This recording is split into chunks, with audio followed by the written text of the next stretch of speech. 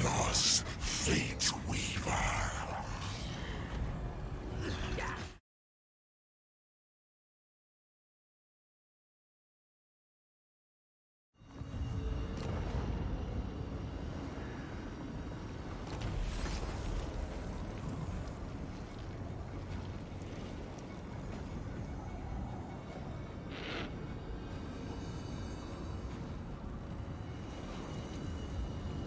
Eternal Scryer. I forgot to see my mic on.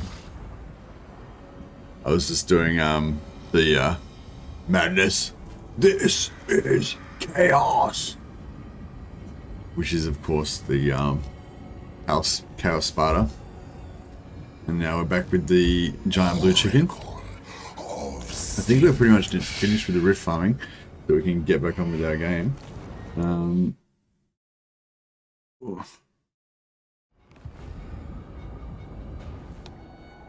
We have foreseen your obliteration.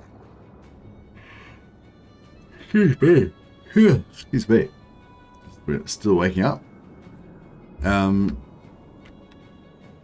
that's... Yeah, so I think we've kind of cleared... Yeah, cleared all this area.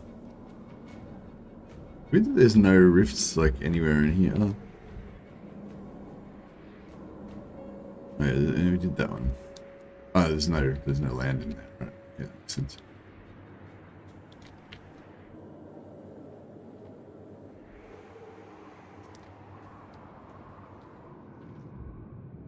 Oh, there's one. Right, okay, so I still haven't been to the Lizardmen, to the Dragon Isles yet. Let's go and like check that out at some point. Okay, we got one there. Alright, well, hit that. Wait, that is the rule of the great game. Is this one?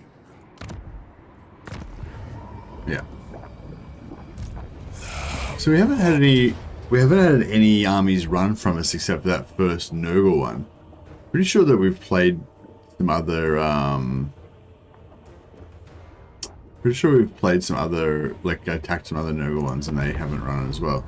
So yeah, maybe it was just that first one that ran just was because I had that second army reinforcing and it was just like enough to yeah, just enough to make them run. Yeah, I'm not too sure what was about that, but yeah, the first Rift army that we tried to farm ran, so we didn't get to fight them. But every other one that we've done has not run. Hey, Andrew Tobias, welcome. Yeah, still haven't really figured out a good way of like letting you guys know if I'm not going to stream. What I used to do was I'd schedule a stream saying I'm not going to stream today, and set it for like tomorrow's date or whatever. But I don't know, I found that difficult because like sometimes I'd forget to update it and I don't know, it'd just be confusing, you know.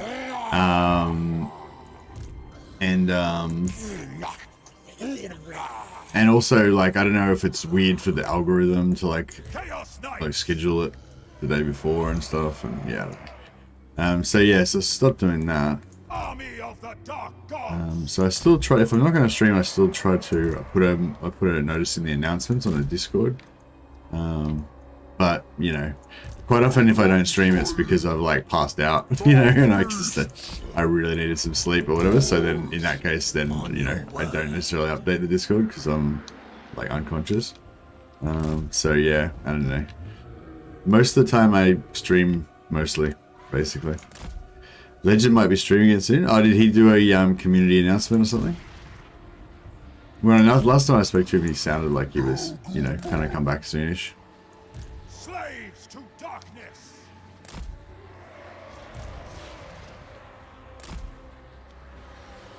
Kairos, Fateweaver.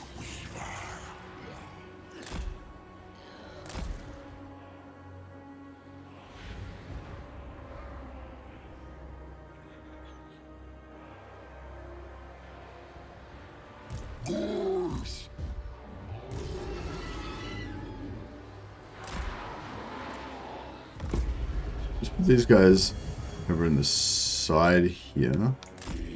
Should give him a decent. I don't know if they're gonna hide really there. Doesn't really matter if they hide anyway. Oh, these guys are just coming for us straight away. Okay, fine. We have moved. These screamers. Hold power. Didn't Legend say he was taking a break until next patch? He said he was taking a break until the game didn't suck, basically, I think. Whether that be next patch, Mortal Empires, or whatever, you know. On the way. Let's see if we can sucker these screamers into eating shit. Corruption. Drop. Followers of chaos. Yeah, you can just get smashed. Yeah, I really hate screamers. They just suck. We can just annihilate them. That would be super ideal. And then we're gonna pull out all of these knights. Yeah, beautiful. Actually, the knights can probably just smash those guys. That'd be good. And I reckon we can probably handle these guys just about. For the changer of ways. The nine. Okay. Yeah. Eternal Squire. My wings spread. These knights should be able to take out those big horrors without even losing their shields, probably, you would think. I need to, yeah.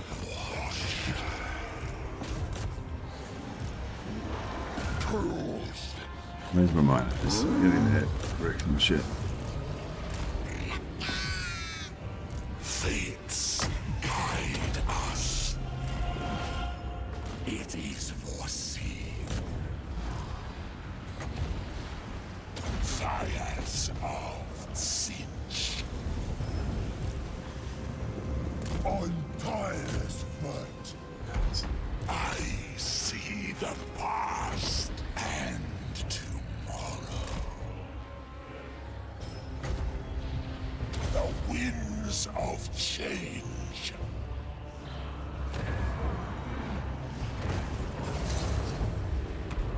Yeah, I get to heal myself. That's right, we can heal ourselves at the start. But yeah, I'm sure there'll be something, you know, there'll be something for him to play in post-patch, hopefully. I think that, like, Tzeentch has the best little noises, yeah.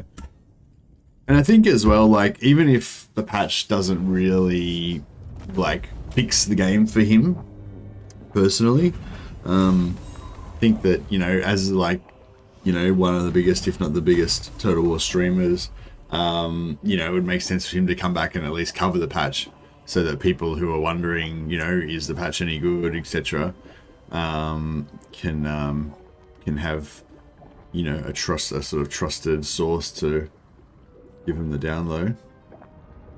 How did I manage to get my burning chariot damaged? Yes. Execute. I think Legend said he would be doing a Demon Prince. When did he say that? Did he do a community post? Oh, he did a poll. Cool. Kairos. Yeah, I was thinking about doing Demon Prince as well, but I guess I won't now. Otherwise, we'll be covering the same thing.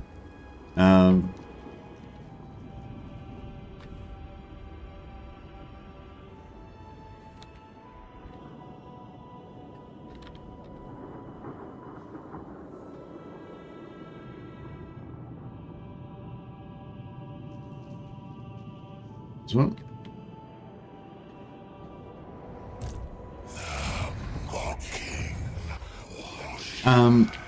Yeah, I mean, the only really way for people to know whether they'll enjoy the patch is for them to play it themselves, but, you know, most people have, you know, multiple different options of games that they could play, and, you know, a lot of the times they'd rather just, you know, check out a streamer for 5 minutes to see what they think, rather than, you know, waste time installing the game and playing it for a few hours and stuff.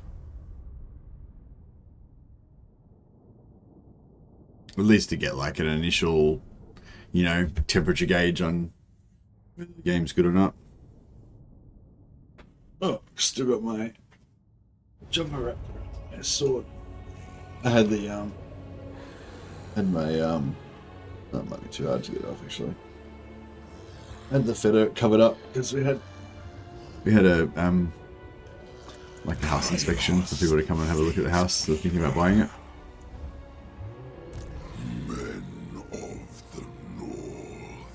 Men of the North.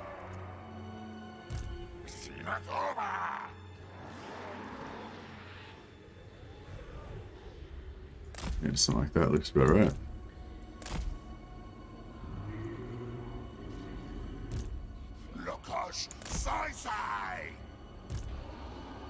We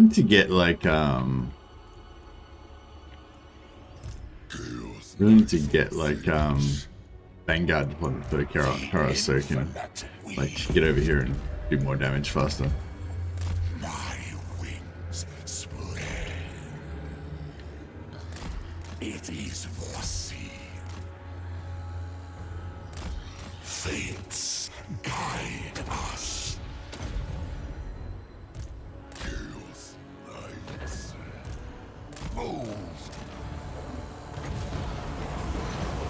Flux, magic, lies, destiny. Spreading destruction. Slaves to darkness. Yes. You landing? Yeah. Follow the web. On tireless foot, annihilate them. Eviscerate them. For destruction. We have moved. Suckers!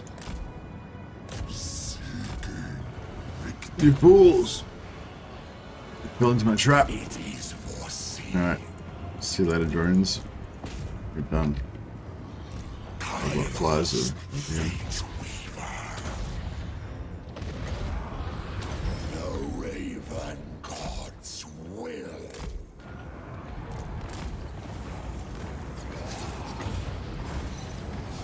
The winds of change. We hold power. Fires of Tzeentch. On the way. Onward, Northmen. Flux, magic, Crap. lies, Did the big spell and I forgot to freeze them in place so they didn't get hit by it. locking watcher. The Raven God's will.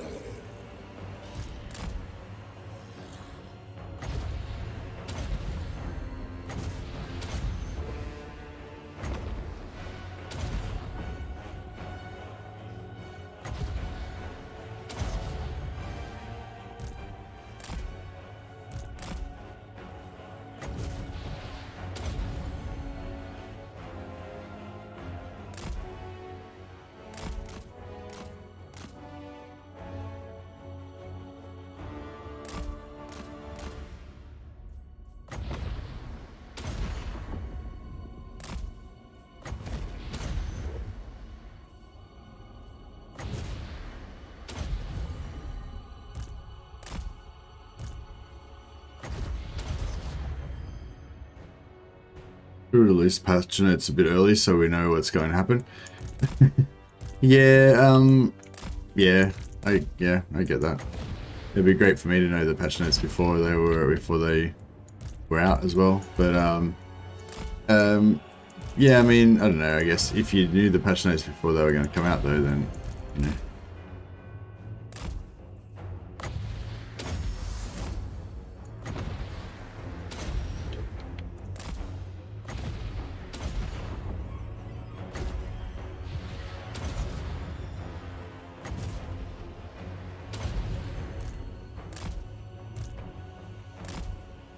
Would you have to move? Would I have to move? What do you mean?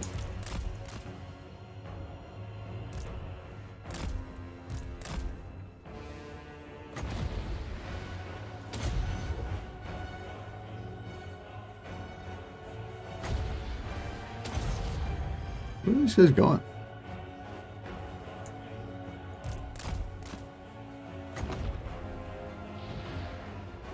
Oh, it's a flat sod. Would have to move. Yeah, maybe. We don't know yet.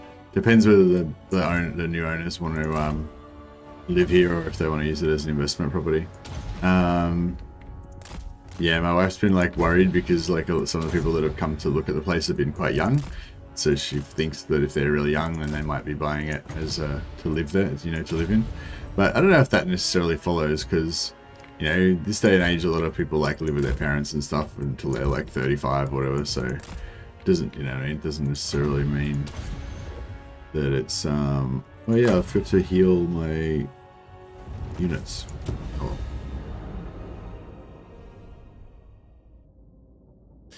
He might actually be interested in doing a Cornate Doomstacks like we have seen in Rate Your Doomstack. Corn excels in DP's faction, and it's a good campaign if you ignore the Demon Prince himself. Yeah, for sure. Hey, Nevin. Yeah, I was kind of wondering if he might have another run at the Demon Prince and like kind of like kind of change his opinion about, you know, the Demon Prince being crap and stuff like that. Because yeah, I feel like in our little community, little segment of the community anyway, Demon Prince is considered to be pretty strong. But yeah, I think like you know, I think the Demon Prince is sort of weird the way he's designed and stuff, and it doesn't feel very, I don't know, dynamic or something, like especially at the start. But yeah, I don't know. I don't really feel like the Demon Prince is a very good like starting faction. Like it's kind of, yeah, it's kind of complicated and stuff. But I don't know. Maybe I'm wrong. But yeah, I feel like I don't know. Maybe yeah, maybe Legend kind of wrote it off a little bit, you know. Well, these guys just kind of run away. Oh no, they didn't run away. Cool, we get to fight some orcs. Bit of variety. And yeah, so maybe, you know, now that he's had a bit more time to play around with it and delved into it a bit more, you know, seen the potential or whatever. I think the most backtracking Legend will do is say that the faction is good, even in those Doomstacks vids, he was pretty merciless towards Daniel himself. Yeah, I don't even feel like Daniel's that bad, really.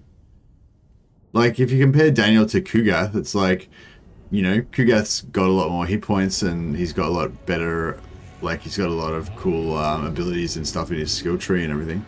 But you can make Daniel into, like, a flying, fairly tanky Mortis engine.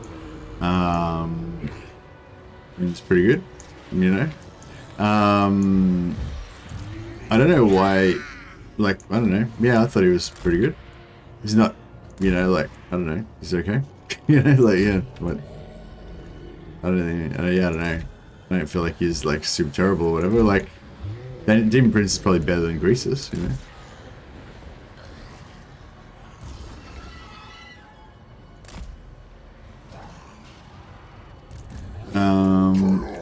But yeah, I don't know. I mean, if you want to use the Demon Prince as a spellcaster, then yeah, I don't know. It's kind of weird how he gets his spells, and I don't know if he even gets like cheaper spells or anything, or dealers.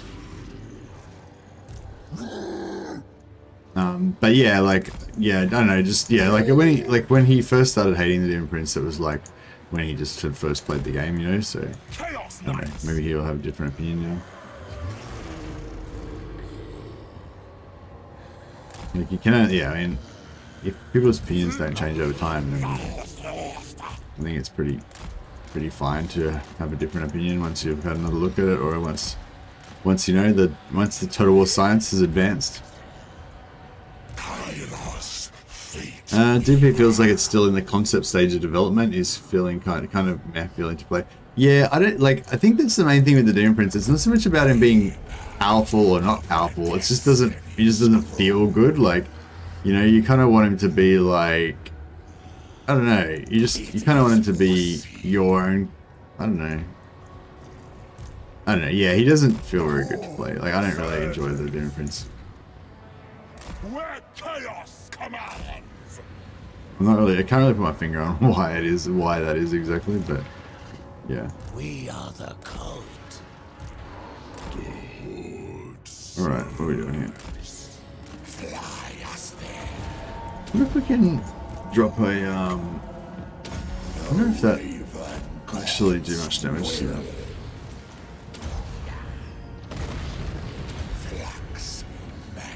Oh, I forgot to, oh crap, I forgot to finish the cast. They're gonna move now. There we go. How long is the freeze last for? 14 seconds. Only lasts 14 seconds, but they're just like still standing there. It's like it's permanent. That's weird. I try and hold up one half and let the other half go through. I wasn't like, yeah, I'm just gonna go.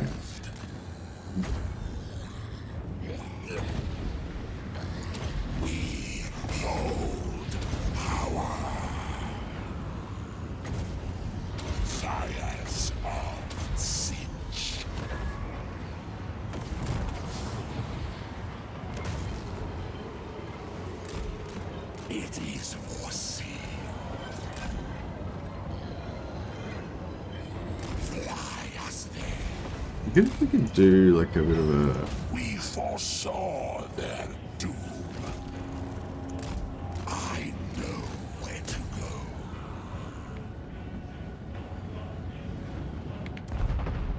Fates. Oh, the Cygos throwing rocks at these guys. It's pretty cool.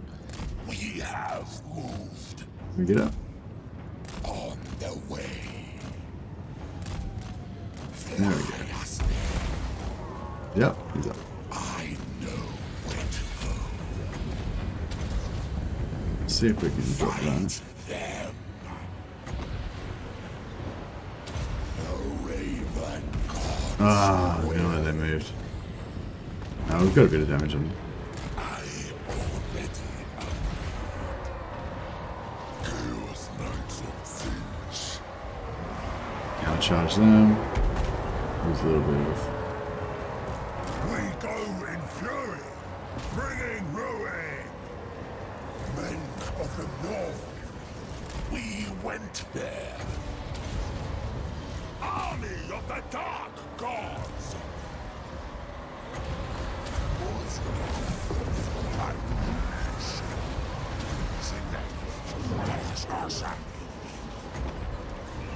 A changer rewards me! Seeking victim. Flux, magic, lies, destiny. This is getting pretty messy, actually. The Zambuls in there.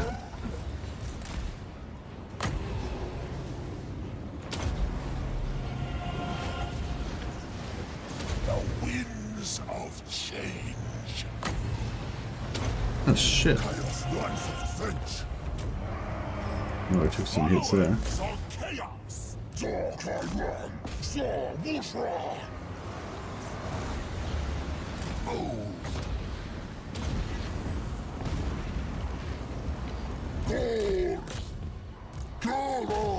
Trying to get some more kills. Enough that's gonna... That's too much, but... We hold power.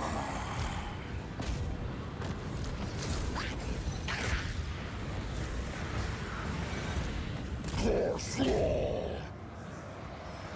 Gold. Their minds will disintegrate.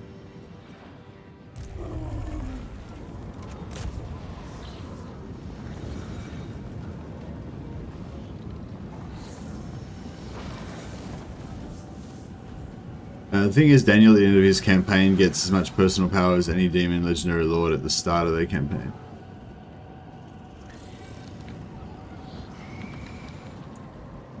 Chaos Knights of Tzeentch.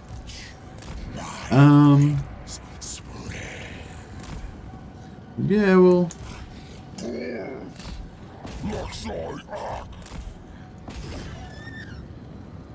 I don't know. I don't know. That statement seems a bit non-specific, and I don't know if I can how I can really address that. Darkness calls. The North decides. Quill Ark. Oh man, check out these guys. They just copped the little bit of an edge of that flame shot and just deleted their whole shield. Conquest. Eviscerate them. Tomorrow.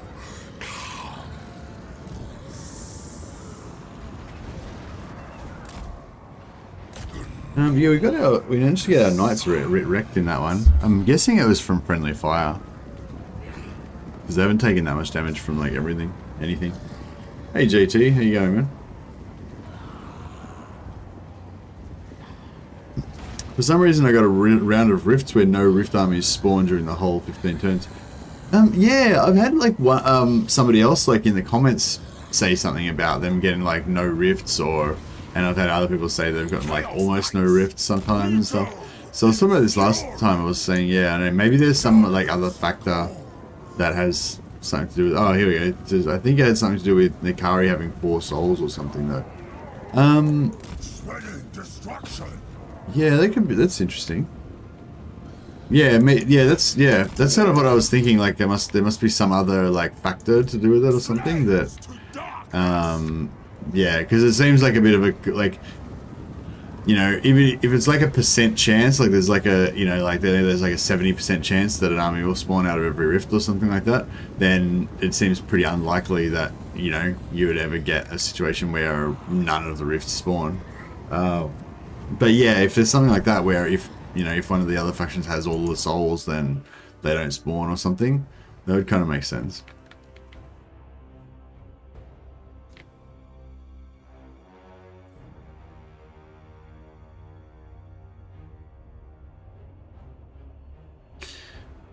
I missed the bit when you gave the Beastmen a settlement. Do you share a unit cap with the Beastmen ally on Beastmen units, or do you have your own unit cap for them? I think we share a unit cap with them. I'm not sure how it works. Oh no, I don't think we do share now. No, that's not right, because they recruited Ungor archers, but we can't recruit Ungor archers. So no, it's like we've got like a weird selection. Also, I think Andrew Tobias said that it's weird as well because all Beastmen have a global cap that you share. Like, no matter how many Beastmen allies you have, you can only get 1 Cygor, 1 Minotaur, and two Gors. Like, yeah, you don't get, like, even if you have like 2 different Beastmen allies, you don't get more. It's like a weird global thing.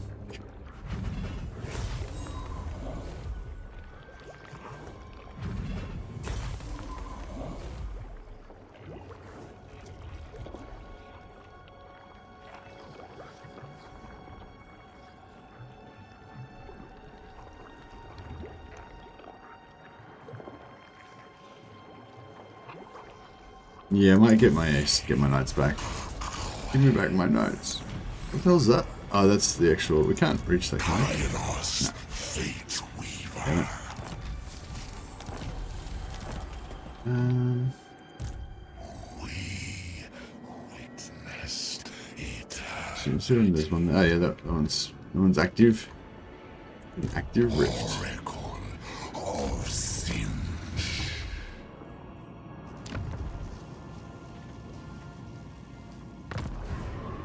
How much did we start off with? Did we start off with like? Not sure what we started off with.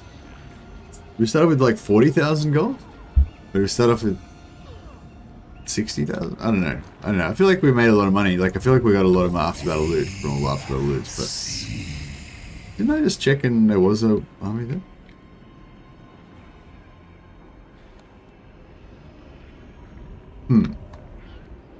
I don't know. Maybe I was looking at the wrong.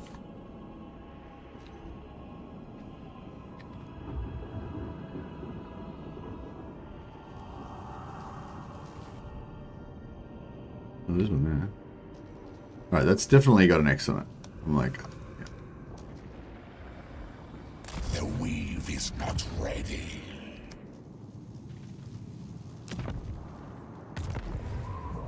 What the fuck? Is that the...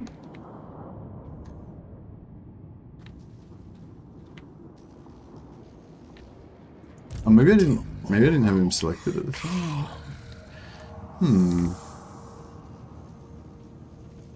Know what I've done there? This one. No. No.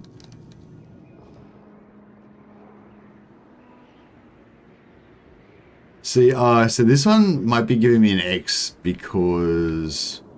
Yeah, right. So you can get... Maybe you can get the X if it's blocked off. So there's... You can see there's like absolutely no way to get into this area. Oh, actually you could get through there. I don't know.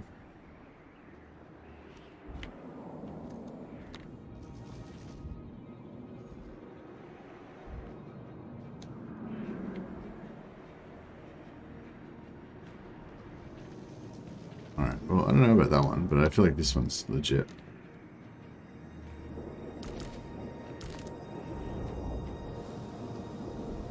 Wait. That is the rule of the great game. Yeah, this one will work. That one won't work.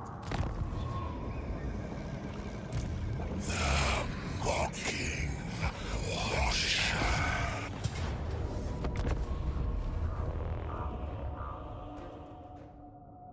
I'm really looking forward to stealing Tomb Scorpions and Sphinxes from the Tomb Kings. Yeah, I wonder if they'll have the same, kind of, the same thing. Dash was one who said that. Sorry. I mean, in personal killing power, he's a big target, can fly, but he kills super slow. This is talking about the Demon Prince. Reaches full potential late, e.g. endgame Daniel equals level 1 Scarbrand. Well, I mean, Scarbrand is kind of like a specialist in just personal melee destruction. Like that's his jam, you know. Yes. I feel like Nikari kind of is also, but sort of a bit more on the debuffing side of things. And I feel like, you know, they're pretty relative to each other in that respect, you know. Men of the North. Demon Prince, I don't really know. Yeah, I don't really know what the Demon Prince is supposed to be, you know. Chaos Knights of Tzeentch. But yeah, I mean, Cloven ones. I guess, yeah, I don't know. I guess like maybe, like the Demon Prince is meant to be like configurable, right? He's meant to be like not a set character, but you like decide what he's going to be like and stuff. So it's like you can't really make him like you decide what he's like if he's going to be already fully formed when you get him, you know what I mean? So it's kind of like catch-22, you got to go one or the other. So yeah, I don't know. I mean, it's like, yeah, you know, he may be less powerful,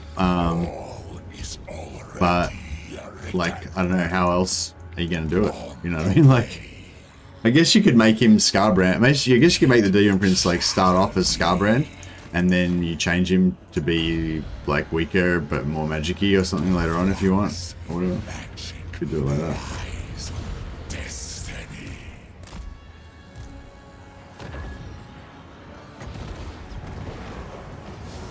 The winds of change.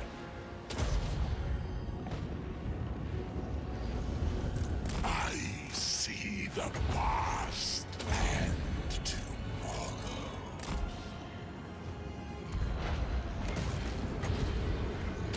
The Raven God's will. Followers of Kairos. Darkness, call. Done. Fates guide us. Science of Tzeentch. Hordes of chaos. Darkness. Kairos, Fateweaver. Fly us there.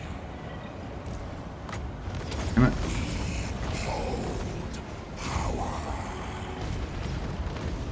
Spread corruption. Get away from those bloodletters. Fury. A little bad. We went there. I'm tired, but my wings spread on the way.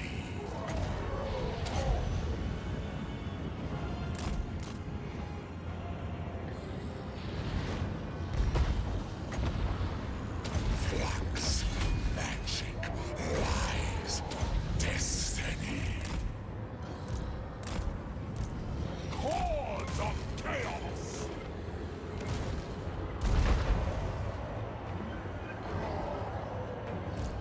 We are it. Demon Prince can make some of the best Doom stacks in the game. Yeah, well that's right, that's right. That's why I'm saying that the Demon Prince is actually like one of the strongest factions in the game. Of the destiny scroll. Depending on, you know, how you look at it, I guess. Move. The winds of change.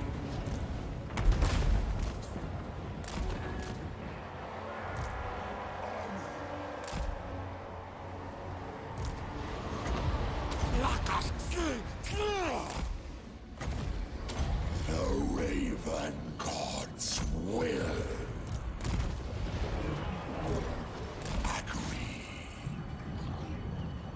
Buckles for the gay god. Okay. Which one? I don't. Yeah, I don't know. I don't think. Nah, I probably shouldn't have read that out. Yeah, no, I don't think that's appropriate. Fires of Tzeentch. We go in fury.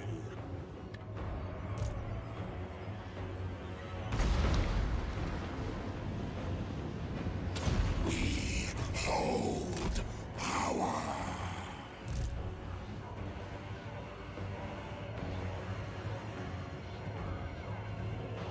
All right. Well, I think this army is about ready to. Is there a bunch of Chaos Warriors over there hiding in those trees? I feel there should be a bunch of Chaos Warriors somewhere around here. I want to kill them with my there they are. Yeah, I want to kill them with my knights so that I can get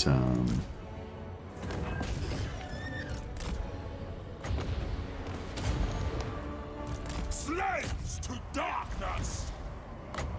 Flux, magic, lies, destiny.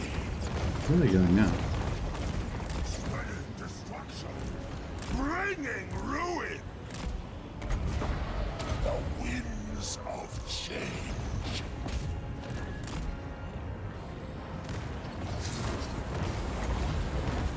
The Raven God's will. Army of the Dark Gods. Fires of Tzeentch.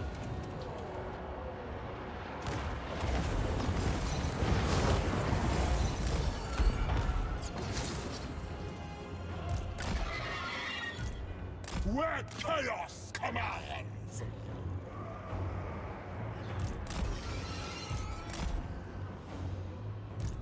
I wonder if it's almost better not to get the tech that unlocks the third army ability since it moves the bombardment up a level. Chaos Knights of Tzeentch. Oh yeah, I was wondering about that. Does it actually move it up, like, does it actually make it take more, like, I don't know, it doesn't actually make it take more points though, does it? Like, I assume, like, just say, like, the Storm of Fire is actually the rank 4 army ability, right? So this, like, fills up to there, then there's, like, a gap, and then it fills this up, or does it just go from there straight into there?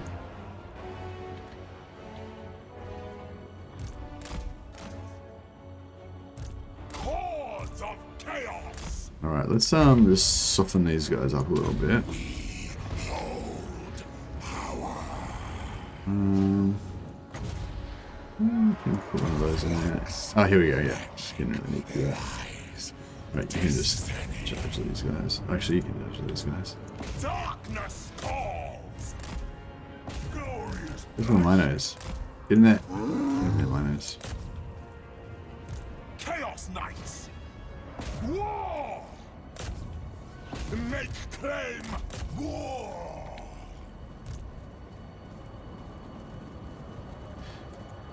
Followers of chaos! Yeah, they're getting XP. Chaos Knights of Tzeentch! Yeah, they're all getting XP. See if the Minotaurs. The Minotaurs haven't done any killing yet, so they should get XP, right? Fairly sure it makes custom. Oh, okay. Yeah, I wasn't sure about that, but yeah. I don't think we can actually make it come back except unless we. Oh, if I do magic, it'll make it come back. Alright, miners, do your worst. 12,854.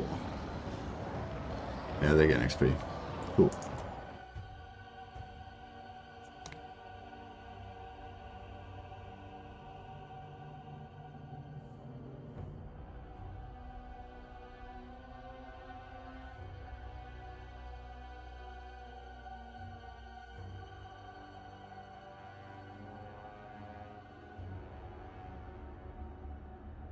Wait a second. Saying experience required for next level. It's going up. Does that mean I'm getting like further away? It's weird. Not really sure what's going on there.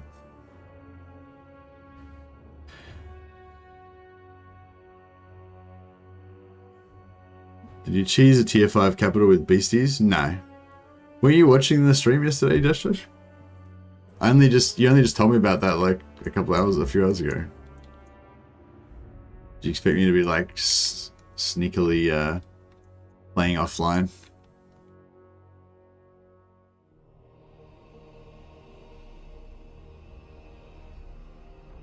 It looks like it's total XP the has accumulated. Yeah. Yeah, I think that's right. I think this is like bugged or something. It's not actually showing you the number that you need for the next level. It's just showing you like the total XP that you've got. But that's okay.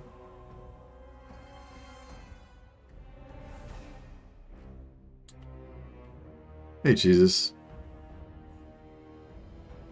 Dash is talking about basically when if you gift a settlement to the Beastmen, then they'll have a herdstone there, and then they'll basically upgrade the herdstone like once every turn. So like if you give them a tier 1 settlement, next turn it'll be a tier 2 herdstone, next turn it'll be a tier 3 herdstone. It'll be like within like 4 or 5 turns it'll be a tier 5 herdstone. So basically what you can do is give a capital city, like a province capital, to the Beastmen with trade settlement, like after you've established them, trade settlement with them to give them a tier 5 capital, and then wait 5 turns for them to level it up, and then just use use changing of the ways to just take the settlement back, and it will go to tier 5 in like 5 turns. So it's just like a growth cheese, basically, super growth cheese. Yeah, it's pretty cool. I haven't tried it out yet, but yeah, it's pretty cool.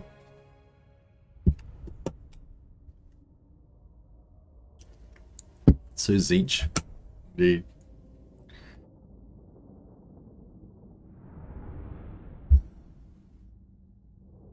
No, we didn't get any levels for our minos. I think we might have got one of these guys up a chevron. I feel like 1 or 2 of these guys only had 1 silver chevron before. So we're kind of getting there. And we don't need any replenishment. Let's take the money.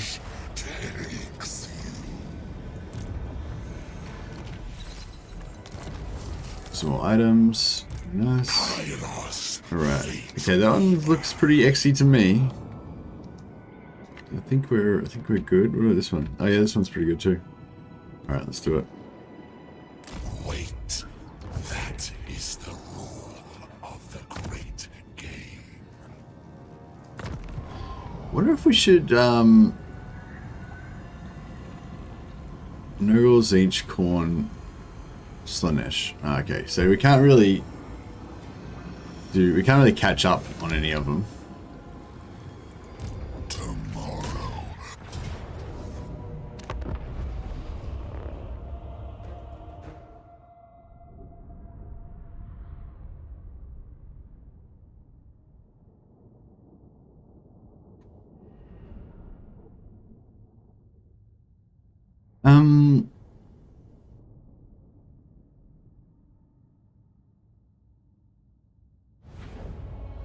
Yeah, I'm not sure what to do after this rift, really. Kairos, Fateweaver. Summon Doraxon. This will go there. On the way.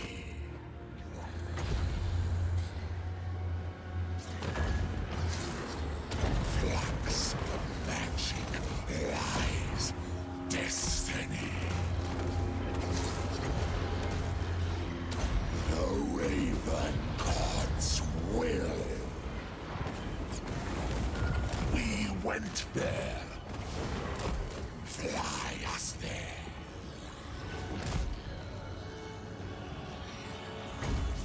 The winds of change.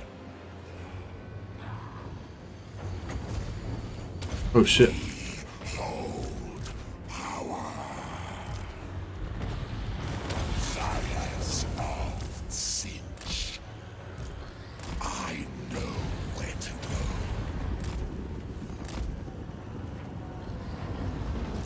Men of the North. Chaos Knights of Tzeentch. Army of the Dark Gods. Fates guide us.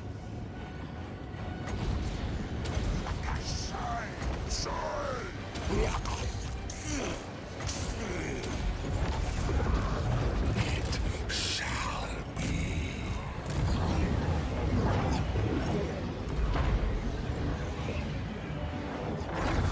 Change, deceit, power! Puncher! Attack.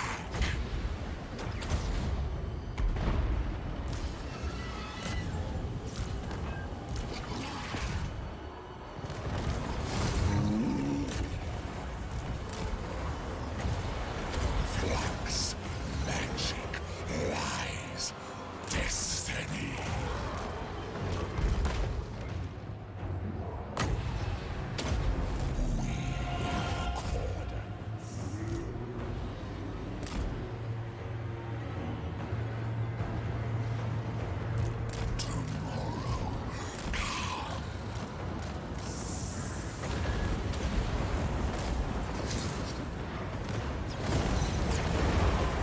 Army of the Dark Gods. There. The Dunskies. Legion cultist! A changer rewards me! Took a bit of damage on the chariot. It sends a pretty strong garrison, so you could fortify a flank with those. Oh, nice. Yeah, and they rank them up really fast as well. So they're like tier 5. They're gonna be tier 5 headstones like straight away. So yeah, the beastmen are kind of pretty good. Looks almost like Star Wars. Yeah, it does kind of look like that. Like when they like zoom out and you see like the droid wars with all like those lasers and everything like going back and forth. Tzeentch versus Tzeentch. Pretty Star Warsy. They didn't give us as much money this time, so maybe I should take this sweet replenish. It's mostly single entity damage. We can just heal it with magic. Don't need to worry about replenishment. The weave is not ready. Did we? Oh, wait up. Did we? Yeah, that one's good.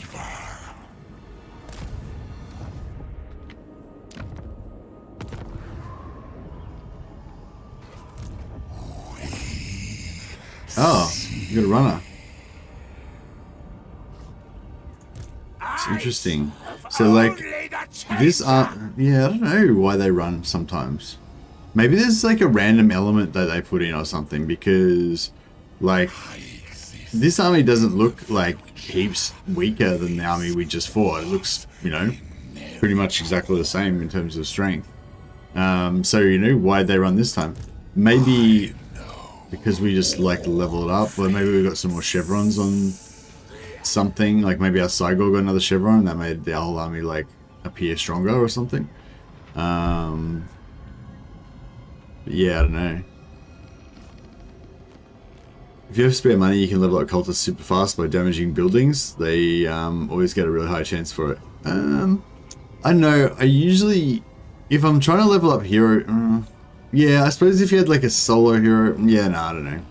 Like, I feel like it's just heaps easier and more efficient just to put them in your armies and level them up. They just level up naturally. And the other thing about it is you can put like 20 of them in your army, and then every time you have a battle, they go up by half a level each. So you get like 10 total levels per action. You know what I mean? It's just so much easier. But yeah, I guess if you needed one super fast for some reason, I usually just level them up by rifting. It means you obviously can't do it until the rifts spawn, but as soon as the rifts spawn, you just chuck all your heroes in your army, go farm like 30 battles in one turn, and then all you guys will be, you know, maybe not max level, but they'll all be like high enough to get all of their good stuff, you know.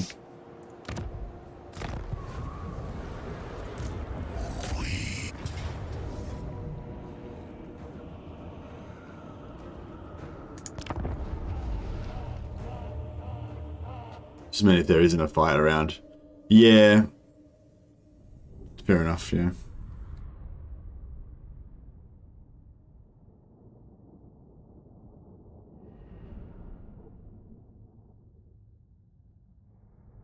Rift armies can't run? No, they can.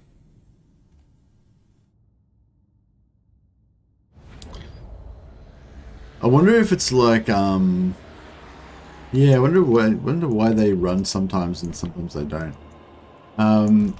Yeah, I thought that they couldn't run, and then somebody is like, "Oh, every time I attack everything, they run," and I was like, "What? They don't run?" And then like, yeah, and then I started getting ones run as well.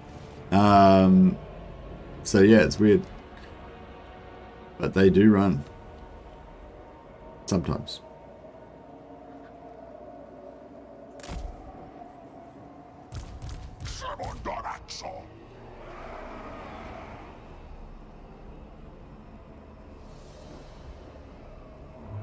I don't know, maybe we should just stay in the middle. Really to get this whole...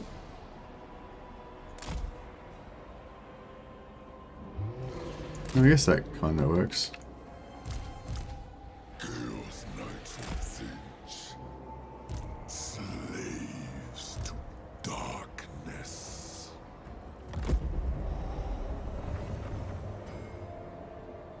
This has already Whatever. happened. It is soon. On the way.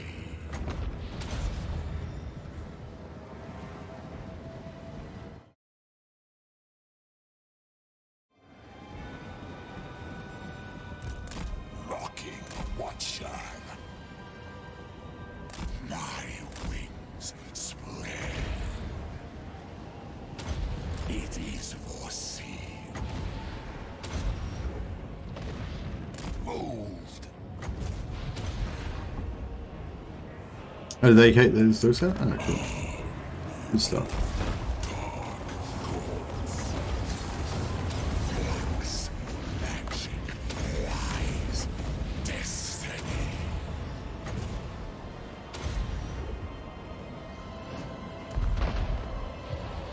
Fate Breeze. guide us. Yeah, we got a few of them. Hold. Look how fast they are ahead of, how far ahead of the rest of the army they are.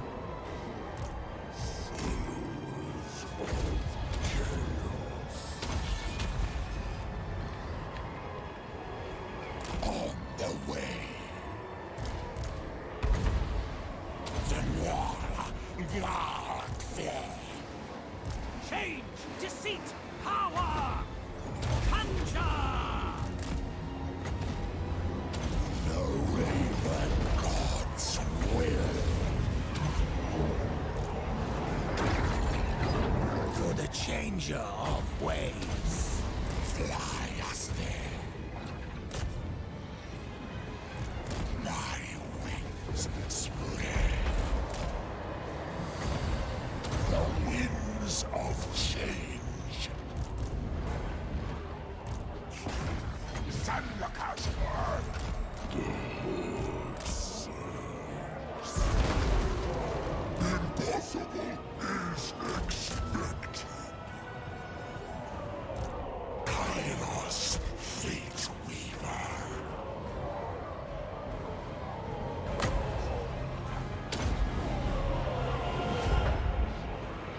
heal on the Minos. That's out. We went there. There's a chariot. Get a chariot to with that guy.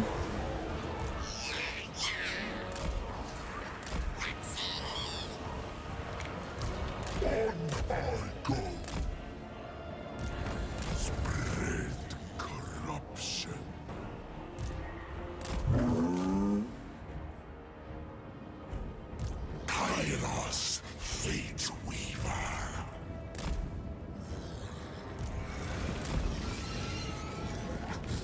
Onward, Northmen. We see.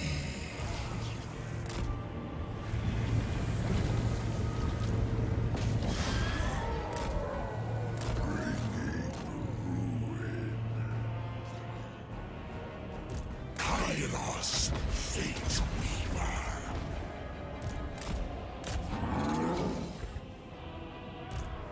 Darkness calls. Darkness calls. Chaos. It is done.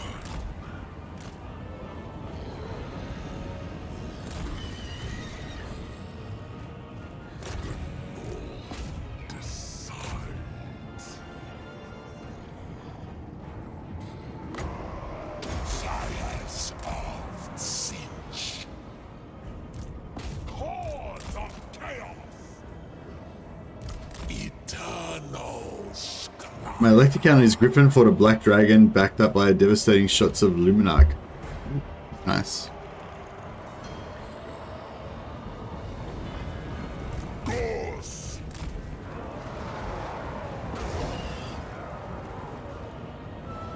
Kairos, Fateweaver.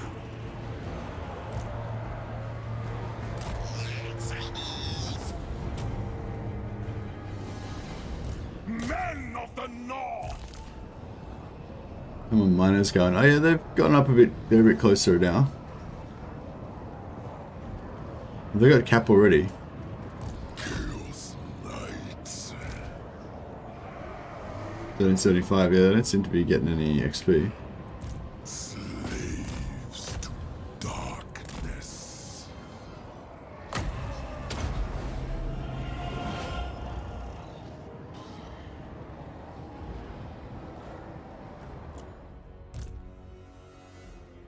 Nah, they're done. They're not getting any XP.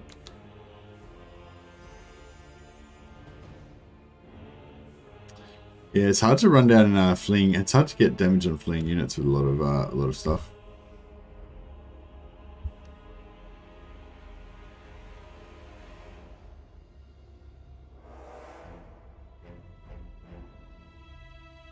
Mercy, never click the chariot to go and attack an enemy outside its range. Attack command puts it on fire at will. It's always on fire at will as far as I know, Dash Dash.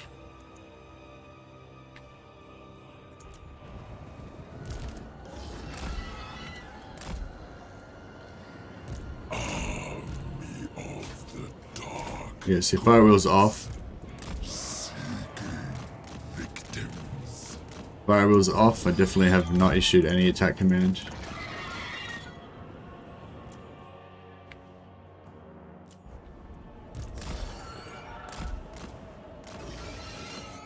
Okay, it's not firing. Okay, so it's definitely not on fire at will. It's got one ammo left. Definitely not on fire at will right now. We attack that. And it goes on fire at will. Oh my god. Cool. Thanks for that, Dash Dash. I didn't know that. Did was that what Anticity was saying in his video about it? Or was that about something else? Chaos Knights. That's cool. That makes it a lot easier to use it.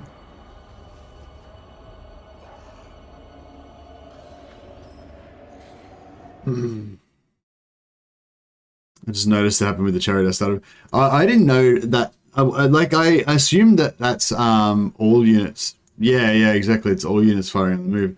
I never realized that was, you know, I didn't realize that was how the firing on the move bug worked. I thought that it was just like they just always had fire at will on no matter what you did.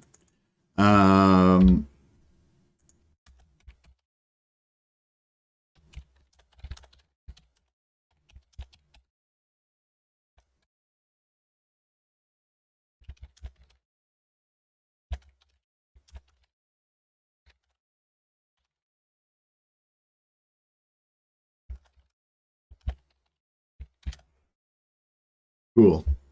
Noted. Yeah, good thing to point out, Dash. Yeah, thanks for letting us know that.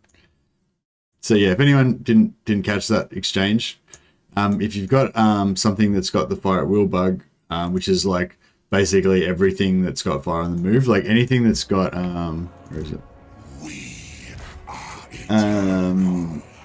Yeah, anything that's got this ability, fire whilst moving, basically you will notice that you turn off fire at will, and it still fires at will anyway. And Dash was saying, yeah, that what actually causes that is whenever you issue an attack order. So if you have no attack order issued and you're just clicking around on the ground to move, and you've got fire at will off, then it will stay off. But as soon as you issue an attack, like if I issue an attack order on a unit over here, as soon as I issue an attack order, fire at will will be switched back on, and then if this unit was in range, it would shoot that unit. So yeah, so basically just never issue attack orders with your chariot until you're like right next to the thing you want to shoot, otherwise you'll waste all your ammo. So that's yeah, that's a really useful thing to know.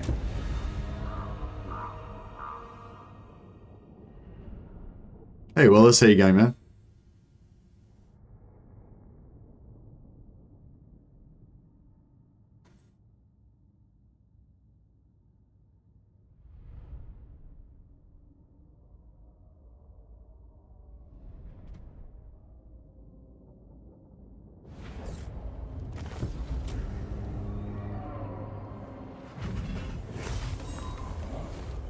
Yes. Execute. Whereabouts did you put the Beastman Herdstone? Well, every time you give them a settlement, they build a Herdstone. So it's like every Beastman settlement. So where are we? Sorry, just trying to find where my lands are.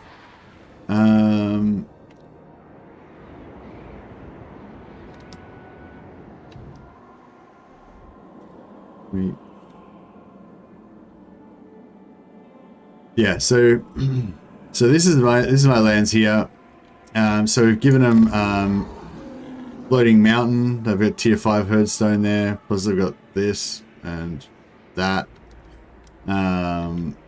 Hellcade Drove, tier 5 Herdstone. Challenging Stone, tier 5 Herdstone. City Splinters, tier 5 Herdstone.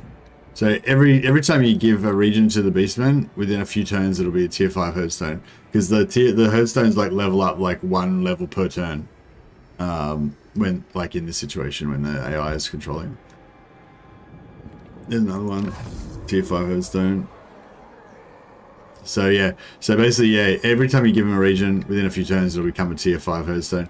And if it's a province capital, then apparently if you use changing of the ways to like give it back to yourself, like the City of Splinters. Yeah, so if I just spend this like 1087, give this back to myself, then all of a sudden I'll have a tier 5 capital. Tier 5 capital, yeah. Which I probably should actually do if I want to extend my stuff. Oh, actually, did I have a capital? Because City of Splinters was the first city that I gave to them. But see, it doesn't have the capital city symbol on it. That's crazy. So because they're a horde or something, it doesn't count as a capital. It's crazy. So yeah, it looks like we can just take whatever we want.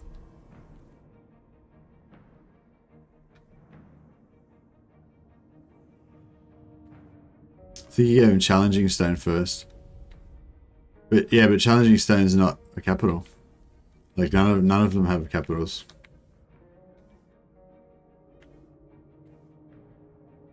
None of them have the capital symbol on it.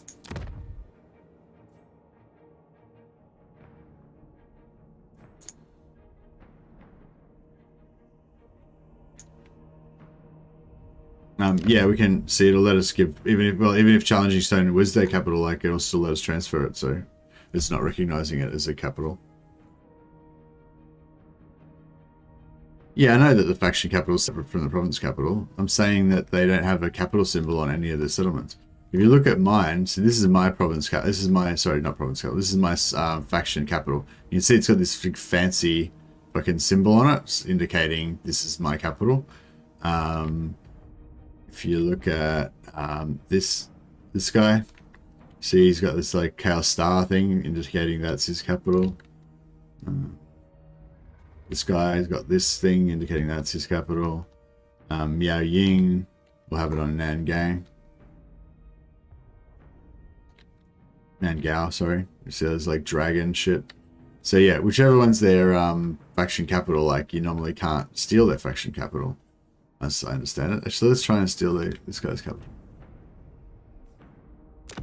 Yeah, so you can't do it. Can't grab his faction capital. But yeah, apparently with the Beastmen you can just do it whichever. It's weird because I can't scheme back the first settlement I gave my Beastmen. Might be something interesting going on. Does your first settlement that you gave the Beastmen have the capital settlement, like the capital symbol on it, like that?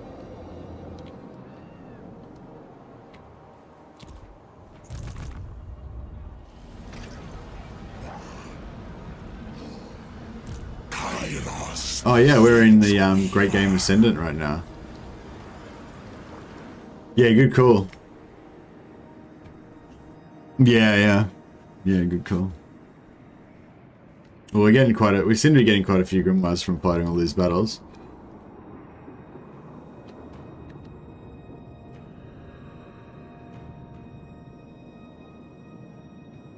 We must be we're nearly done now, I'd say.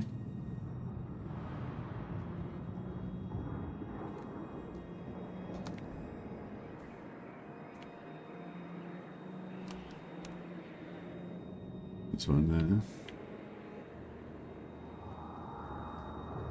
This one there. Tomorrow. So this one next to Daniel is good to go, and this corn one next to the Workbad.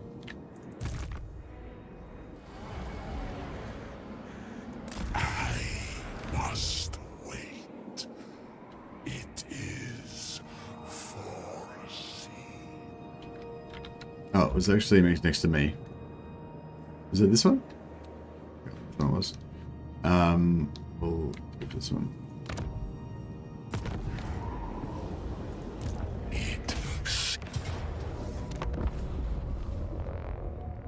I guess if you could steal capitals, one settlement factions would die instantly against the AI. Yeah, true.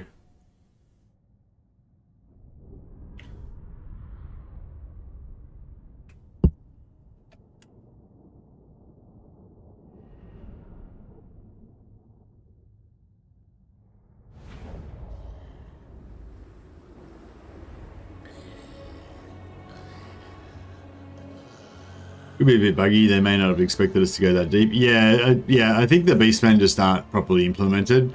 I wonder if you'd find probably some similar stuff going on if you like if we played Tzeentch and we started like messing around with giving stuff to the orcs or whatever, you know, like other factions that aren't like primary factions, you know. I wonder if you'd find some weird stuff going on with them. I think the Beastmen are also a particularly like weird faction, so you know, maybe they did fix up everything for the dwarves and the orcs and stuff because they kind of just operate like a normal faction, but because the Beastmen have got like a bunch of weird stuff going on, they didn't really deal with like fix it all up.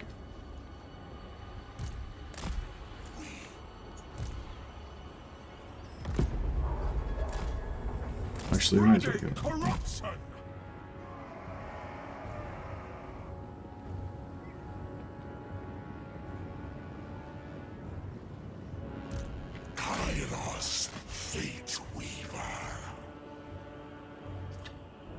Oh yeah, Dash Dash just was saying that when you do like when you do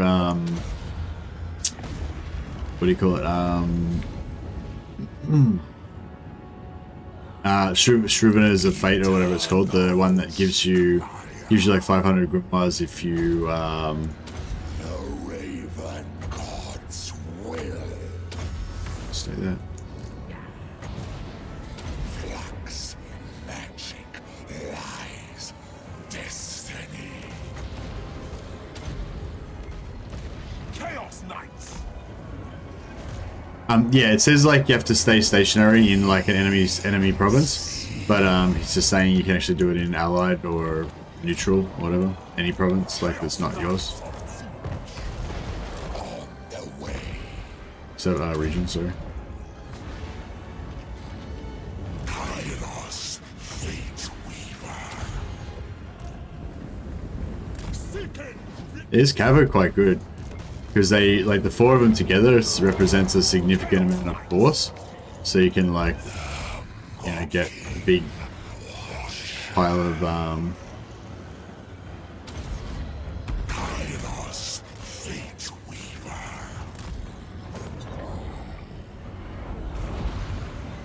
Fires of Tzeentch.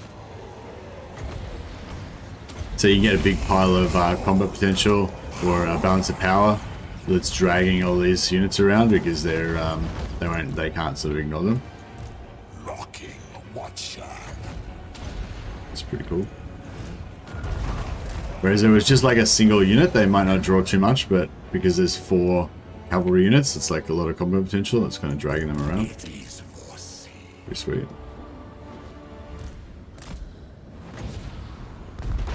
The winds of change. On tireless foot. I know where to go.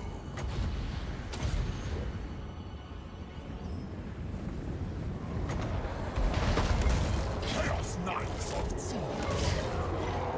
Kairos, fate. Don't really have any good. I suppose we have that melee debuff. Gives them minus 40 melee attack.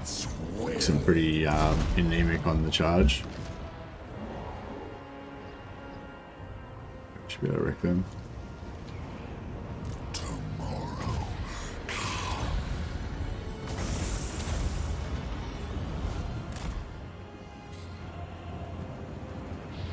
Flux. Magic. Noobs. Lies. Destiny. Alright, so yeah, so we get our chariot. Turn off fire at will. Now, how much ammo has it got left? 7 ammo. So it should be able to get over here without wasting any ammo now that we've got it off fire at will and we haven't, So chaos. crap.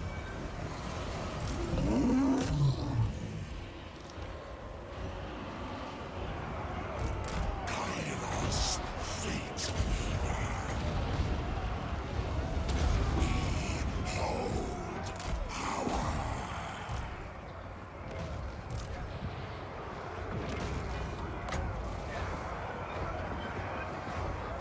The winds of change. To get them away from him. We have moved.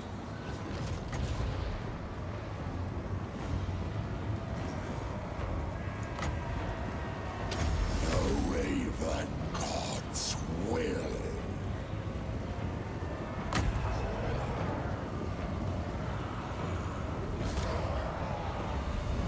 It shall be.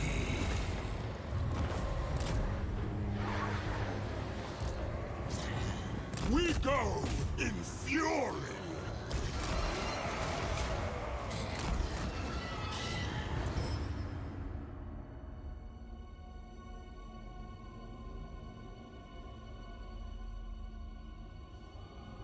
When I was attacked using Shriveners before I was able to retreat and it didn't when I was attacked using Shriveners before, I was able to retreat and it didn't interrupt it. So I stayed in the stands and still got the grimoires. Oh, nice one.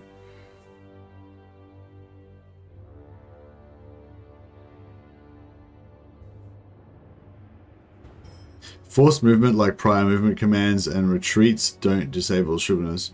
That's cool. And yeah, what I usually do is like I'll have 2 armies or whatever. I'll have extra armies following Kairos around, and I'll move one of my solo lords into enemy territory that I'm about to take, and then I'll cast Shrivners, and then I'll like take the province with Kairos. Pretty sure that works. Unless I just didn't notice it not working.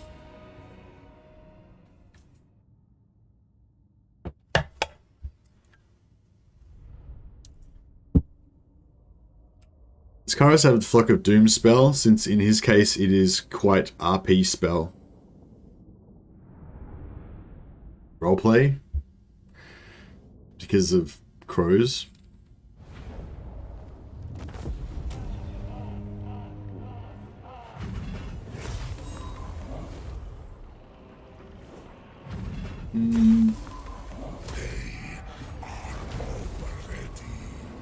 Didn't know Tzeentch has Minotaurians? Yeah, they're Zanbulls. No, they're just they're allies. Kairos. It's kind of the theme of our campaign today. The weave is Allying some beastmen and having them in our posse.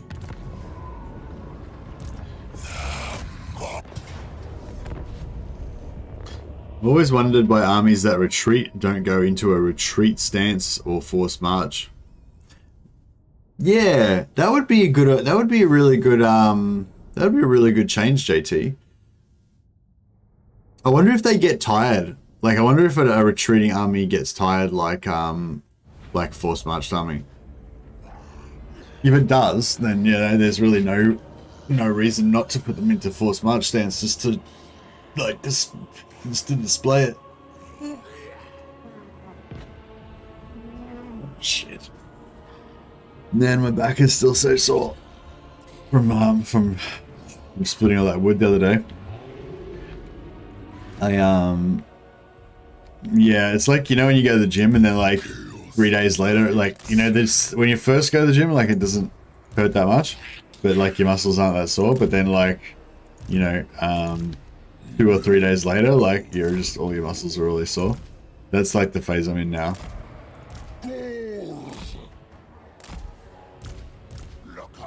But yeah, I think because yeah, it was like really hard work and I really haven't done any exercise for a long time. It's like extra messed up than what it would normally be.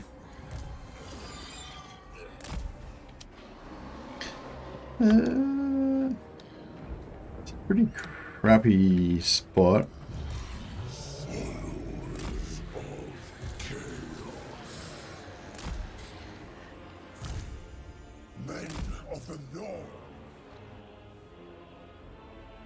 Maybe we'll go kind of over here.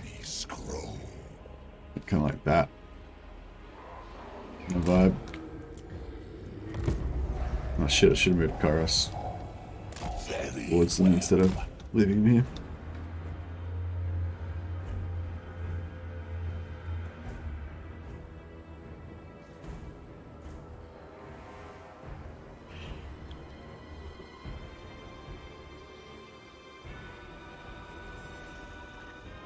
They used to get a severe morale penalty on defeat in prior Total War Warhammer games. I haven't seen that in Warhammer 2. Yeah, that would make sense. I love things like that kind of make you feel like it's historical and stuff. Like, you know, like the Roman legionaries, you know, if they used to always winning, and if they lost a battle, then they'd get all like depressed and stuff. I already agree. And it kind of makes sense because, you know, that would happen in real life. Yeah, man, losing a battle's got to be like the worst thing that could happen to you as an army. I mean, you know, obviously. Follow the web.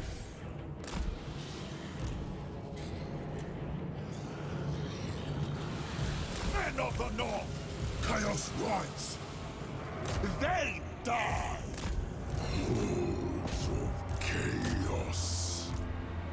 They die.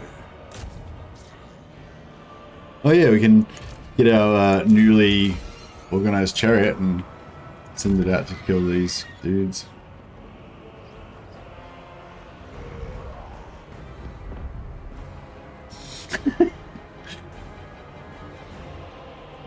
Slaves to darkness. Try and pull them around away a little bit from the enemy's extremely slow army.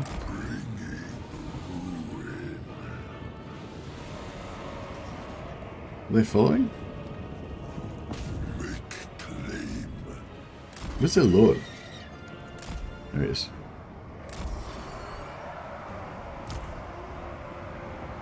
Fates guide us.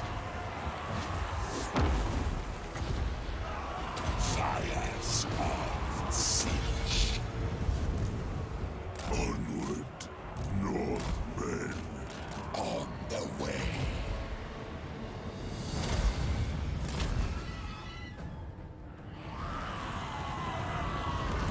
These knights are still like, yeah, still really cool. They're still being really cool. The Raven God's will. I see the past and tomorrow.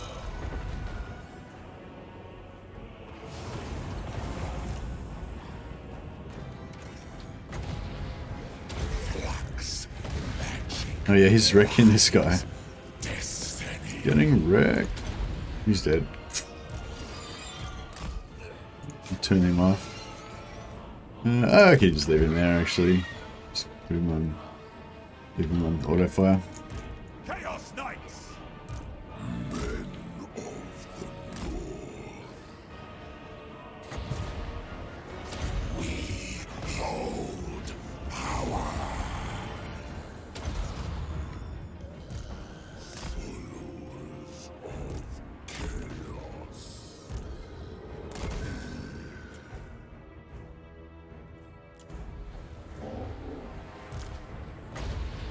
The Changer rewards me. Chaos Exchange! The winds of change.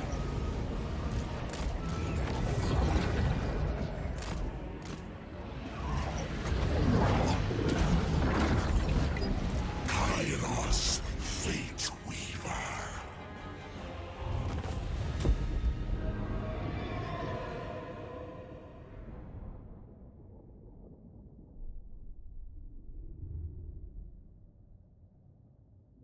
They could give a stance for each. Yeah, they could give a stance for each, but I think that's a bit less exciting because that involves, like, you know, creating new stuff and you know, a new icon and adding in new stuff and everything, you know. Whereas if it was just like, you know, just give the force march stance to anything that retreats, it's like a lot more simple. It's already all done. It's just, you know, just add a little extra thing saying that if you retreat, then you get a force march stance. Yeah, I think that if that's appropriate, then I think that would be something really easy to add, and it would probably add some, you know, make the game better, basically. So yeah, it's like, that'd be like really, it's sort of like an elegant solution, you know what I mean? But it's not really like it's not really that big of a problem, I don't think, that you need a solution for it. But yeah, but that would be a very easy sort of elegant solution to it, if that is a problem. But yeah, when you come to like adding in extra stuff and stuff, you know, like there's always extra stuff you could add in, you know, like that's not as yeah, do you know what I mean? Like everyone's got like millions of ideas about stuff that could be added in, you know, and CA's already got like millions of ideas about stuff that can be added in, and they're going to add it all in, but it'll take time, you know. But if you can come up with an idea that solves the problem that they've currently got, and that doesn't require like basically any development time, like those are like really elegant solutions that are really likely to get picked up.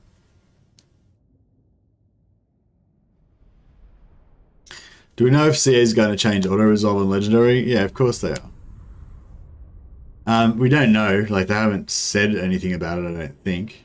Oh, maybe no. I think maybe they did say something about it. I can't remember. I don't know, should we read the patch notes again? It's just like, I mean, they're going to come out in a day or so, but it might be a good idea to just check over them again at this point.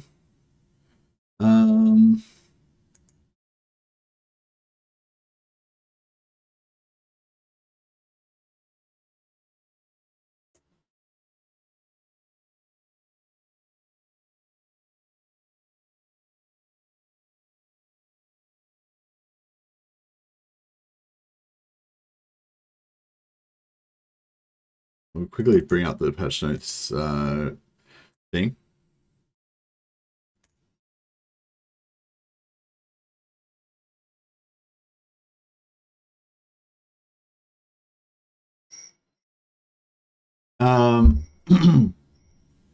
So, patch preview currently scheduled for next month, or now we know it's scheduled for like day after tomorrow.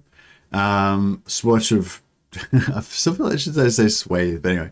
A swathe of new changes, including design improvements, gameplay fixes, fundamental changes prioritized and based on the feedback we've seen since launch. That's interesting. So not the feedback that they got before launch. Realm of Chaos has been one of the most prevalent discussion points amongst the community, and we're using this update to implement several bug fixes and gameplay tweaks that change how it fits into mechanics.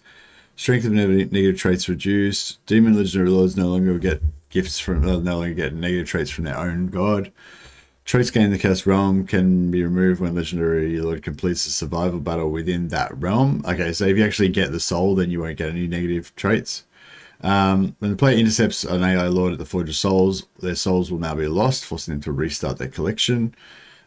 Protection building chain can now be used to prevent rifts from spawning in the province in which they are built. Reward for gaining souls has been improved by adding additional bonuses for a limited period of time. Cool. This change is intended to make the souls race less urgent and give you the chance to approach the battlefield in different ways.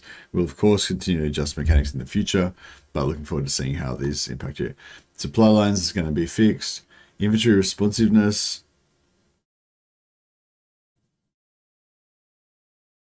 AI behavior, etc. Faction balance.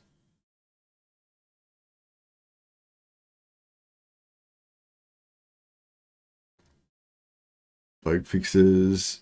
Alt tab crash. Gift of Slanesh. Upgrade. Oh yeah, so the Gift of Slanesh thing is going to get fixed. That's cool. Shadow Shroud. I don't know. Corrupted. Blah blah. Achievement issues. By no means a complete list. They're planning of behind the scenes fixes and other fixes that require testing confirmation before we're comfortable committing to their inclusion in the update. We'll share the full list in 1.1 and encourage you to continue consolidating the bugs and other issues. Blah blah blah blah. Cool. Yeah, this like beyond 1.1 section I thought was also interesting, but I won't bother reading it now. But if you guys want to check it out, I'll put a link in the chat here for anyone who's interested in checking out the stuff about that.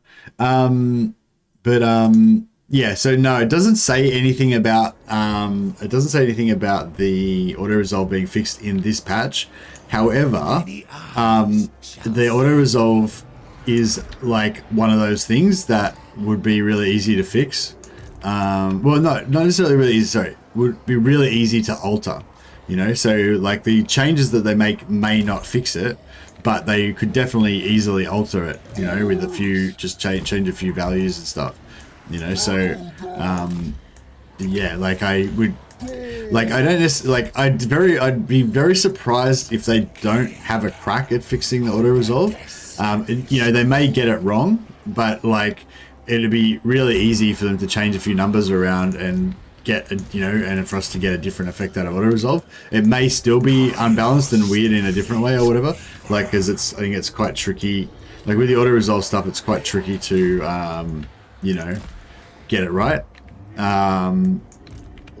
So, you know, but it's very easy to change, you know, so yeah, so that's my prediction, that they will change the auto resolve, but you know, it may not be better. Or it may appear to be better originally at first, and then we try it out and it turns out to be worse, or something like that, you know. I'll have to see what happens. My wings spread.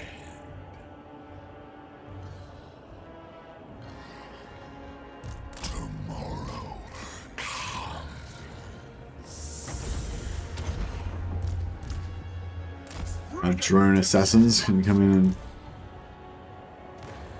give a crack.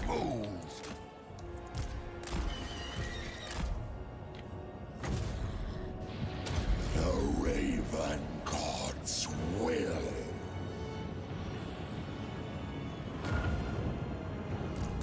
We see. Fly us there.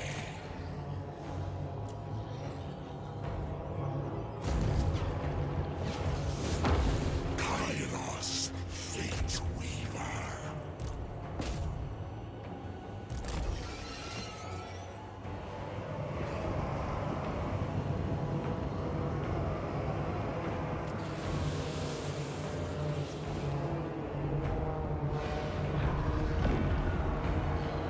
Don't know if that's the most efficient way to do it, but that's what we got.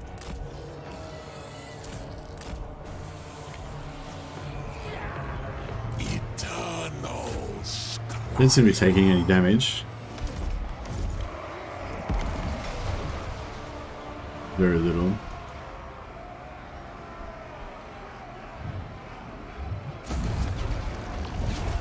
Yeah, the Hindu replenishment action is really shit, isn't it? Winds of change.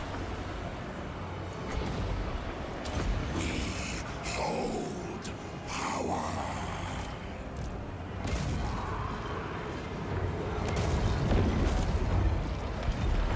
I don't seem to be getting much damage on these guys. Kairos, Fateweaver. Alright, that'll do it. Let's get out of here. Eternal.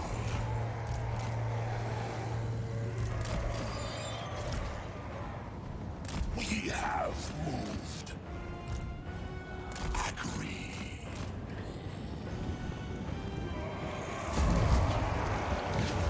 I know where to go.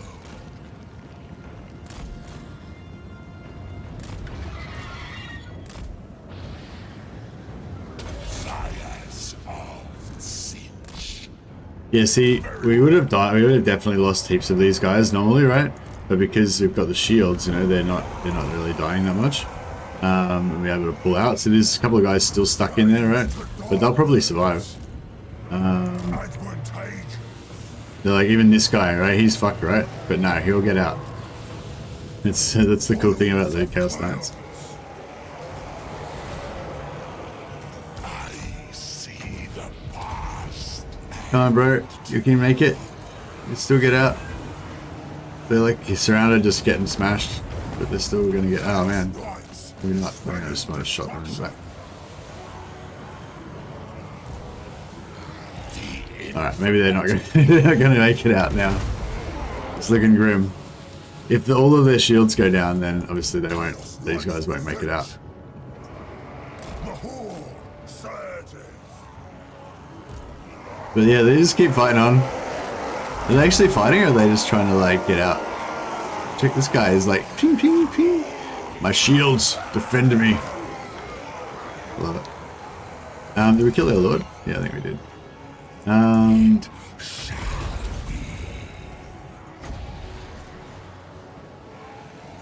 Flux magic lies destiny.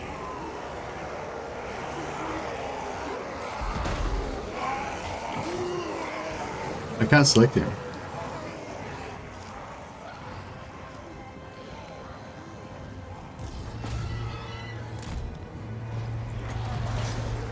The Raven God's will.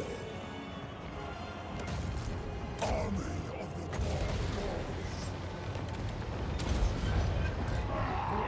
We went there.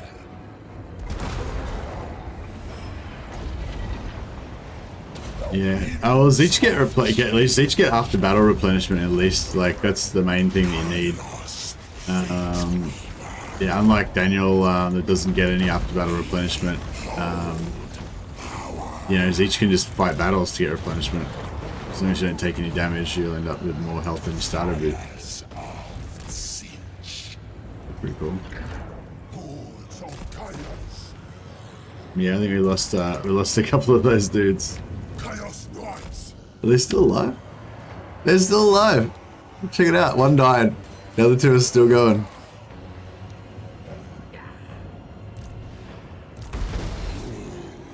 Oh, they're two different squads. That one's from 53 squad, and this guy's from 58 squad. So 58 guy got out. Oh, he died. Oh no. But anyway, you get the gist of it. Like, a normal guy would have died like way earlier, but because of their shields, they can just yeah. So they're just super good at pulling out. It's yeah, it's great. Like, it's just a solo Chaos Knight can be in the middle of their gang, just fighting 6 dudes forever, and the shields will just keep him up. It's really cool.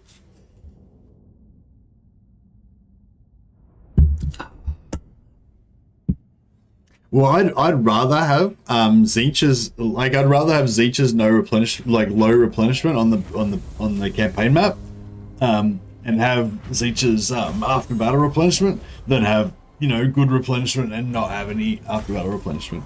Because after battle replenishment allows you to you know, fight however many battles I've fought this turn. Like, how many battles have I fought this turn? Like 20, you know. If I didn't have this little option here to replenish my guys whenever they get damaged, then all my guys would be wrecked, right?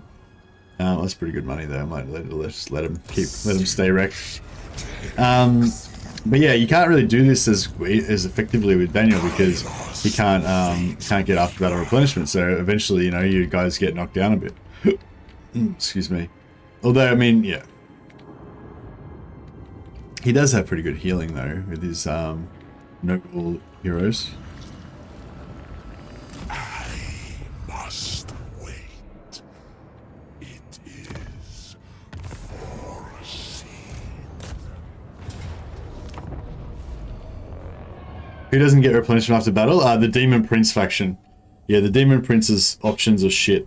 He's only got 4 options, and they're just all to like give. They're all just to give favor to different gods. He doesn't get any after battle money option. He doesn't get any after battle replenishment option. You know. So yeah, it's pretty crap. He doesn't get the, you know, he doesn't get the after battle experience option. You know, none of the, like, yeah, basically none of the options that anybody else gets in any other faction does he get. All 4 of his options are replaced with getting favor from a different god. They should add it. They should add the other options on as well, I reckon.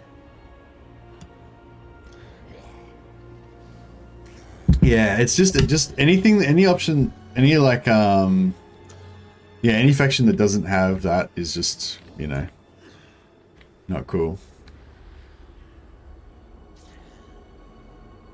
Wonder if Legend will do any of the rifting? Yeah, I don't know. I mean, I would assume that he would if he's got the option to. You know, like if he was able to get into Slanesh Realm, like on the turn that it spawns, and then get the soul after 4 turns, or, you know, after 8 turns, or get the bribe if he wants the bribe after 7 turns or whatever, and then he's still able to get out and get to the rifts in time for the turn 5. You know, for the when the timer gets down to 5, then, you know, why wouldn't you? You know, make you heaps more powerful, give you heaps of money and stuff. Unless he thinks it's too boring. But yeah, I don't know if he would necessarily do it instead of, you know, because like at this time I've chosen to do the Rift armies instead of go in and go after the bribes or the souls. But yeah, I don't know if he'd necessarily choose to do instead of, but I mean, if he had already completed, like if you do Khorne, you know, like if you do like Khorne or Slanesh or no, or if you do, yeah, you do any of them really. You can usually do all of them in less than 8 turns, right? Only the present is Which is healer Kairos? The Nurgle hero. Yeah, the Nurgle hero is the healer one. So yeah, you should always dedicate the first settlement that you take it to Nurgle, so that you'll get the plague-ridden healer to start with. Kairos, Shit. This is not good.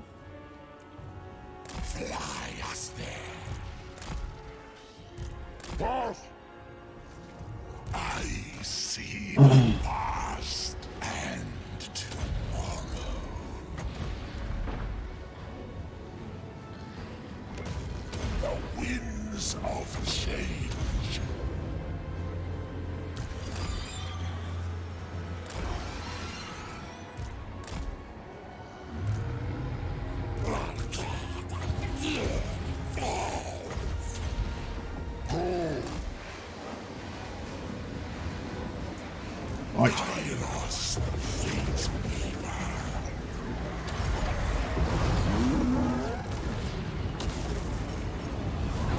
It shall be.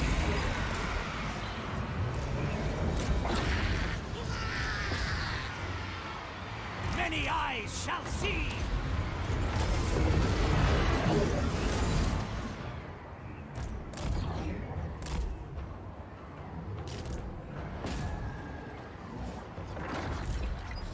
Shit. Minotaur's getting fucked up.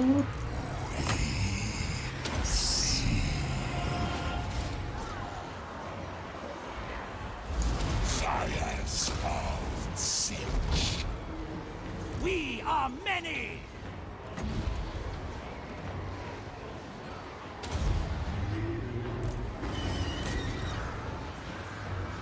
Kairos, Fateweaver.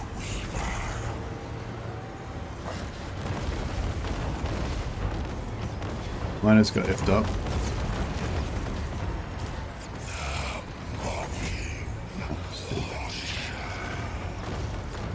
Alright, well that was messy. And we took a lot of damage.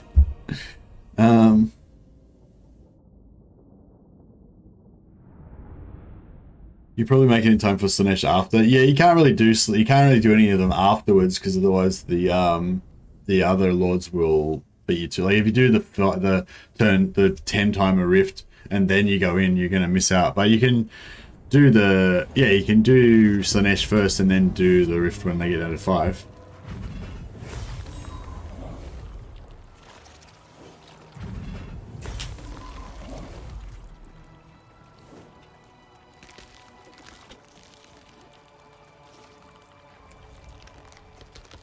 Notice that the global time reduction has versions with a timer and other versions without. Oh, okay. Yeah, I know that there was a version with no timer because Andrew Tobias pointed that out, but I didn't know there was a version with a timer. That kind of sucks. So it's just like you just randomly get one or the other and you don't know which one it's going to be. So the total favor is only 960, so this time I'll take the after battle replenishment. And like, look how good that is. Like, bam, my Minotaurs are back to full, all my Knights are back to full, my Gores are back to full. Like, yeah, that's just so brutal that Daniel doesn't have that. Like, for a melee faction, you know, it means that, you know, he can do single entity with healing like Bloodthirsters, but, you know, he's not going to be great with Knights or, you know, like multiple entity units, basically, that can die. Victory was always assured. Wait, that is the rule of the great game. We see. Oh, so he's off. So wow, that's cool. Yeah, so these noble guys got pushed off, but Alabic Land's sitting on top of the rift. So we get to wreck these guys. It should be pretty fun, actually. Something different. Global reduction with timer gives an additional minus 85% recruitment cost. What? Just what? You're saying that just it doesn't even tell you that? Like, does it say that it gives you that, or it just doesn't even say that it gives you that? You just get it.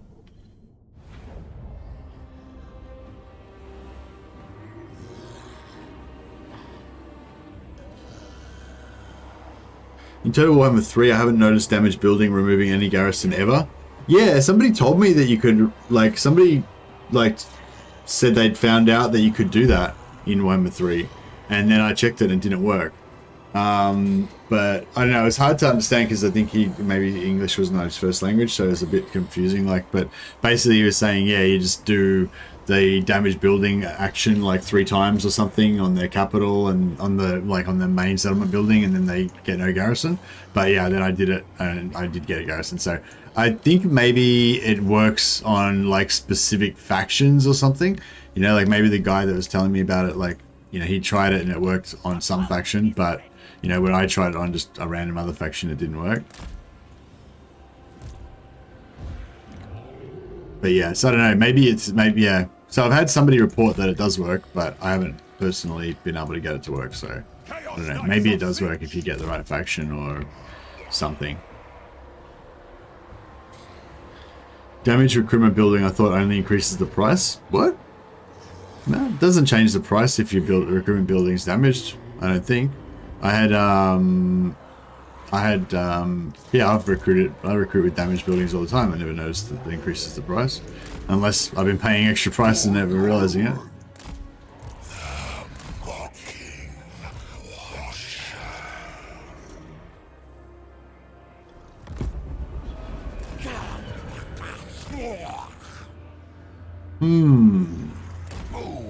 Alright, let's see what we can do. Oh shit, this dude's got a griffin.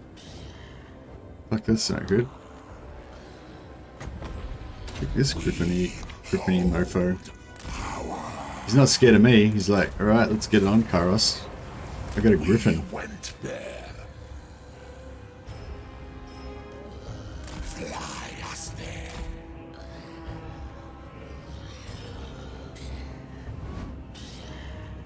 Chaos Knights! Spread corruption!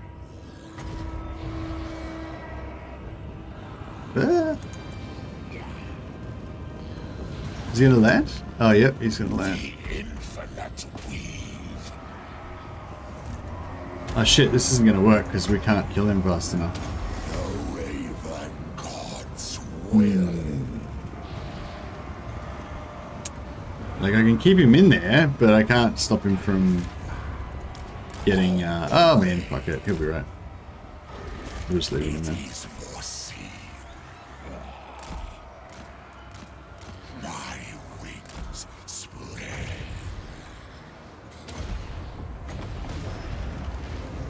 Fires of Tzeentch. The winds of change. Flux, magic, lies, destiny. We went there.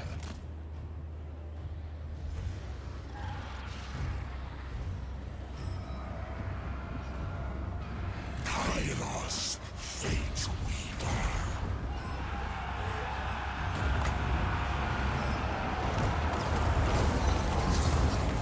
Yeah, I just hit my own dudes. Yes. We hold power.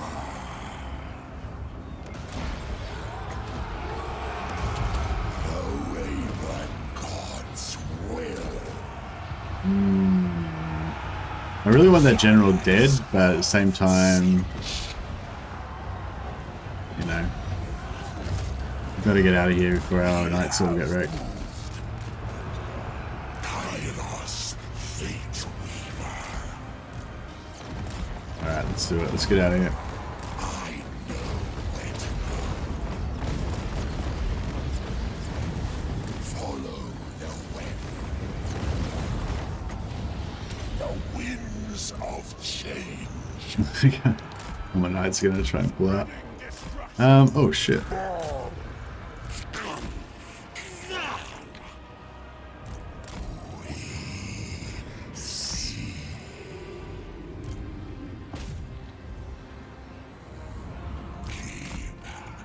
Of the destiny scroll. Bringing ruin!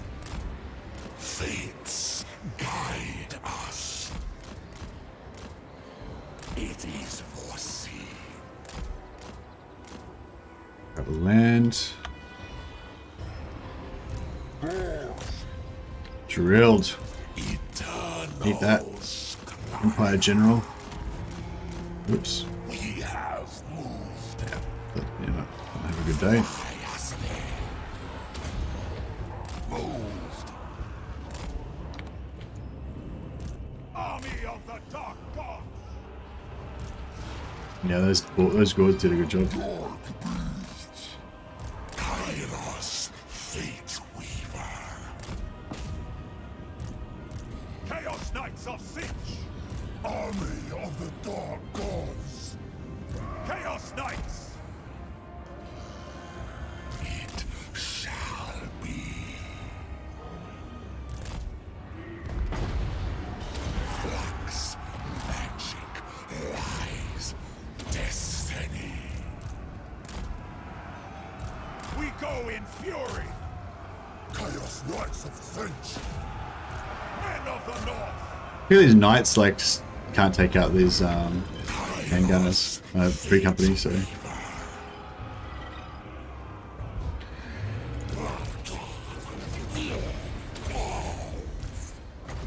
Conjure. Kairos, Fateweaver.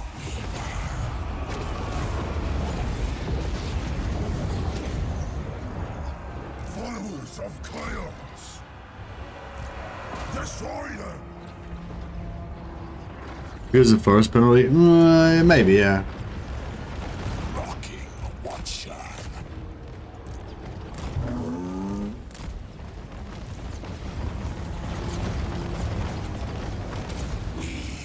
Hold power.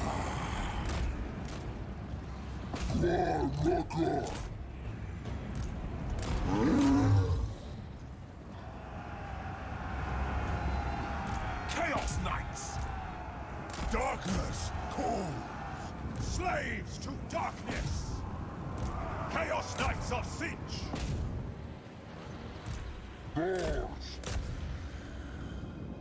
Yeah, I'll try and get all of our melee guys a little bit more experience. And our bulls are getting there. Nearly up to their last chevron. Eviscerate them! Chaos Knights of Tzeentch! Hordes of Chaos!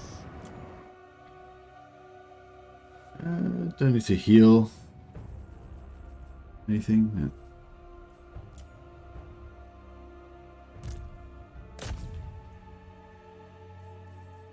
It's my bulls.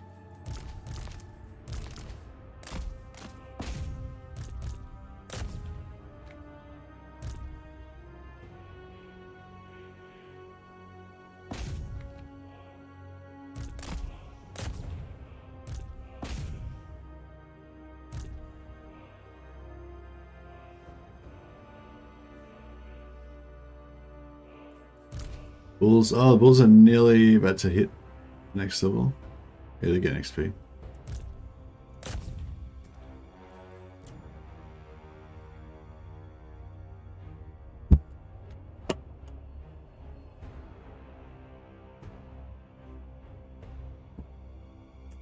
These knights aren't shock cav, they're melee cavalry, so they are tanky and they do well in prolonged melee. They sure do.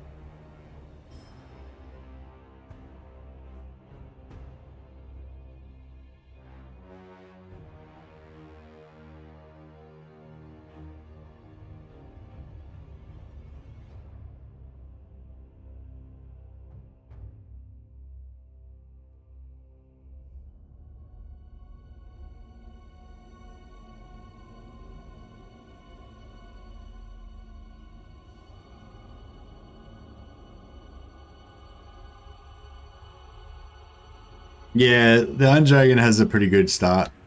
Pretty protected in there. You can pretty much take your time and kind of play around. Oh man, we didn't get our... That's alright. But like next battle we could hopefully get these guys up a level. Doesn't really matter too much. They're pretty beastie already.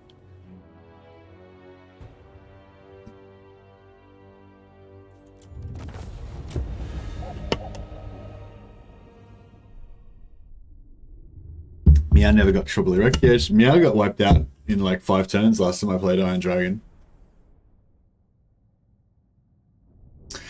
Kind of want to play Kislev again.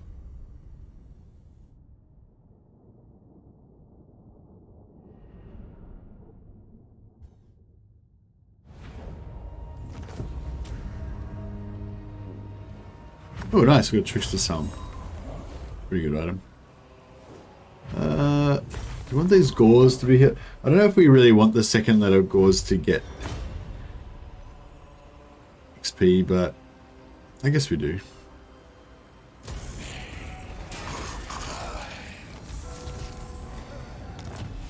Alright, we utterly ruined him. I can't quite reach this guy. Is there any more rifts left? I think we might be just about done. Oh no, there's one. I exist But yeah, I need to pretty soon. I need to decide like what we're going to do after the rifts. I mean, we've still got another round of rift farming we could do on 5 turns later. Although I think I might be just about done with the rift farming by now. I could like, I don't know, like I've got enough time. Like I could go and try and get Slanesh Rift or something, but I don't think that's really. Like if a faction goes into a particular god's realm, they always pretty much 100% of the time they get the soul, right? Meow got wiped for you? Yeah, apparently she gets wiped all the time. A bunch of other people were saying that it happens like regularly. I didn't notice that in my other campaigns, but I mean I hadn't played that long, but they're saying that it usually happens really early because she occupies the Snake Gate, which means half of her army disappears, you know, when she occupies it. And then she just gets weak and then she gets wrecked. So yeah, that's interesting. This has already happened. It is seen. This has already happened. It is seen. That's pretty groovy. We have moved.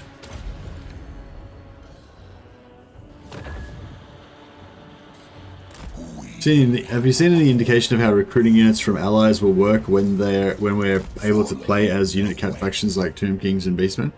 Well, yeah, well we've seen it in this campaign by allying with the Beastmen and recruiting their units.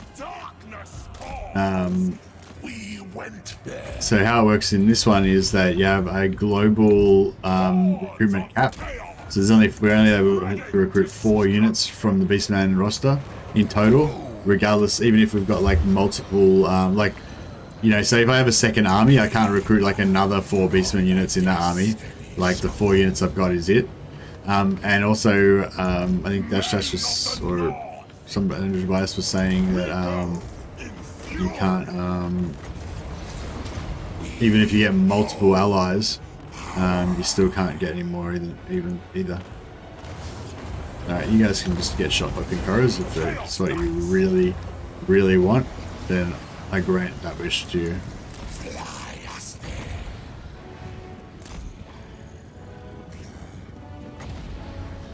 The winds of change.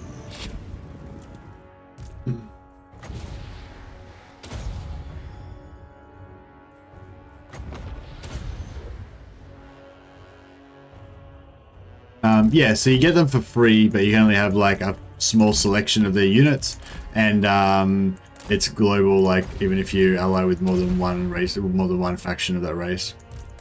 But I don't know if that's necessarily how they intend it to be in the game. Like, I feel like it was just like not finished. They haven't actually kind of set it up properly yet, as far as Beastmen go. But yeah, that's the only indication that we've got of how it's going to be. But yeah, I don't know if that's like actually how it's going to be or not.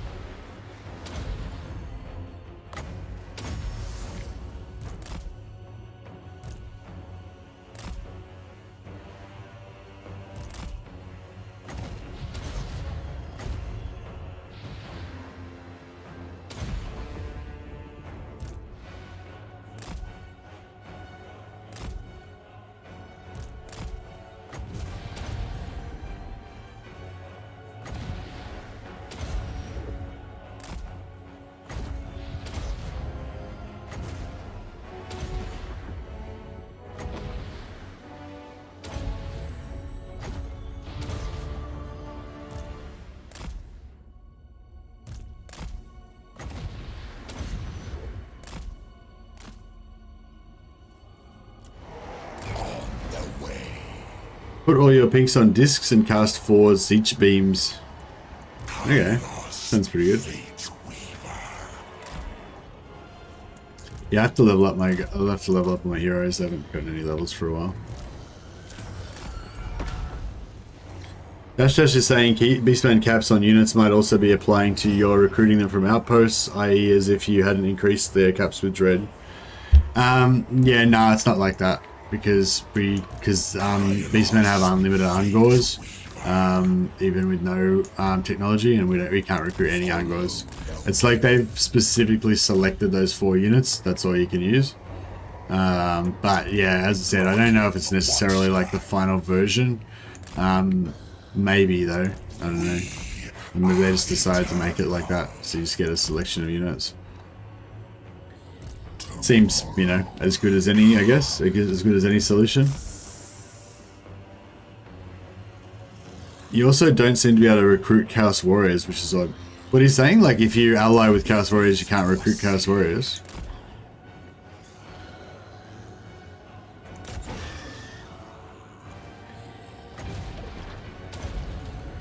Kairos, Fateweaver. This is going to be pretty devastating. Fires of Tzeentch. My wings spread.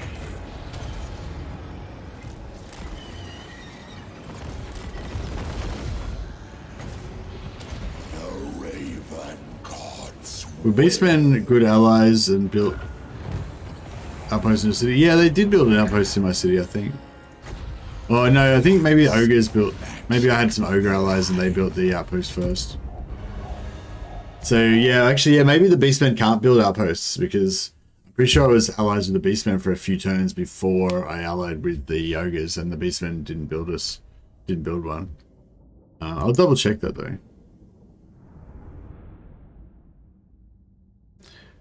Is it because Warriors of Chaos were DLC, so they can't get DLC rule might be applying to them as well?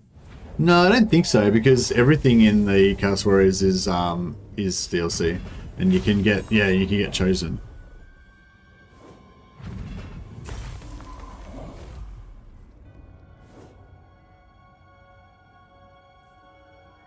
Yeah, no, we might find out there's some weird thing where where certain factions have limited. I don't know. Yeah. I don't know.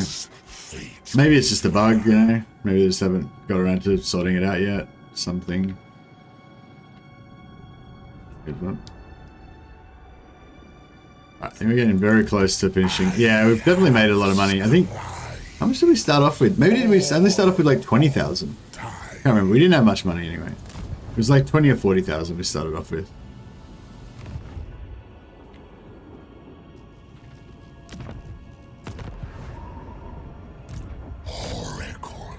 Motherfucker. Stop running. Oh, this one up there.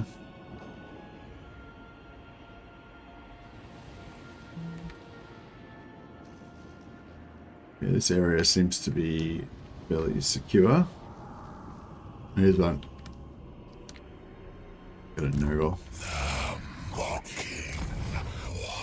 See, I don't know if them running is like random or if it's based on strength or something, because it seems like the ones that run away don't seem to be like particularly weaker or anything.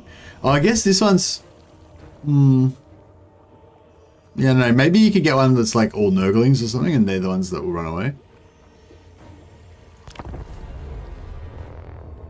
Have you played with Flamers yet? No, not really, Robert. It's only the Flamer Chariot. It does pretty crazy damage though. So single entities is particularly. Yeah, Flamers seem to just annihilate single entities, don't they? They're like hard counter to single entities. I wonder if they're gonna change that, because I don't know, should Flamers be able to delete single entities? I feel like the whole idea of a Flamer is that it's like AoE and it should be like it should be good for like killing groups of dudes. Not so much good for killing single entities, but yeah, I don't know. Oh man, my back is sore. It's not like spinal pain, it's just like all my back is sore, like as if I just did a big back day at the gym, you know, and like every muscle is like aching and pulled and torn and stuff. Hordes of chaos. Not that, you know, that's particularly relevant to Total War, but just thought I'd share my feelings.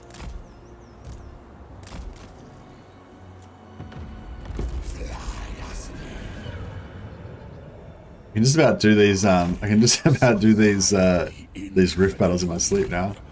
And pronounced their doom. I already agreed. Chaos Knights!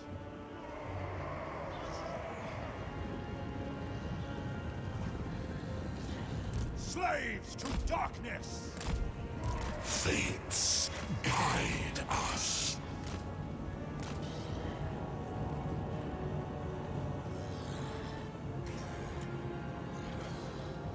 Chaos Knights! Onward, Northmen!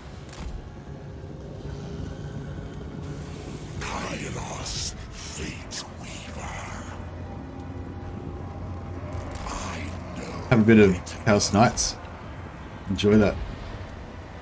the winds of change. The Raven God's will. Oh man.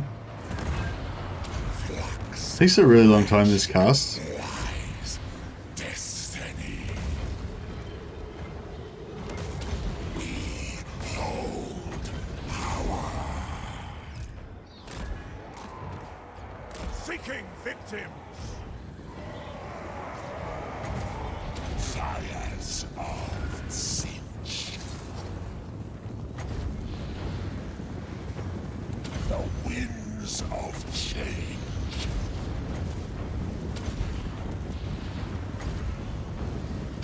The Raven God's will.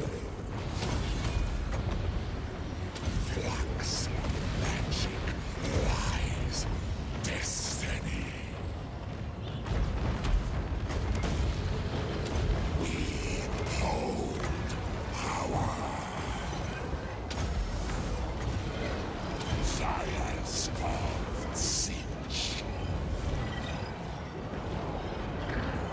It is foreseen. Army of the Dark Gods! Chaos Knights of Tzeentch! The Horde surges! The winds of change.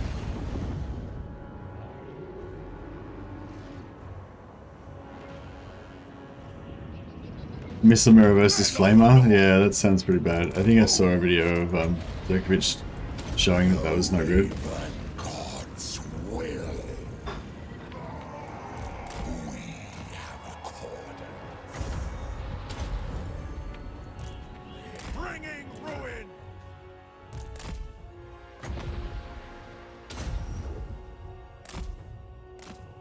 Oh, they're dead. They're so dead. Psh. Oops. Got them in combat. They lost a bit of shield. Yeah, the knights are so good. So good.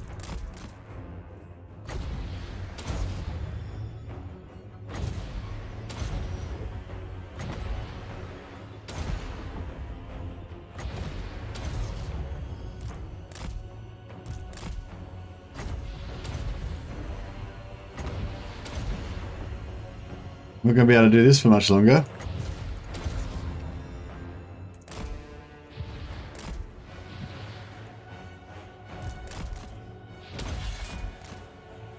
I wonder what faction... Oh, he said Demon Prince is going to play, yeah. Yeah, I was going to say, I wonder what faction Legend will play, but yeah.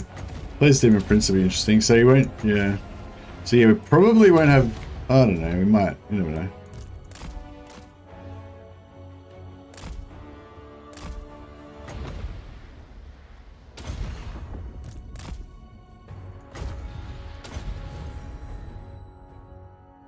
Done.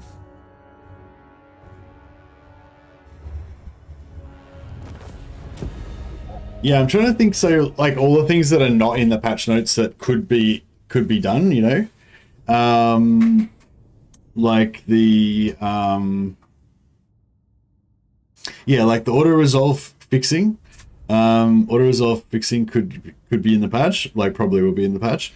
Getting rid of infinite magic could likely be in the patch. Because again, the according to legend, the infinite magic thing is just a really simple numbers thing. Like, they'll have to do is like change one number basically, and then it won't be in their game anymore. So, you know, it's like highly likely that that'll get fixed. The movement bugs, I'm guessing the movement bugs will not get fixed. I don't know how complicated they would be to be fixed, but yeah. Are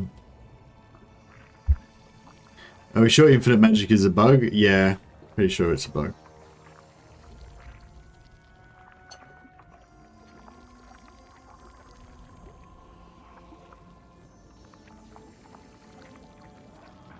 Yes, execute.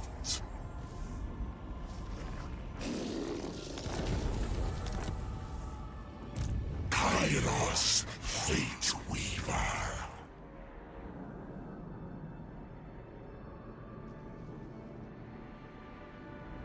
It depends how they, like, it depends how they fix it, you know what I mean? They could just stop it, they could just switch it off so you can't get any reserves. Which might be the simplest solution, you know? They might just make it so you can't get any reserves through skills. I know. It would be pretty, that would be like kind of a lame way to fix it, but, you know. The easiest way to fix it is just remove magic entirely. Lol. Bit it. Beneficial bugs are usually easy to fix, it seems. That's a bit cynical, Quark. So anything that's fun, they get rid of it, you reckon?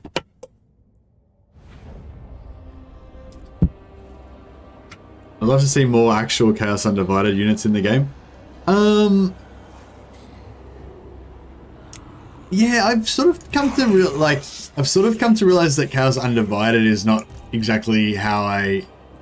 Well, I don't know. Maybe Chaos Undivided is a bit different to what I thought. So I sort of thought Chaos Undivided was just kind of like, normal chaos, you know? Like normal chaos is the most common form of chaos, and then you can then dedicate yourself to one particular god to become like a specialized form of chaos. And I believe that's kind of how it was in the olden times, in old Hammer days, but back when I was young. I think it's changed now to be more like dedication to one of the cults is like normal chaos, and being undivided is kind of like abnormal. That seems to be what they're saying in this game anyway. Oh yeah, I've got some gold chevrons on our knights now. Pretty good.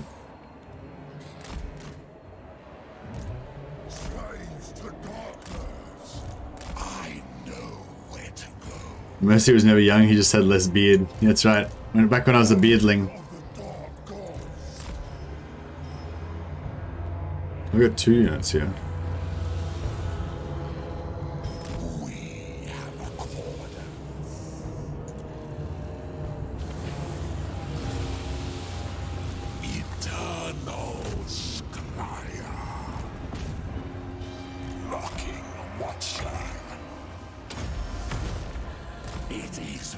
Alright, this should take care of those guys. Slowly, slowly. Flux, magic, lies, destiny. We hold power. Yeah, looking pretty good. The Raven God's will.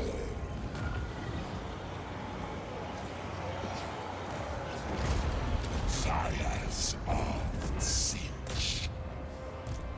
Agree. On the way. The winds of change. Flux, magic, lies, destiny.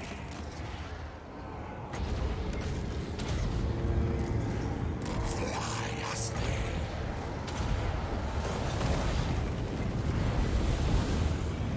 Very well. My wings spread.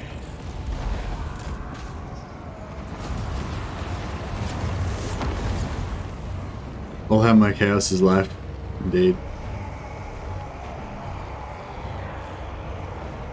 I see the past and tomorrow. We hold power. I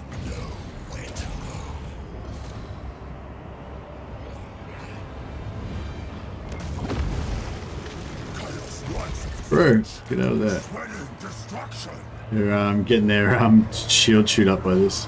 There's a couple of them stuck in there and they're just getting chewed up by the... But luckily the shield is holding. The Raven God's will. We have moved.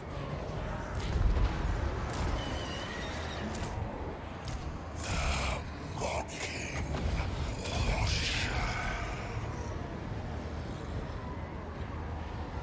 Chaos Knights of Tzeentch.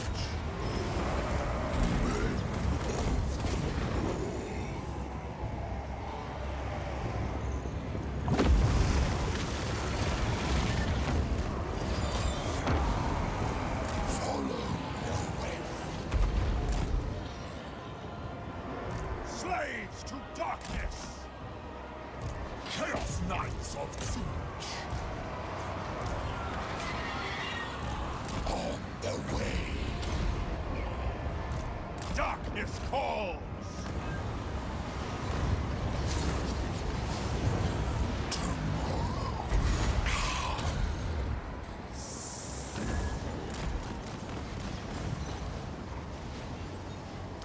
Poor knights. Getting damaged.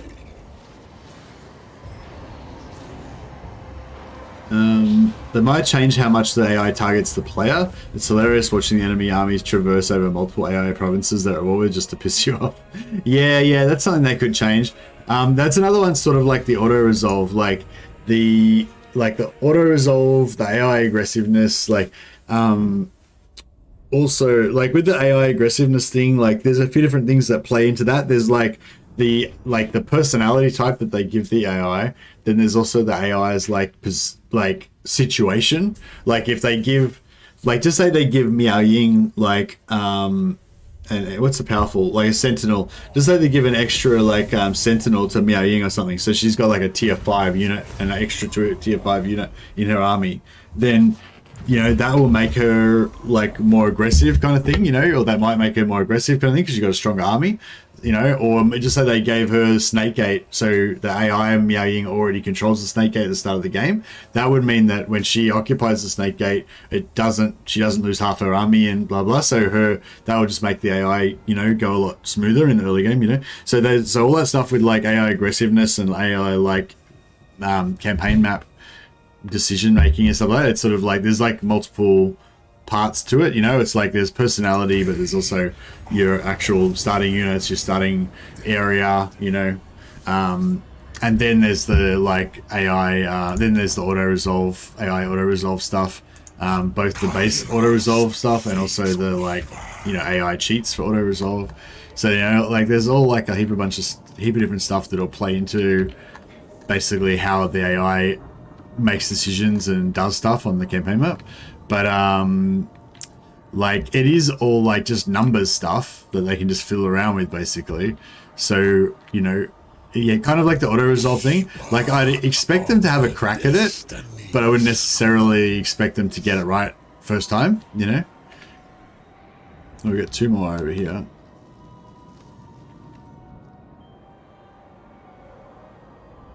The time is not right.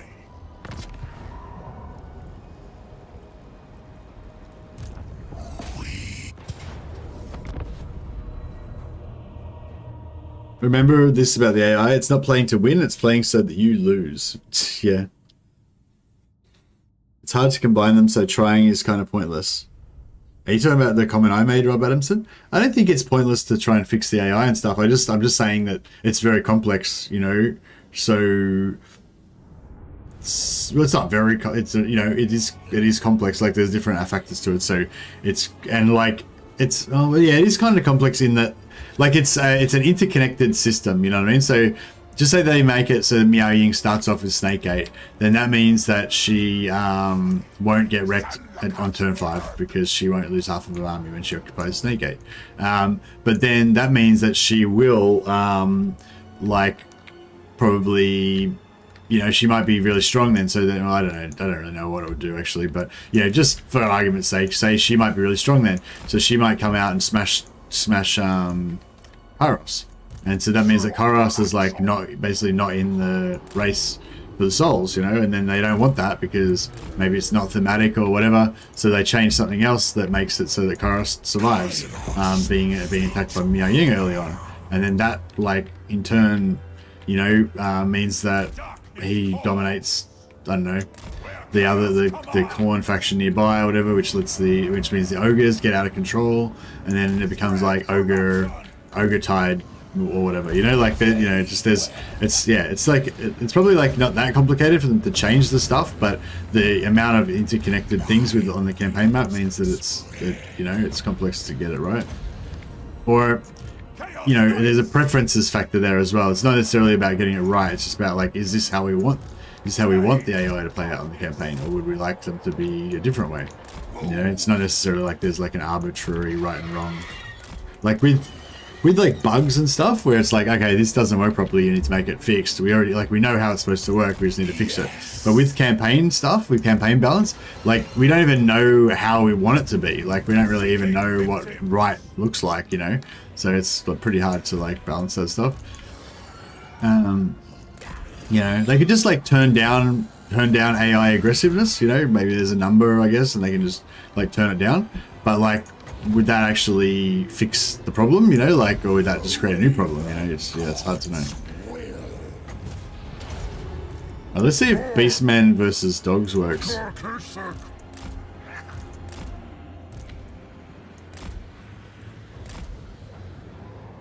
Oh, they're trying. Oh, they're routed. They're out of there. All right, hold on.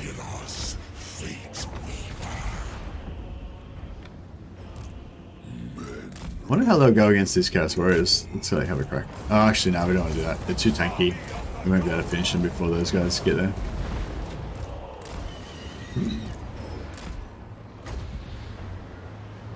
The winds of change. I'm just putting a unit of these guys here just to actually, like, listen. Yeah. Oh, these rallied. What the fuck? How'd they rally? Fires of Tzeentch.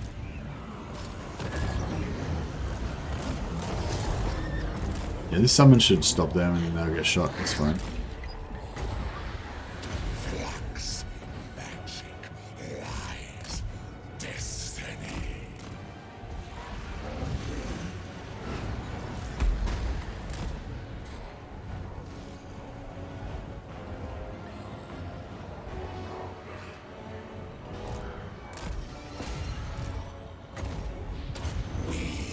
Hold power.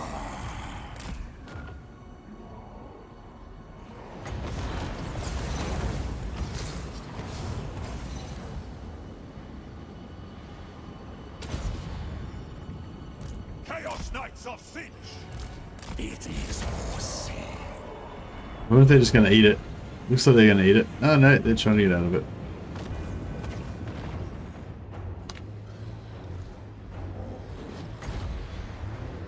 The Raven God's will. Followers of chaos.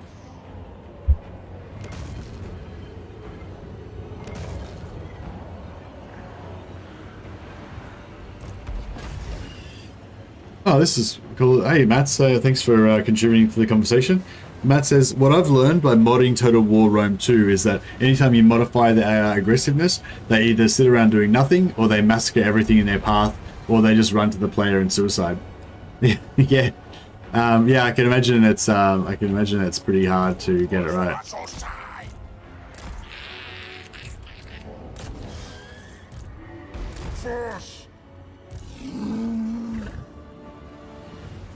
Shouldn't bring these guys up here. Yeah, it's handled. On the way. You'd think they would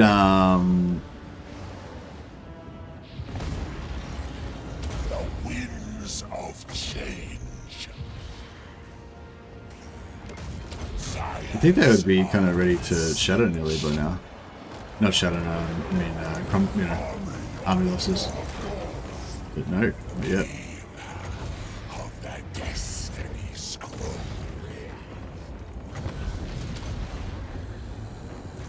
Chaos Knights.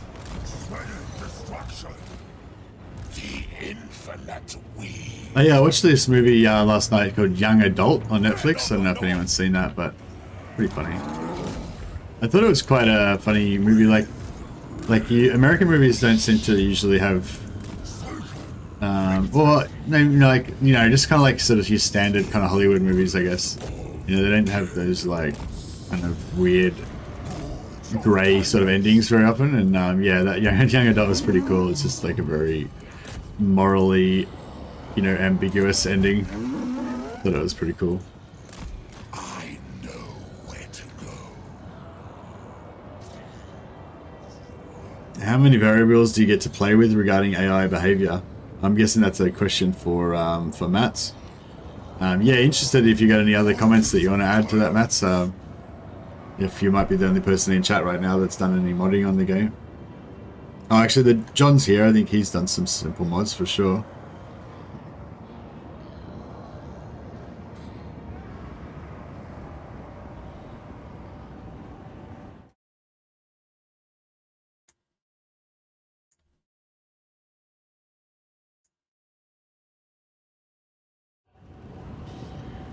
Speed this up. Wonder if they're gonna make it. Maybe. Maybe I should take out the knights and let the Minotaurs just deal with it.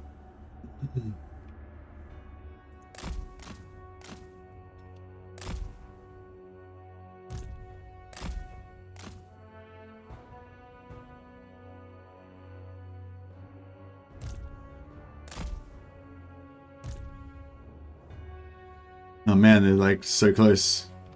I wonder if they might be capped now. No, they're not capped, they're still going. Just getting a tiny little bit of XP every time they kill one of these guys. Oh yeah, we did it. We got 2 bars. Boom.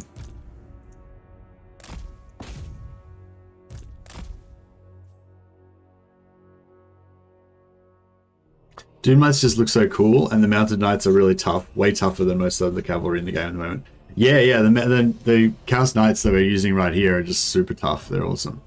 Especially if you like micro them a little bit. If you just kind of like send them in to a like fight, like, you know, 1 versus 3 or something, you know, once the initial shield's gone down, they'll you know, they'll do just as badly as anything else. But yeah, they're pretty good at cycle charge. Like, they're pretty good at not losing models on cycle charging, which is pretty cool.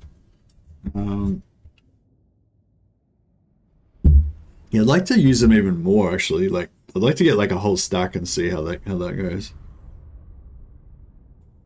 Although it feels kind of weird, like, not to use magic with Tzeentch, but yeah. Hopefully they update the mortal Tzeentch units to be a bit more Tzeentchian in appearance, i.e. less skulls everywhere. Yeah, they haven't really added any mortal Tzeentch units yet, I don't think. The Cultist, I think, is the only one. Oh, you mean the... Oh, yeah, I guess the Chaos Knights and the Doom Knights that we were just talking about. Sorry, yeah, that's obvious, yeah. Yes. Execute.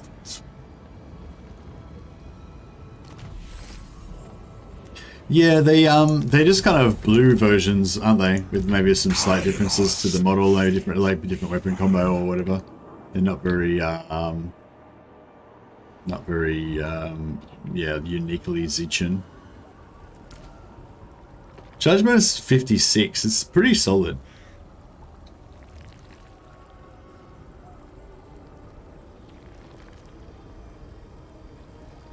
But that like melee defense 64. That's crazy. That's so there should be, were they 55 normally? 55 melee defense? Is that really their base melee defense, 55? It's pretty crazy.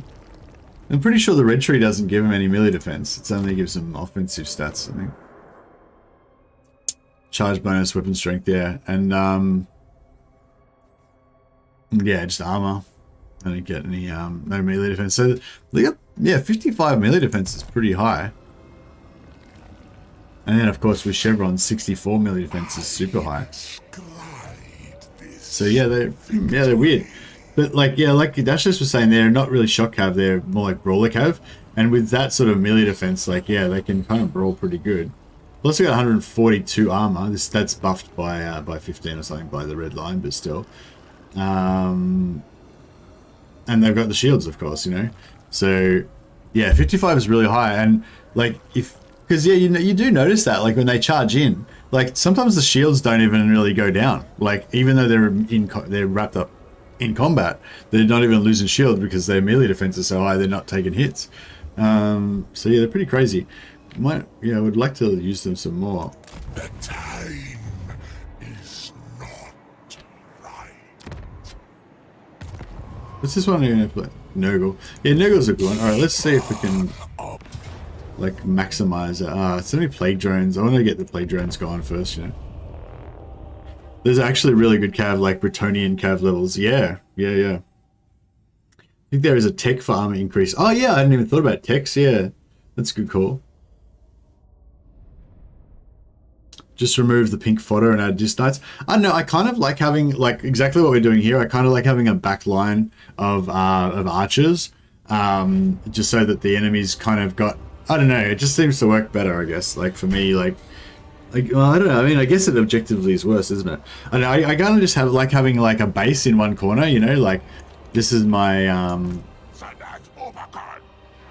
and they're like, because like the good thing about the archers, right, is that you don't need to aim them or anything. Like if I just put these guys like here, and they've got this range of fire, like anything that comes from that direction, they will just kill it, you know. And so it's sort of I don't know. It's like you don't need to worry about it. Like I can just be over here microing on my cav, and then I know that anything that goes here is just going to die. Like if I've depleted it enough to make sure that it's, you know, like weak enough.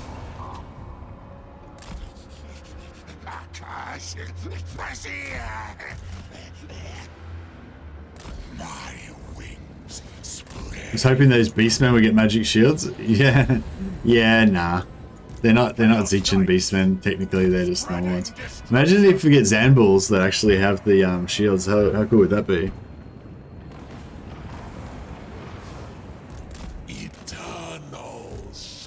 Yeah, well that's the other thing too, if you're playing Bretonnian, you've got heals as well, so that's another thing to think about. And like, the Ground Knights are a smaller number of entities, so they're more healable.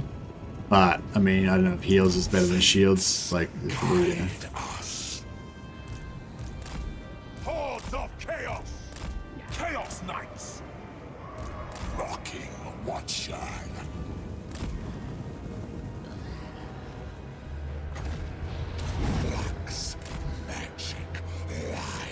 We could almost just pull them back into the fire now.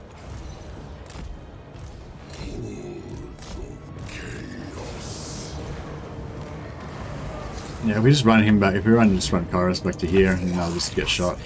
It'll work. Then we can just get back to knighting things.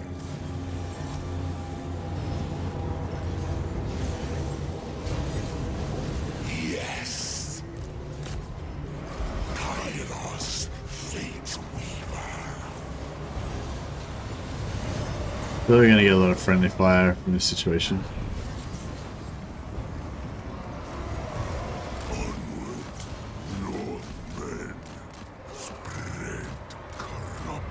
Oh, they still got shields. Shields still up. Yeah, these guys are getting out of there without using their shields. Happy.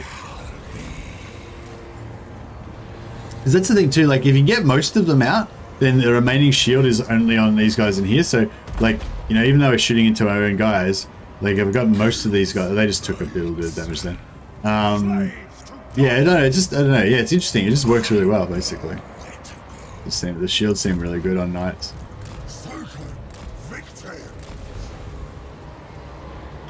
Chaos Knights, seeking victim. Sires of Tzeentch. Followers of chaos. Visit destruction.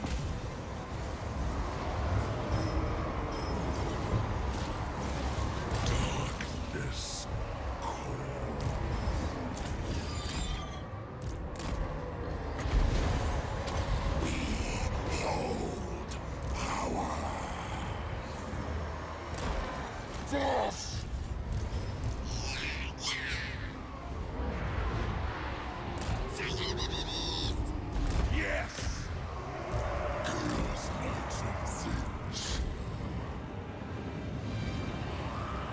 If Kairos keeps casting, the passive keeps the knights topped up. Yeah, exactly.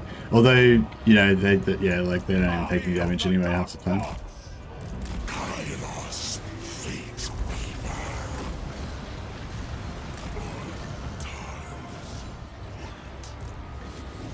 Onward, Northmen! We went there. No raven God's will. Follow the way. Gods of chaos, on tireless birds, darkness cold. The infinite we. My Kairos army is just knights. Yeah, yeah, I want to do that as well. It sounds cool.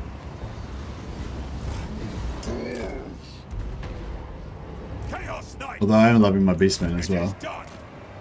Spread corruption. The horde surges. I feel like every army should be just knights. They're just the like best unit you can get. They're good. Chaos Knights of Tzeentch.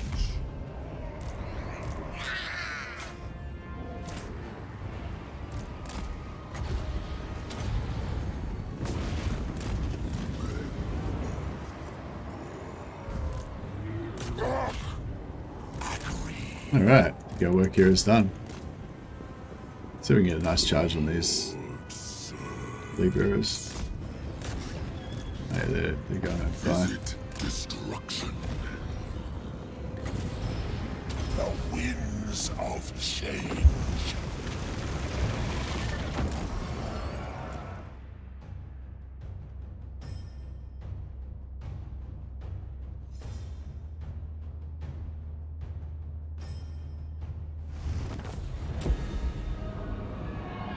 Put together an army for Kairos that had 4 blue horrors, 4 flamers, 4 pink horrors, a soul grinder, various heroes. It was crazy how powerful all the ranged worked.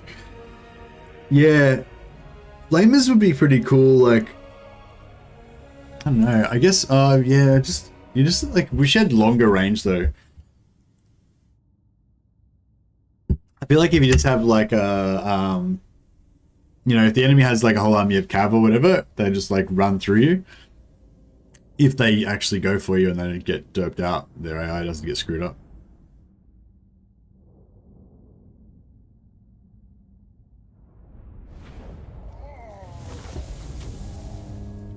Horrors do fire as well. Look how many grimoires we've got. We've made hundreds of grimoires this turn. Yes. Execute.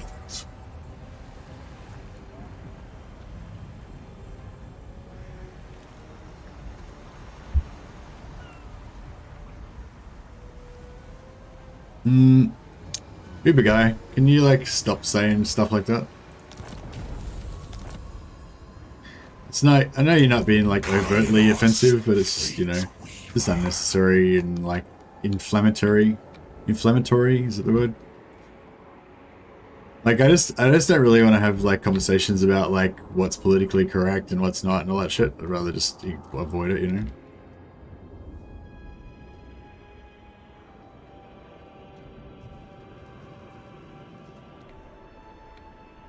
Like I don't think we need to, yeah, I don't think we need to, you know, associate like any of the Chaos Gods with any real world groups of people or anything, you know what I mean?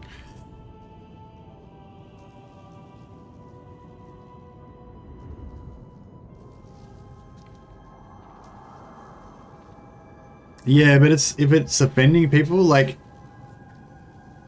if it's offending people and then we're now gonna have conversations about fucking whether people are offended or what or whatever, like it's just I don't give a shit about that. I don't want to hear about it, you know. I want to talk about Warhammer and stuff.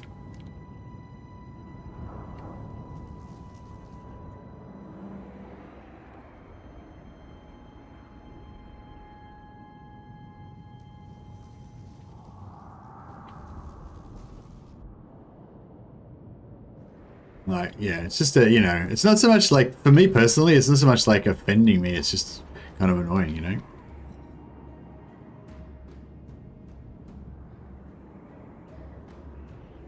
Ugh. Nicholas will time you out, dude. If you, he's kind of aggravated all the time. He used to just ban people like for no reason. I've like managed to get him to slow down a little bit, but he's itching. You can tell he's itching for it. He's like working his way up. He's laying the groundwork.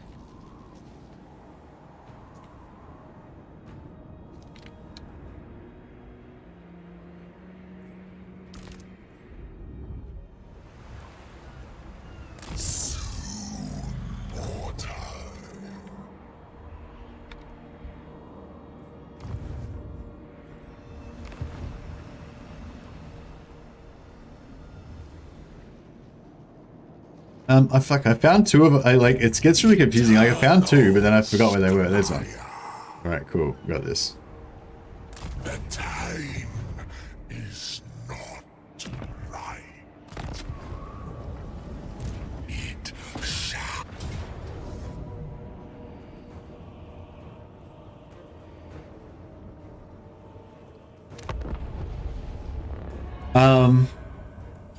I'm really trying not to abuse my mad powers, trying so hard. Alright, good work, Nicholas. It's good to give people the benefit of the doubt, you know, and try to explain things to them and stuff. And yeah, Uber Guy's been, you know, Uber Guy's been funny on plenty of other occasions. It's just not being funny in this particular occasion, but that's okay. I grabbed Battle Brothers after watching you play. Great game. Which DLC would you grab first? It's a hard one with Battle Brothers Tinder Train. I'd kind of just grab them all, you know, like it's not really like, you know what I mean? Like it's sort of like one of those things where you don't, I don't know, for me, like, it's like, yeah, it's sort of like Warhammer. It's like, if you're not sure if you like the game, then just maybe buy the base game, try it out, you know what I mean? But if you like the base game, then you should just get all the DLC, you know. But yeah, in terms of what to get first, I think the ones that add to the, I guess the ones that change the map, you would probably want to go for first. So like Blazing Deserts adds, I think Blazing Deserts is the one that adds the desert biome. Like, if you're in your game that you're playing right now, does it have the desert biome, the 3 southern cities? I think that if you get Blazing Deserts, that like makes the map, it adds more stuff to the map and gives you like these different southern cities as well. So, you know, so that one would be a good one. And like the northern barbarian one as well does the same thing. It adds like the northern part and adds barbarian enemies and stuff like that. But basically all the DLCs are good. You know, they all add stuff and they're all good. See, Pontifex, this is like kind of this conversation I don't want to be having. This is why I'm like, no, this is why I was like getting annoyed.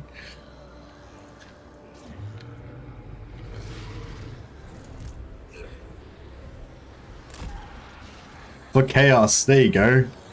Good work, good guy. It's a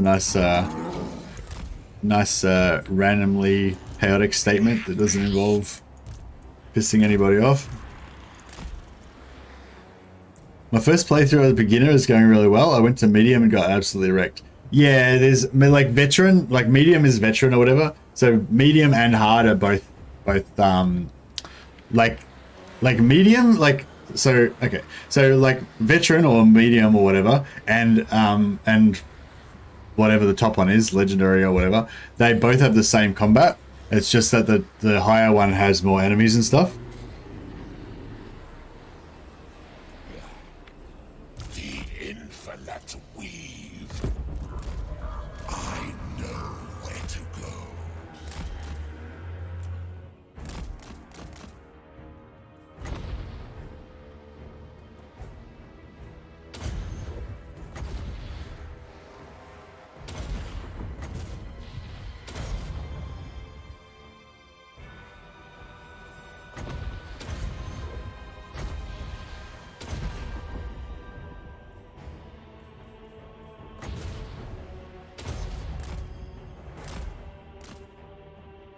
Oh, here we go. I wonder if we could do like a bit of a tester. So we get all 4 of our Chaos Knights to just slam into these bloodletters. I reckon the Chaos Knights will get a bit wrecked by these Bloodletters, but I would be interested to see how it goes.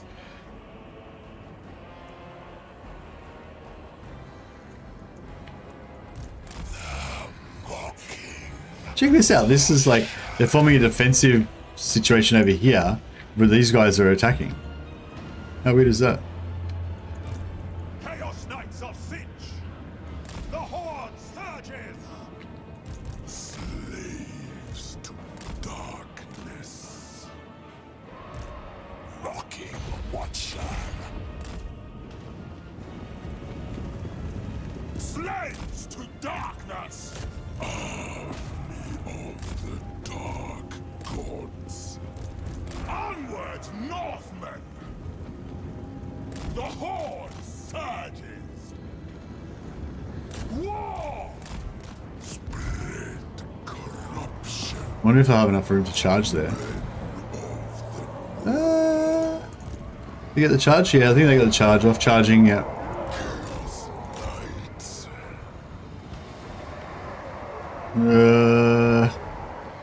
Yeah, nah, it's no good. It's no good. Kairos, Fateweaver. Yeah, Bloodletters are no good. Bloodletters are bad news.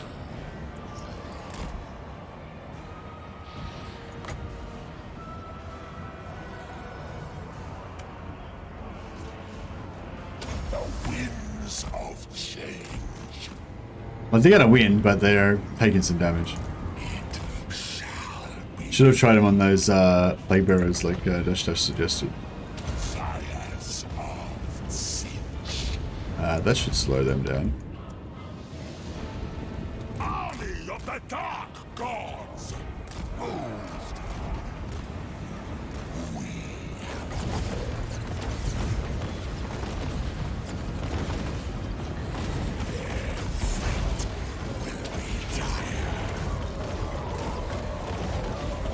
Fight them.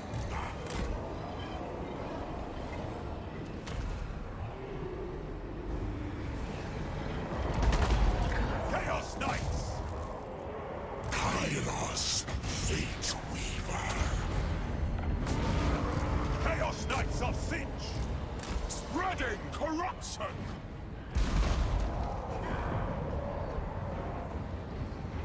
Eternal Squire. Followers of chaos. Kairos, Fateweaver. Oh, they're pretty good. Oh yeah, regeneration are pretty good because they've got like high health. Seeking victory.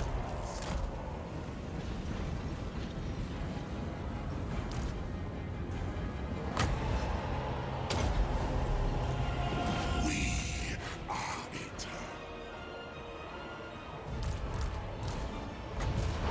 Workers rush aside.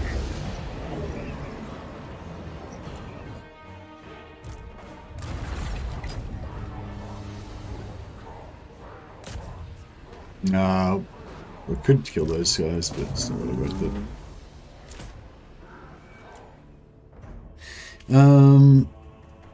Hey Graham Sudworth, how you going, man?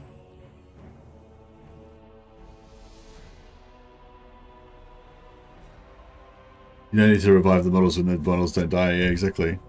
Gives back vigor, so stats remain high. Yeah, nice. Not been live for ages, mostly, but still watching the VODs. Oh, glad to hear that you're still around, Graham.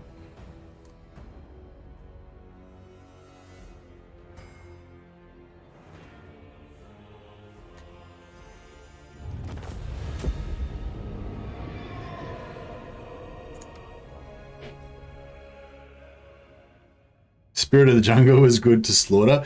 I like all the DLC, like, because they always add something new, you know.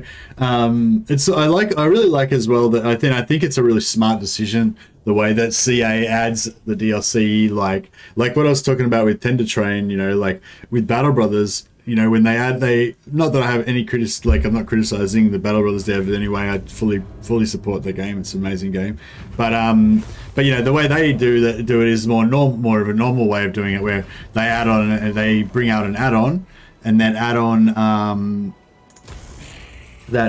you know, extends the map, gives you new enemies to fight, etc., etc. And if you don't have that add-on, then you get to play a version of the game that doesn't have that extra map, that doesn't have those extra enemies and everything, you know, as you would expect. You know, if you don't have the add-on, you don't have the add-on, you know, makes sense. But CA does it a different way, where it doesn't matter whether you buy the add-on or not, you still get all the new stuff in your game, you still get the map to be extended, you know, you get everything just the same as everybody else. The only difference is you can't play as the new factions. And I think that's just a really smart business decision, and a really smart development decision, you know, because it's heaps easier just to have one version of the game that's got all the DLC and everything in it, and then you just like balance that one version of the game, you know, and all you have to do is have a lock so that they can't choose the Lord at the faction selection screen. Like, that's basically, you know, all it is. And it's just like so much easier, you know, and on the business side, it's great as well, because you're like, when you're playing the campaign, like, you're like basically advertising the factions. Like, if you don't have the Beastman DLC, right, or you don't have either of the Beastman DLC, but you're playing the campaign, then like every time you play the campaign, you're going to be seeing those Beastman units. You're like, oh, those Beastman units look really cool, I want to play this bit, you know. So you basically like, you know, the people who are actually playing the game are the people who are 100% most likely to buy the DLC. And by just putting the DLC in the game for free, then you just, you know what I mean? You're like direct marketing to the people who are actually playing the game. So I just think it's like a brilliant, I think it's a brilliant idea. And it also gives goodwill, because people see it as like, oh, you're giving us this free content, basically, which they are giving you free content, you know. So I just think it's amazing the way that CA does that with their DLC. Like, basically every time they bring in a DLC, everybody gets it for free as enemies, and you just have to pay if you want to play as them, you know. It's pretty cool. Hi everyone, waited for Turin's stream to finish before I got here. Oh, I didn't even know Turin was streaming. Maybe he did a short. Did he only stream for like a couple of hours? Maybe he started after I started. I saw someone was streaming. Someone, can't remember who now. But yeah. Slanesh, mind like maybe a 2-on-1 there, Cav. With our Cav. Our Cav's pretty slow though. I don't even know if it'll make it over the other side by the time they actually get there. It's hard to keep him away from the rest of the army as well. If we can just kill all their Cav, that'll work for me too.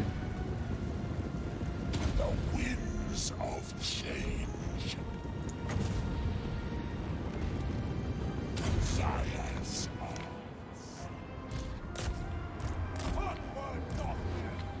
Spreading destruction.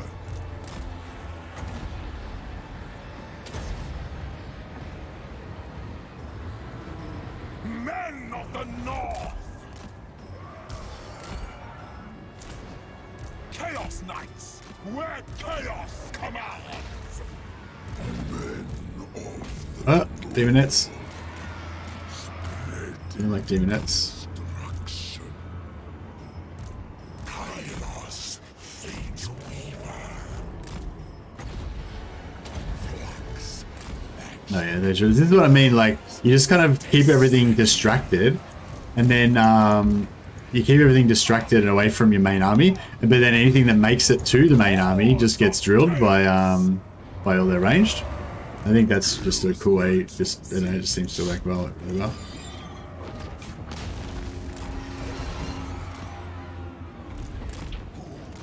Check out those demonettes nearly catching the cow. Pretty epic.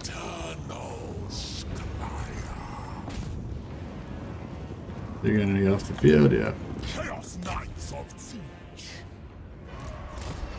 Tzeentch. Check this though, just running on foot after the cavalry, like, "Rah!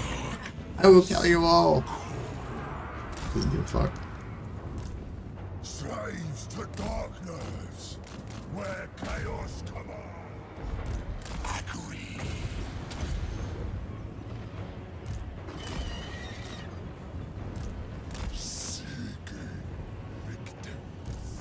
Thus, we have moved.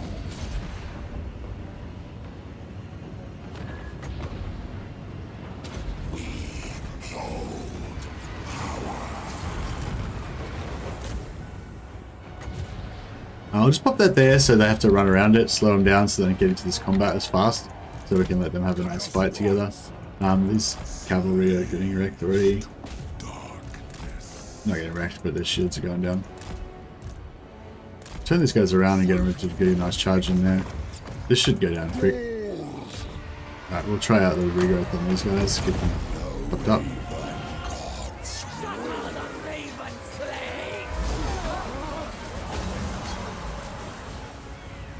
Yeah, they're handling it. Yeah, they're delayed there a little bit.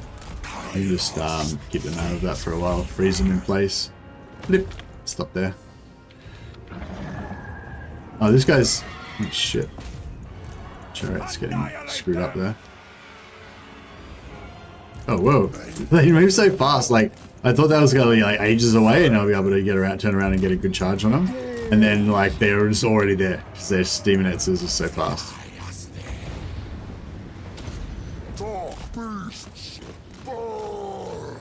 Did that not land? Kairos, Fateweaver. Eviscerate them.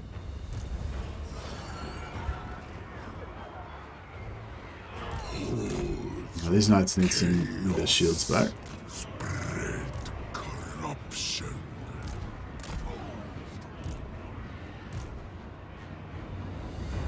Seeking victim. Oh shit!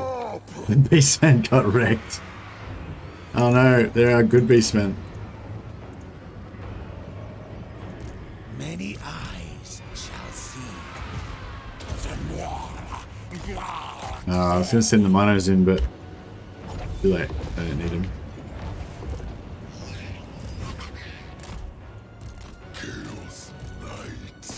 Alright, I think we're done here. Yeah, damn it. They were a good beastmen too. They got like two silver chevrons. Beastmen have no magic attack? No. And they're up against demonettes, and demonettes are like extremely vicious.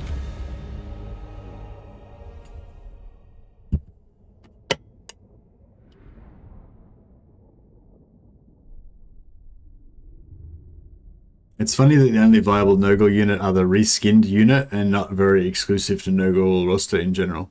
I don't even know which unit you're talking about, guy. Which unit are you talking about? I'm pretty sure I don't agree because I think there's multiple viable Nurgle units. But I'm interested to know what you're talking about.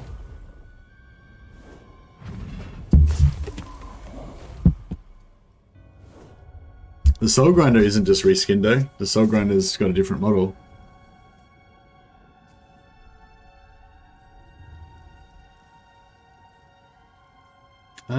Might have to take the replenishment just because those beastmen got punished so bad. I mean, even though I'm meant to be using them as cannon fodder, I've gotten kind of attached to them. The Mecha Spider, pew pew.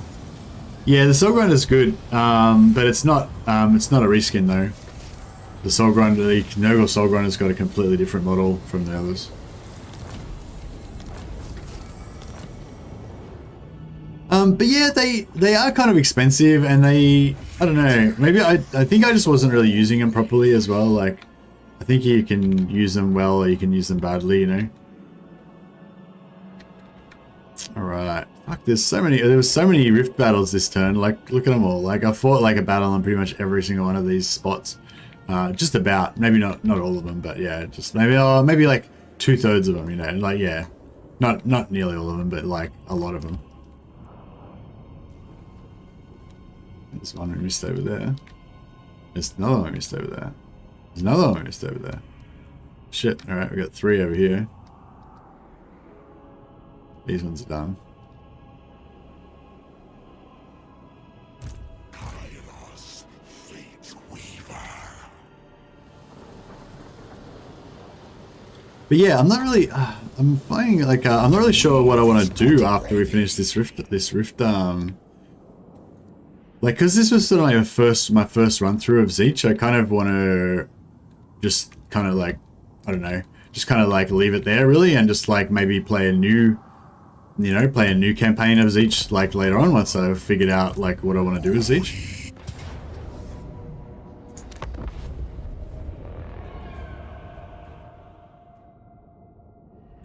The only thing shared with the Soul Grinders is their legs. Yeah, that's right, yeah. The Noble Soul Grinders has got like a big kind of plague-ridden type blobby top part. I have Scarbrand at the bottom of Slaanesh Realm and I can't decide between the Sycophant or the Sword. I'm doing the race, so I only have one for now.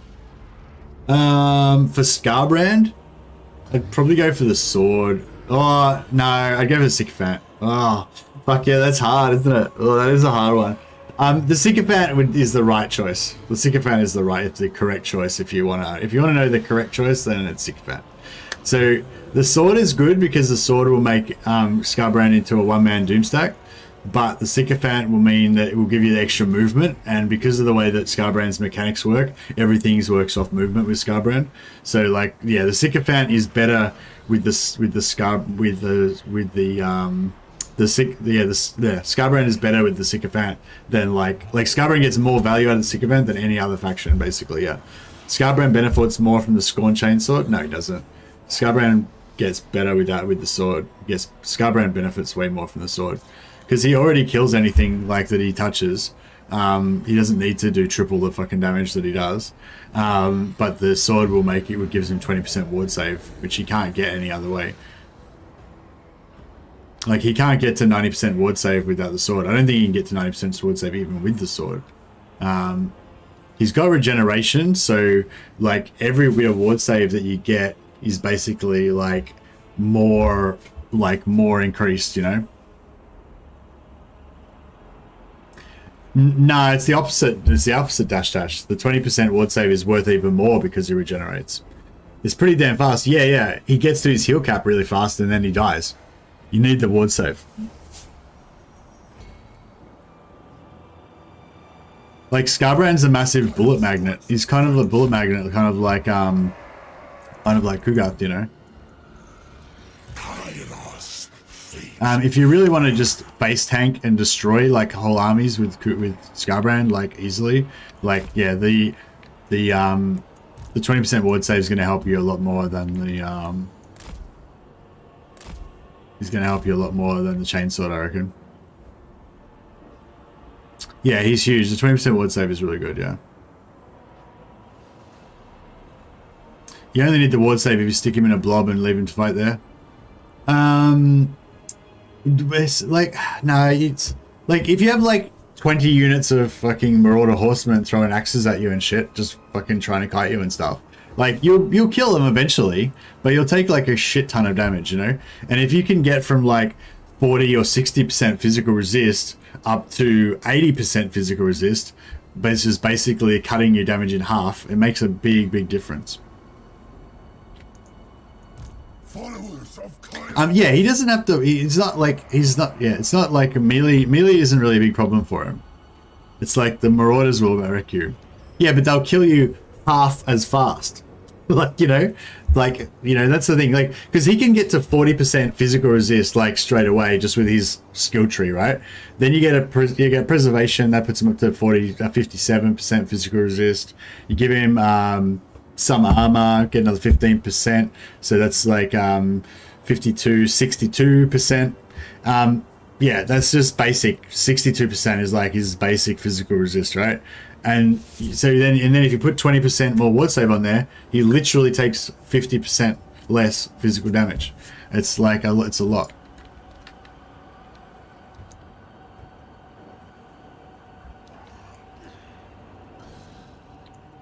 And you know, if he catches up to one of those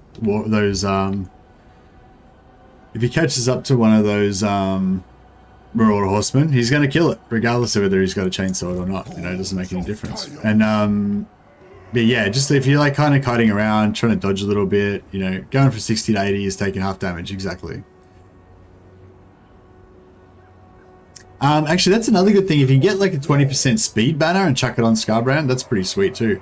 But I think you can get some other really cool banner. Like I think you have various cool banner ideas for him. You can give him a regeneration banner, but I don't think it's worth it because he's already got regeneration and you can like minimize his damage and stuff.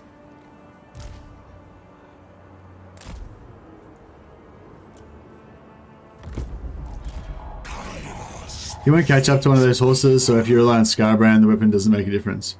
Yeah, he does catch him sometimes.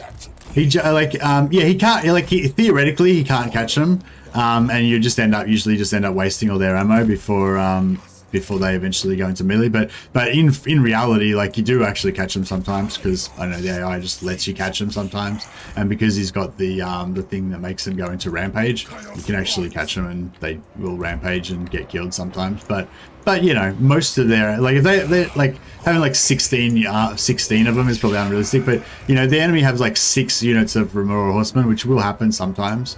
Yeah, you might kill one of them and the other 5 will completely waste their ammo on you. Like you'll absorb all of the ammo of the other ones. You can dodge a bit of it though and all that kind of stuff. And if you're trying to like dodge around them and stuff, like yeah, taking half damage fucking makes a big difference. But anyway, there's no reason why you need to have a one-man doom stack of Scarbrand, you know what I mean? It's purely, it's just a, you know what I mean? Like having a Scarbrand one-man doom stack is purely just a, you know, an ego thing or whatever. Like it's just a, you know, it's just unnecessary. It's just fun, you know? But yeah, if you do want to do it, then you definitely want the Sword of Slaanesh.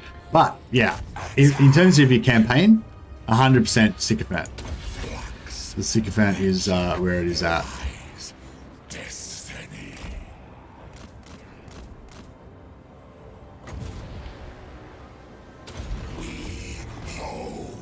Hey, so power fantasy? Yeah, power fantasy, exactly.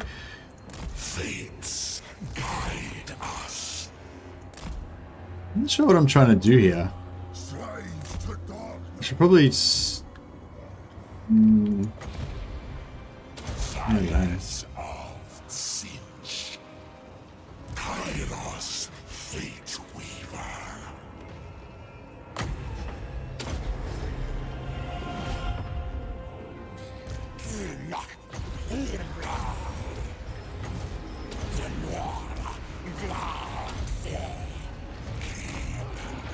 Of the Destiny Scroll. Bringing ruin. No raven God's will. We have moved. Followers of Kairos. Circle victims.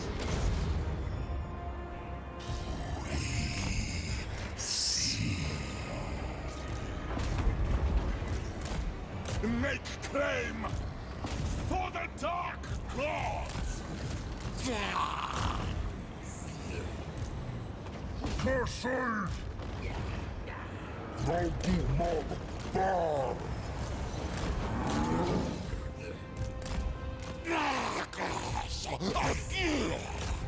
For Chaos! Tzeentch! Overgo!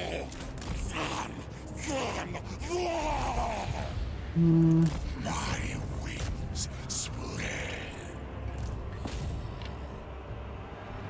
all right.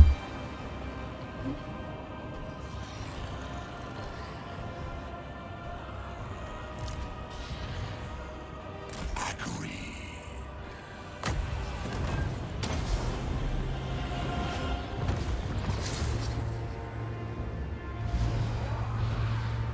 The winds of change.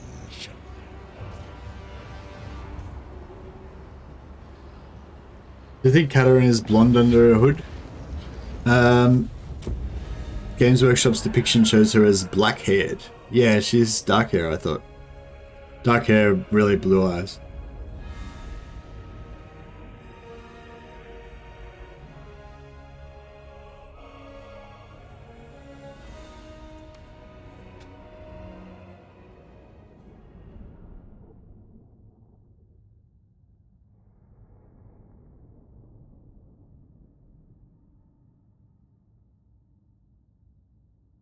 He said, yeah, no, I kind of want to play some Cutter. Like, I kind of want to play Kislev again.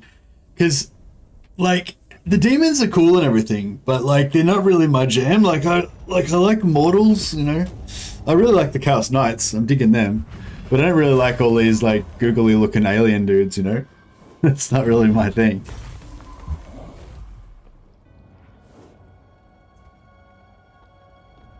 I'm in the realm now, waiting for 3 other lords to come down, and they've all stopped also. Yeah, nice. Well, you can just leave them, yeah, you can just leave him in there until they all give up and leave. Which, what level are you on, David? I think it's when I get to the 3rd last ring that they seem to just leave. And other people have said that as well, but I don't think they always do, though. But yeah, if you haven't gone down that far yet, I think you said you're already on the 2nd realm, didn't you? The 2nd ring, sorry.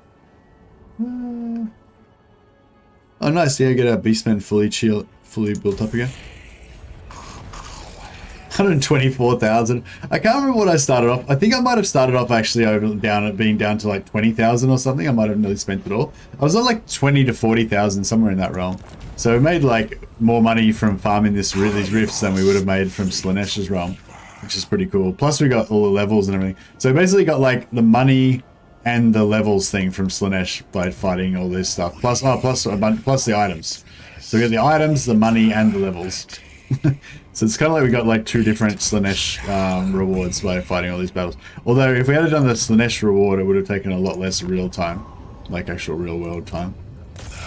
This is actually the 2nd stream. I spent like 1.5, or no, nearly 2 whole streams just farming Rift Armies, just like continuously fighting Rift battle after Rift battle after Rift battle. It's kind of cool though, because I feel like I can kind of like talk, I can chat pretty easily with chat and still like kind of get a lot done in the game. Whereas I think when I'm thinking about the campaign, I'm more likely to just kind of not do anything.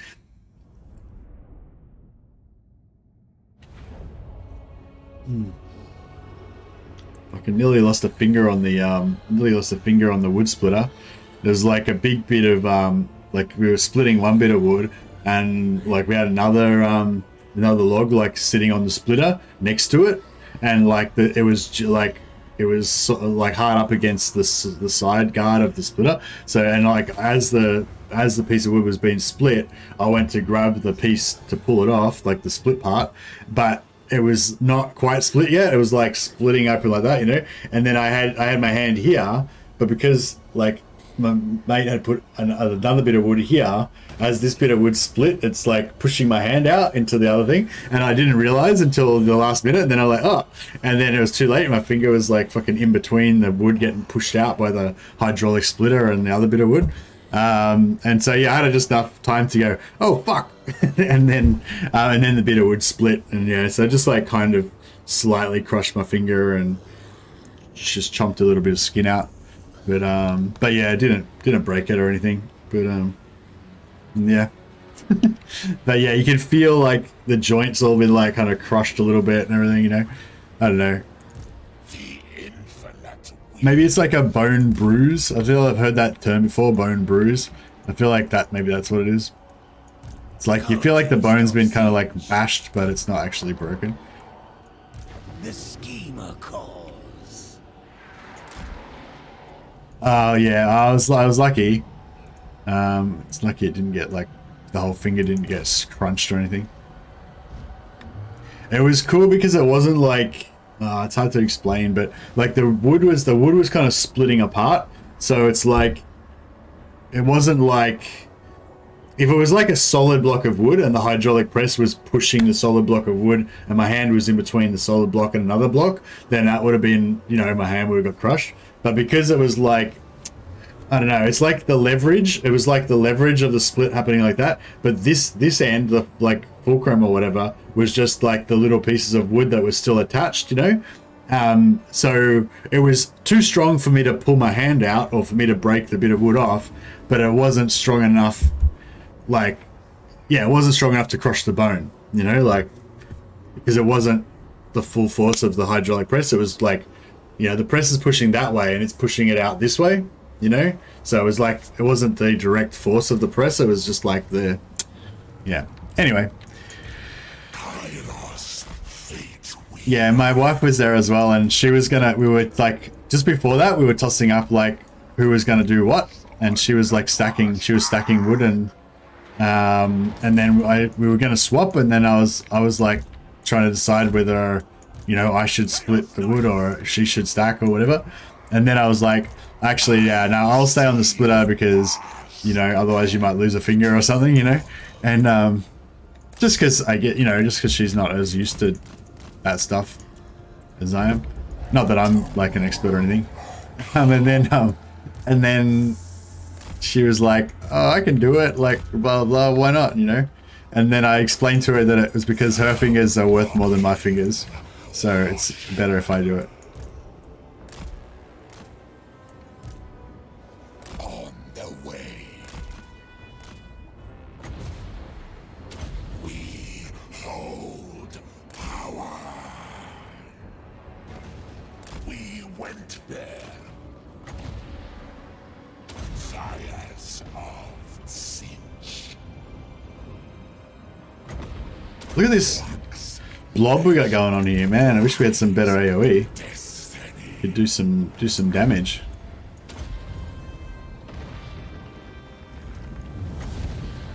The winds of change. The Raven God's will. We hold power. Mercy on chopping wood. Do as I say, not as I do. Yeah, but like, Kairos. no, well, yeah. I feel like there was like I was slightly more likely to, like I was like I was observing some safety kind of things, you know, of like only taking the wood from a certain direction and stuff like that. But it's just because my other mate put a really large piece of wood down that kind of almost went right up against, like it was like just a bad, like, you know, if that particular piece of wood hadn't been there, and if it hadn't been so oversized that it came up so close to the hydraulic splitter, then, you know, that wouldn't have happened. Like it wasn't, yeah, like I don't know, it's a bit hard because you get a bit zombified by just doing the same thing over and over again for hours, you know. But so maybe I would have thought about it and realized if I had have been a bit more switched on. But what I'm saying is I wasn't being stupid or anything. It was just like a weird situation that kind of happened, you know. Destiny. Like it wasn't like I was putting my hand in between the press and the back plate or something, like in between the, like there's like the splitter that comes down like this and there's a back plate and you put the wood in between, you know, and it splits it. It's not like I was putting my hand in behind there or something, you know, and just asking for it to get squashed, you know. It was just like a weird sort of situation. But yeah, I feel like just, you know, there would have been, well, yeah.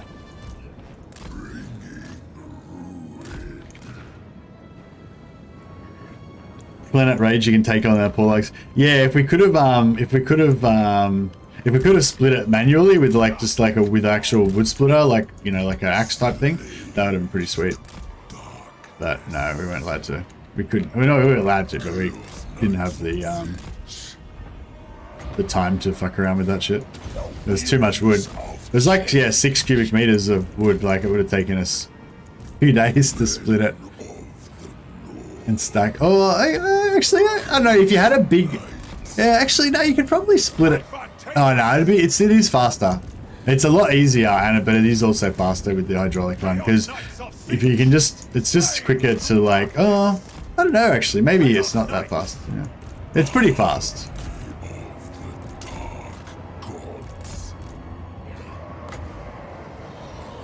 The Raven God's will. Chaos Knights of Tzeentch. Their fate will be dire.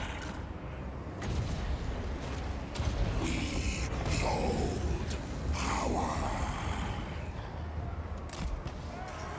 Hordes of chaos. We get the fuck out of here or what? Come on, bros. Let's go, let's go, let's go. Chaos Knights. Strong. Hordes of chaos. Nice. I know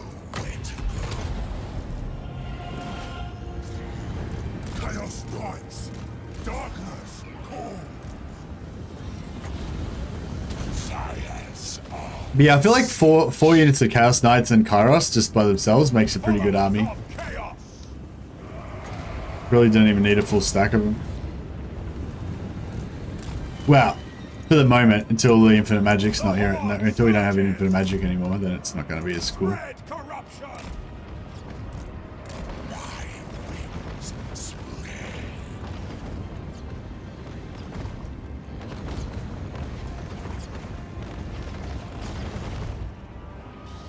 Fly us there.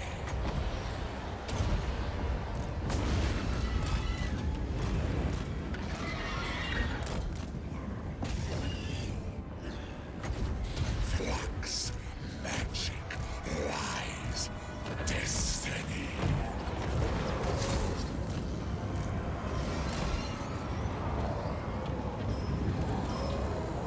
That was a pretty good charge. Chaos Knights of Tzeentch. It is foreseen. Ult. The winds of change. Right, we need to get the fuck out of here. Our dudes are all fucked up now. Bringing ruin. Followers of chaos. The Raven God's will. Eviscerate them. Chaos Knights of Tzeentch. We hold power. Alright, casting the heals on my dudes. I need to get the fuck out of there actually. Heals are all well and good, but these guys out there like, oh, we don't know if we want to play anymore. Did we kill their lord yet? Oh, nearly. Alright, you guys can carry on now. How about it? Rage and fury. Get some more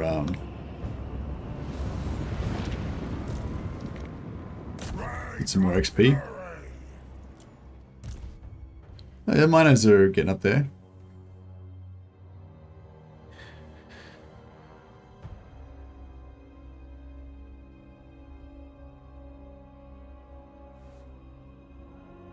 GG, Big Bird wins. Infinite Machis with Magic Edition.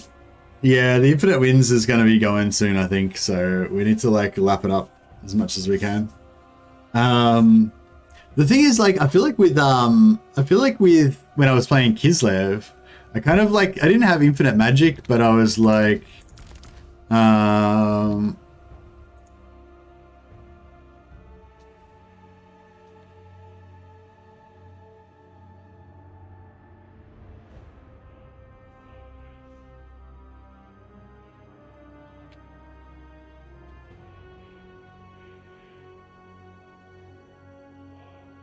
yeah, I feel like with Kislev I didn't even have Infinite Magic, but it's just like really cheap, like just spamming that Tempest spell that you use all the time. And on blobs it's pretty, like, it's not that great, it doesn't do much damage, but it's so cheap that you just keep spamming it over and over and over again until you just wipe out the enemy army. It's pretty good. Scarbrand's so pissed because he's separated from his true thing of lumberjacking. Yeah, exactly. I used to use a bone saw at work, and a new employee jokingly pretended to shake me from behind while it was running. He got fired so fast, lol. Yeah, it's like, yeah, like you just don't fuck around with that shit. What type of wood do you have, Dana? We had red gum and there was a couple of other types, but I think red gum was the main one. But I can't remember what the really big one was. The ones we were doing at first, the logs were about like that big, and the ones that we were doing later on, the logs were like fucking that big. Then yeah, and some of the ones that were this big, and they're about like that deep, and they were like half pieces, so they were really heavy. Yeah, I reckon they were probably, some of them were about like, I don't know. There was one of them that I had to like, I don't know if any of you guys watch Strongman, but there was one of them that I had to actually do, you know, when they do the Atlas stones and they have to like get it and like roll it onto their thighs and then roll it up onto their kind of sternum and then kind of like push it up with their sternum. Yeah, I had to actually do that with one of them. It was that heavy. So I don't know. I don't really do weights or anything, so I don't know how much weight I can normally lift like that. But, you know, I don't know. It was pretty heavy. I'd say it was at least 50 kilos, but it could have been more.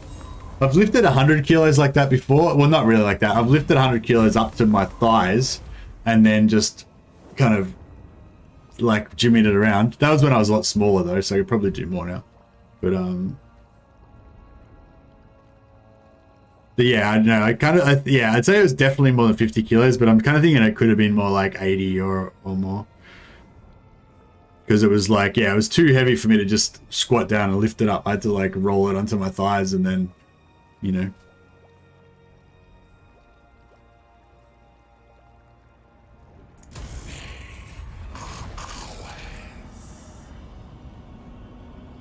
Die, be a Jinjo, get the giant axe out and take the Slayer Bow. Yeah, that's right. Doing it for firewood. Yeah. My mother-in-law, she burns wood to my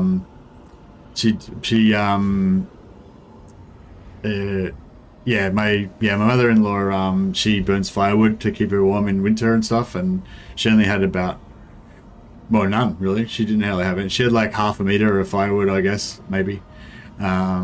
And so yeah, so we just did all this. There's about 2 cubic meters of chunks there, and we split them, and then we went and got another few meters worth from the neighbor and split them as well. As a rule, every time you try to do something yourself so others don't get hurt, you get hurt yourself. I don't think that's true, Matt, sorry. I think, like, you know, obviously it kind of might be true-ish to a degree, because if you're worried that somebody else is going to get hurt, then it's obviously something that's dangerous, so there's potential for you to get hurt. But I don't think that, like, you know, every time you try and stop someone else getting hurt, you're automatically going to get hurt. Like, usually it'll be because the other person's like less experienced, or they're younger, or they're just dumb or whatever, you know, and you're like, all right, even though you're dumb, I don't want you to lose your arm, you know. And you know, then you do it instead. But I'm not super, you know, like if there was someone else there that was like better than me, I would get them to do it, you know. But yeah, I just did a quick calculation, and the 2 things that I factored in were like, I've done a lot more work, manual laboring work, like with machines and with sledgehammers and axes and shit like that, with crowbars and with like large heavy things being pushed over and making sure it doesn't fall on you and all that kind of stuff. You know, like, I don't know, if you worked on a construction site or whatever, you know what I mean? Like, they're just like, every day there's like numerous different things that can kill you, you know? And it's just, you know, you just have to like concentrate on what's going on so you don't get killed, you know? And yeah, but my wife's never been in those situations. You know, she's lived in the regular world where everything's fucking easy mode and you basically can't die. You know, if there's like a puddle of water on the ground, there'll be a little orange sign telling you to watch out for wet water, you know, and shit like that, you know what I mean? Whereas if you're on a building site, it's not like that usually. Well, maybe it's better now, but when I used to work on building sites, it wasn't very good.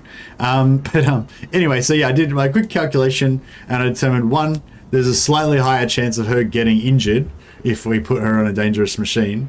And 2, also, like, if she was to get injured, like, it'd be a lot more, like, tragic, you know what I mean? Like if my wife was to get, like, permanently maimed or something, like, and lose fingers or lose part of her hand or something, that'd be, like, real fucked up, you know what I mean? Whereas if I was to lose a few fingers, it's like, got another hand, you know? Well, no, I mean, obviously if I was to lose a few fingers, I'd be pretty pissed off. But I'd much rather I lose some fingers than she lose some fingers.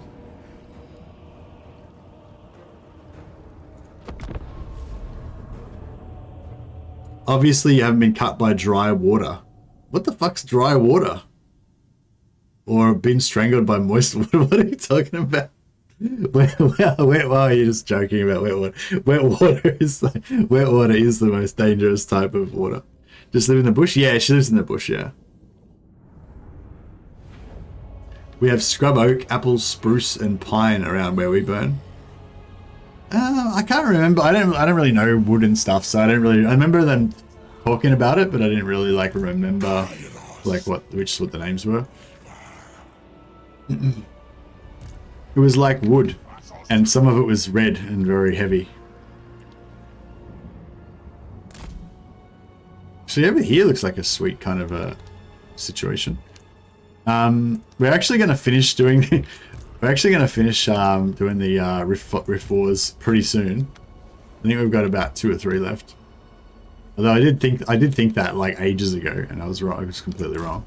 But I think I'm right this time.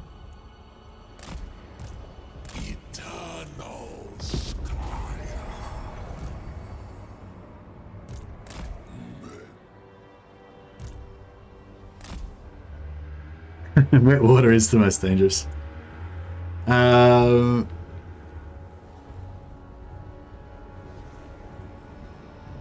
I know what you mean. I was just saying because my grandpa was a builder and he got his thumb cut off because he didn't want a newbie to use the machine as it was dangerous. Ah, shit, nasty. Yeah, it's bad. Bandsaws. Was it on a bandsaw? Like bandsaws and like table saws are like the most dangerous things. Like that's what people always chop off their fucking yeah. Please can someone appreciate that I sat here save scumming and waiting turn after turn in Slaanesh Realm to get both the sword and the sycophant in one go. I'm practically dancing. Nice one. Congratulations, David Barnes. I know exactly how you feel. It's a great day. It's a great day. Look at all these fucking right flies.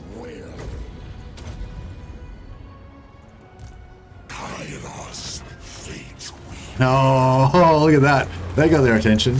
That's the best slot I've done yet. That was brutal. Look at that. It took like 50% of their health off. They got wrecked. Get wrecked, son. Does anyone else take glee at like doing bad things to the enemy? Like, even though the AI, it's the AI, you know, like I still like, I don't know. It's like my old Counter-Strike ego or something. It still kicks in, even though there's actually no person that's feeling any emotions about the situation. I still like to like imagine that they're getting really cut, that they just got, you know, outplayed. Spread corruption on tireless foot. The mocking washer. Like, sucker fell for it. Haha.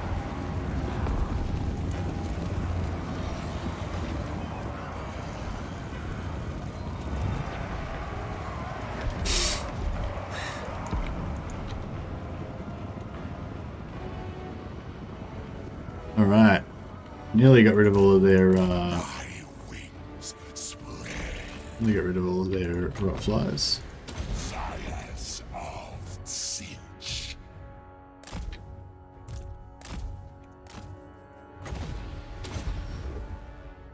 Oh, that was a good one. Yeah, they don't like this too much, the rot flies. This thing, it just wrecks them, doesn't it? It's really good on them. I wonder if it's good on cavalry. Probably good on cavalry as well. I like it, some of the shrapnel like bounced off and killed some of these guys down here too. That's cool.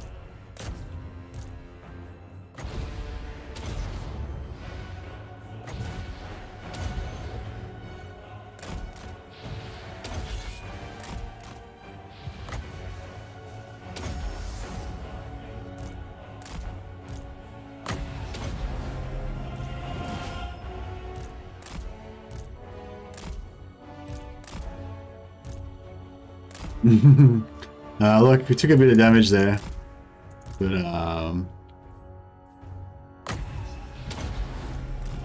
it was pretty fun.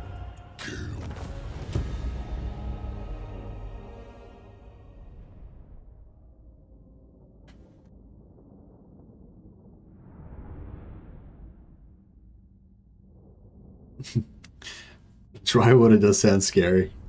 It's like, where does it come from? It's not happening.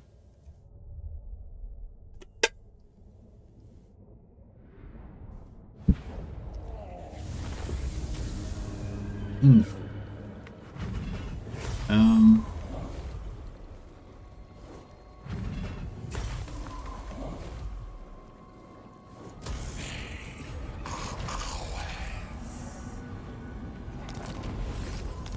Ooh. All right. I think, are we done now? I think we might be done. We done? Let's do a quick scan.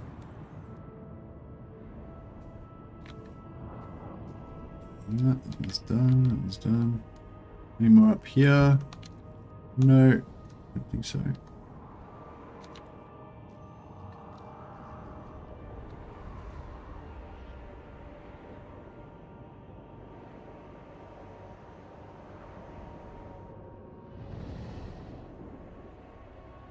Oh. I got one more there. Oh, two more there.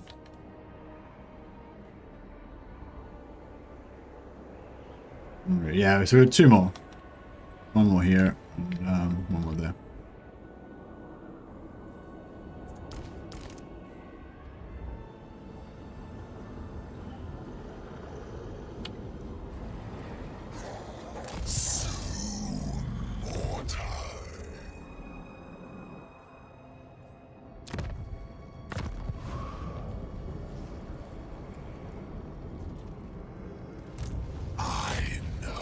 What the fucker?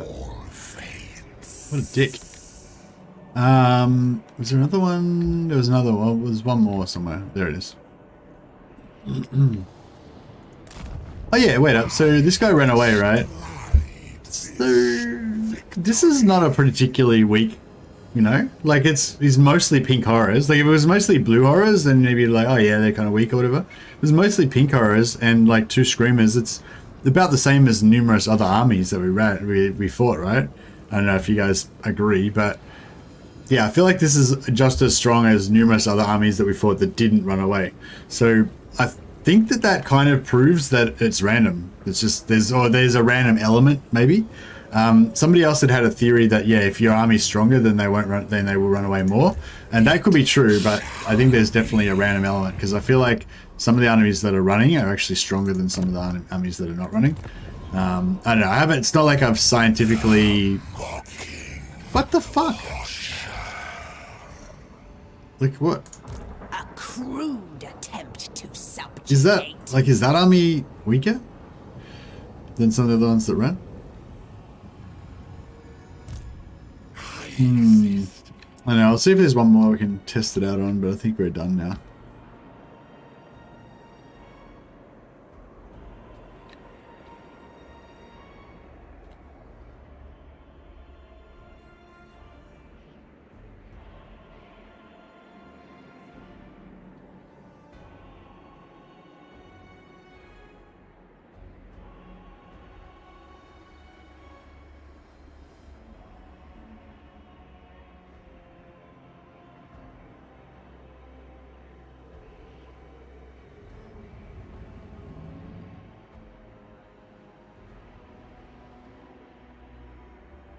I really want to migrate down to this island and just I don't know what I want to do there. I just want to do it. What's the faction that can just have only one settlement and doesn't care?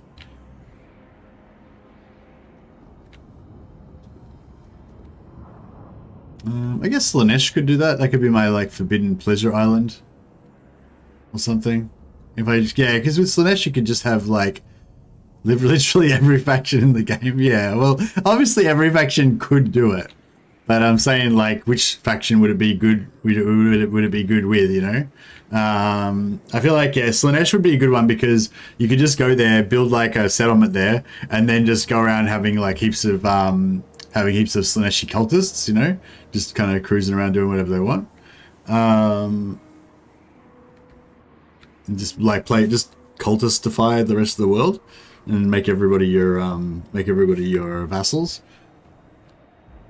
Like you'd end up with like minus 10,000 per turn, like cost from your armies, but you know, you could maybe support it with stuff, with just endless battling, I guess. Whatever. The only problem is there's no rifts, there's no rift there, so if you wanted to nip home for some reason, then you wouldn't be able to do it. Oh yeah, ogres, so you can cover it in camps. That'd be cool. That's a really cool idea, Dash Dash. I want to do that now. So, do we think Greasus or Scrag is better? I don't know. I feel like Scrag is just flat out better, really. Like the mass, it's sort of like hard because the mass bonus that you get from Greasus, it kind of seems like, kind of like how we were talking about Karl Franz. Oh man, I want to play Empire again.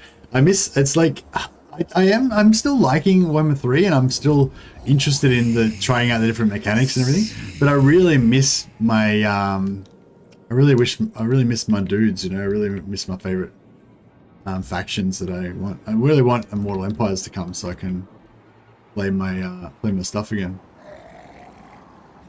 Alright, well I guess we'll come, oh wait up, I need to click the Traverse Rifts thing. Oh yeah, should we try and go into... Victory was always assured.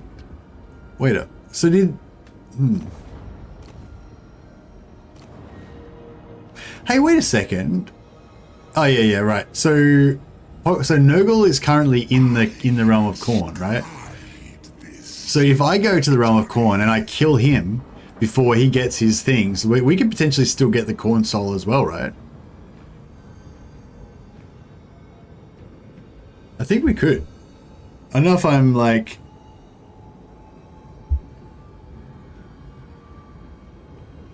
accounted for. Classic.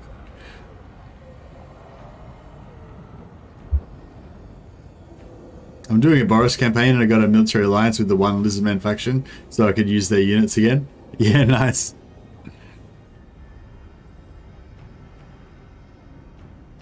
As long as Nurgle hasn't been in the turn over. Well, as long as I can reach them and kill them next turn, then we're good, right? I exist in the future. All right, let's give everyone their steeds and like level up and everything because everyone's got like 27 levels that they need to spend. So we'll just get all that shit done. Oh, actually, shit, we need to get our.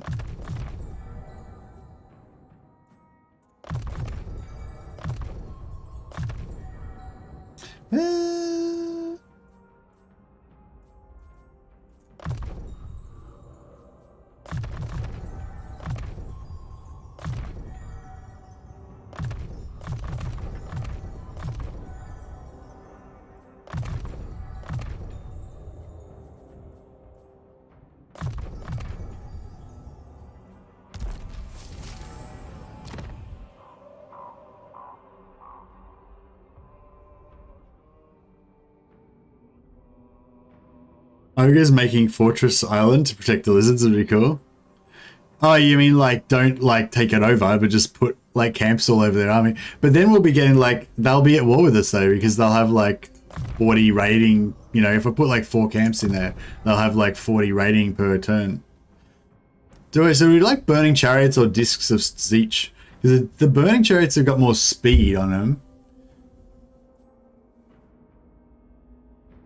But the discs, sorry, have got more speed on them, but the Burning Chariots have more health. I kind of feel like the speed's probably better.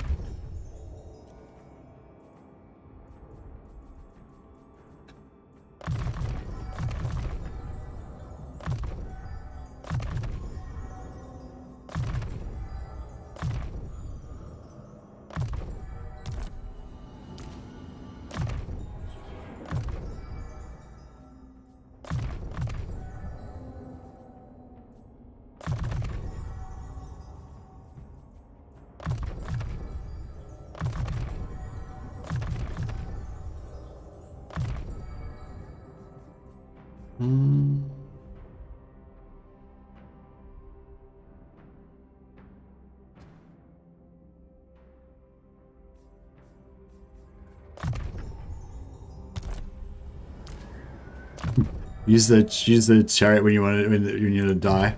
Yeah, I'll put him on a Z. We'll put him on a disc so we can be a bit faster.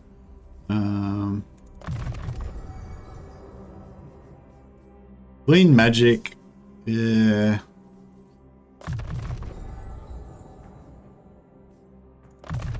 Doesn't really matter. I'll just spend the points so we don't have to keep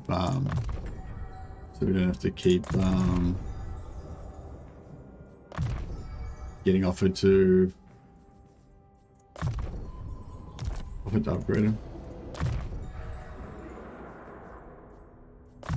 Give him some cheap fireballs, more corruption, mentality. Oh shit! I haven't even got an arcane conduit yet.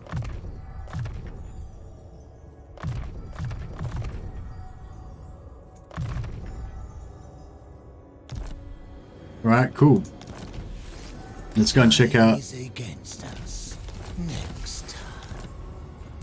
Tomorrow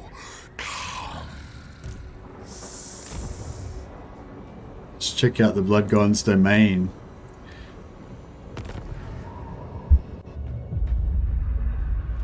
Steed of Slaanesh is the fastest? Not sure. Domain. Question. Which of the demon mounts is your favorite? The Steed of Slaanesh, the Discs of Tzeentch, Rotflies of Nogel, or the Blood Crushers of Khorne? Clash in gladiatorial contests of unending slaughter. Khorne can also get the whatever you call it, the Blood Throne thing or whatever it is, which gives you regeneration. I like the look of the Blood Crushers better, but I like the regeneration probably better. But it depends like which. I wasn't talking about just the mount stats. I mean overall, which one you like most. Yeah, it just depends which one you want to use. It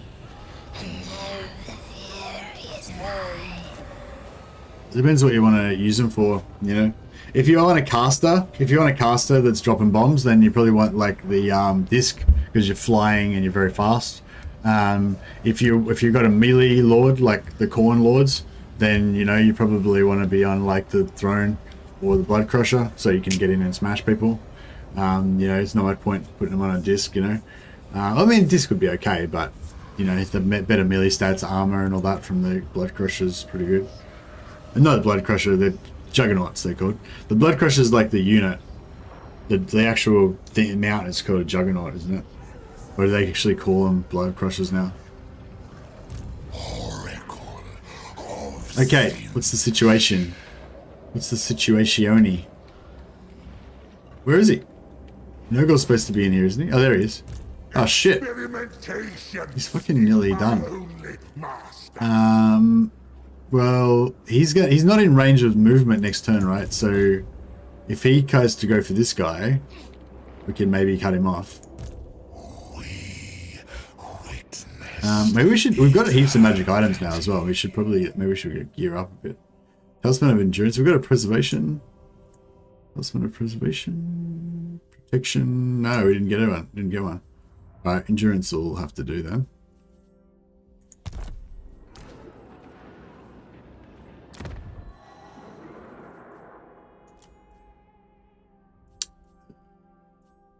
Tricksters. Helm, I guess. Giant fences blades. Talisman of Endurance, very nice. And enchanted Vision of Healing, yeah, sure. So, an arcane. Don't need Forbidden Rod. Just call it Blast, I guess. It's okay.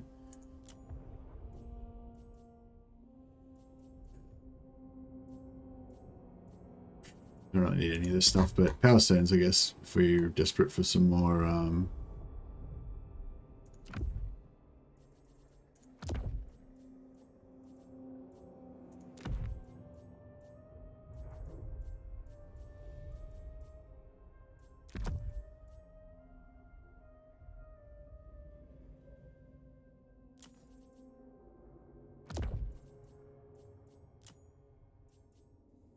Charm Shield?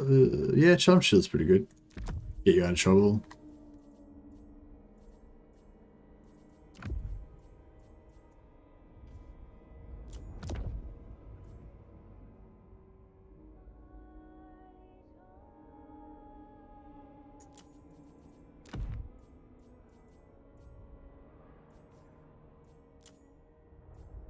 And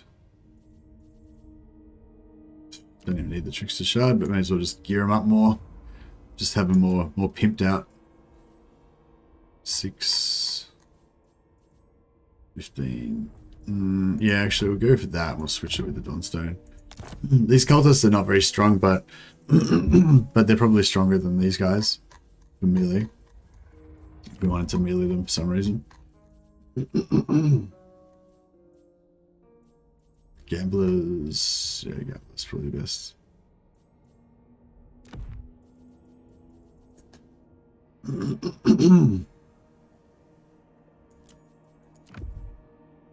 Cool.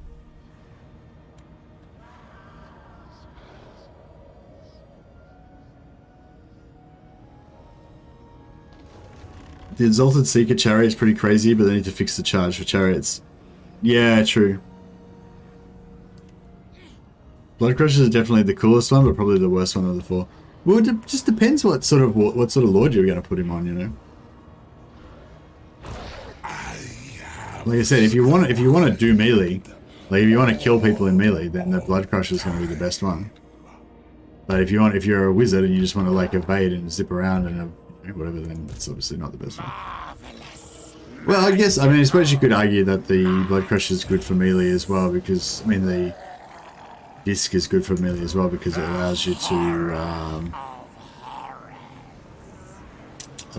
to get to the enemy faster. Do we get rid of all of our lords? No, we've still got one here.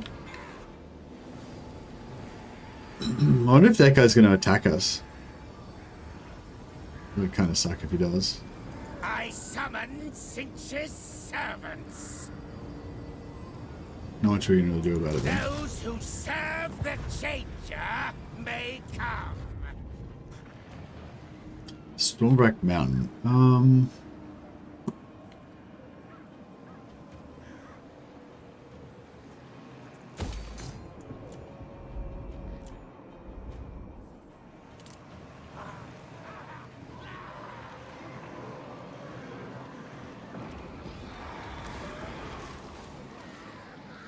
FYI, inventory is limited, but there is no counter telling you that. Oh, thanks for letting me know, Sip. I didn't realize that. What happens when you get full? Do you just not get any more items after that? Oh, that's a good point. We should melt down some of our stuff and see if we can get some decent shit. Excuse my French.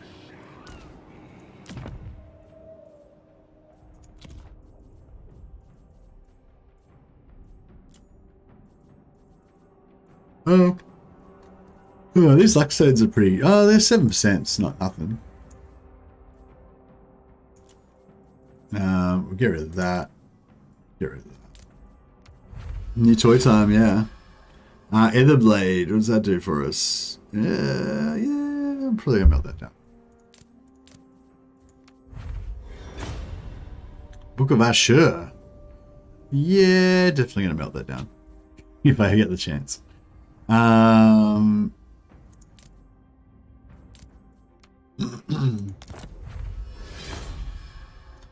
Command, yeah, we can melt that down.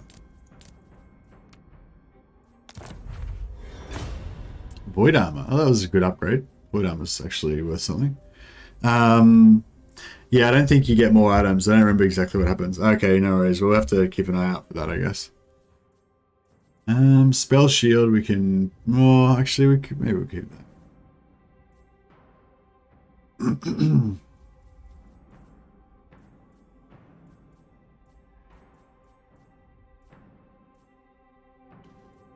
I feel like her talk is kind of useful, but yeah, I don't know. I just want to melt things down. Trickster's Shard we don't need. Forbidden Rod we don't need. The Portal Glyph. Nice. We've already got one of those, but they're pretty cool. More summons.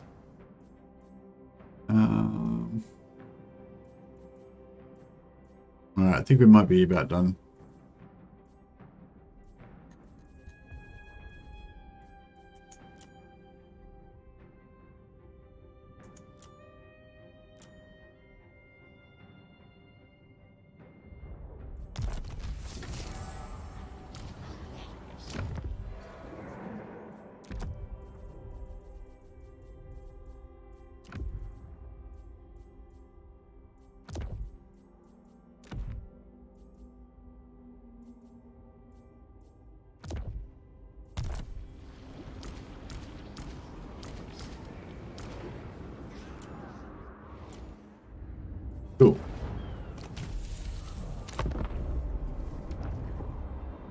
Imagine destroying a Wand of Jet and a Power Stone in Warhammer 2. Oh, well, I wouldn't destroy the Wand of Jet and Power Stone absolutely if I was playing as Kislev, because they can't get infinite magic.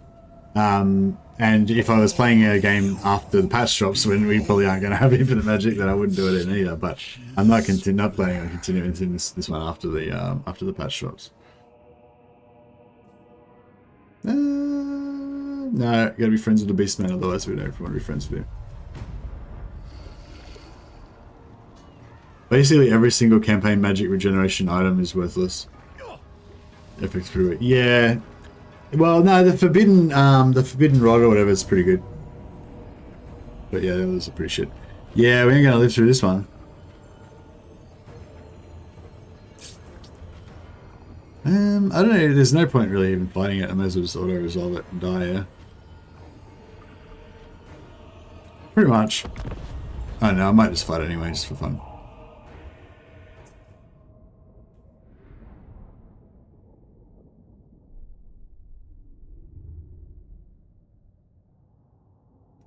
No, if you're trying to stay at 100 wins all the time, then you know it's going to be very difficult. But if you just want to stay between, like, you know, 60 to 90, then I guess that's what it's built around. You know, like, it's just like, yeah, you can always lose wins if you're in a calmed area, but you know, if you take the points, then you'll gain wins faster in the non-becalmed areas. I'm so excited to see how Empire plays in the new rule set. You know, and yeah, like Empire, you know, Empire Wizards having like Bright Wizards and stuff, trying to like manage your wins and everything, and I don't know, it's kind of cool. There's nothing we can do to survive this, is there? Yeah, we ain't walking away from this one. I don't even know why I bothered doing this. We're definitely gonna die. Like, everyone's gonna die.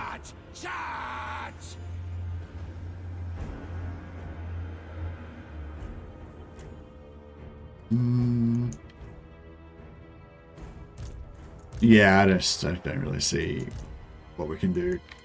Well, I suppose I can try and weaken them a little bit so that, like, they don't attack our garrison as fast, or they're weaker when they do, or something.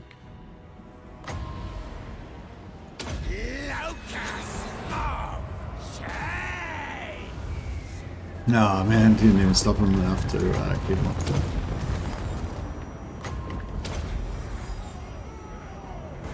Oh shit, these guys aren't even going to get into it. They're probably going to melt.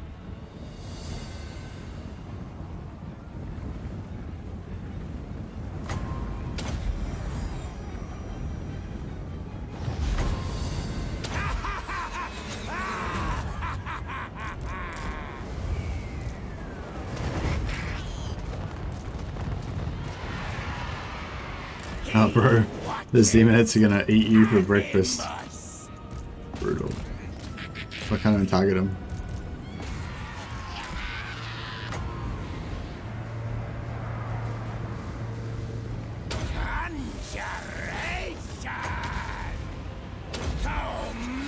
Check it out, no one's attacking him, he's just like getting his shield back. Just trying to run between these guys.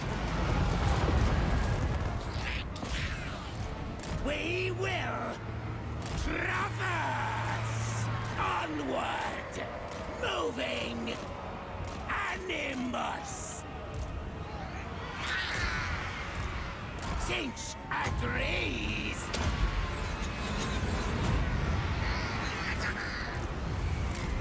Behold my iridescence. Transmogrification. Go! No, it's nearly over. Get one more spell and drop on this guy.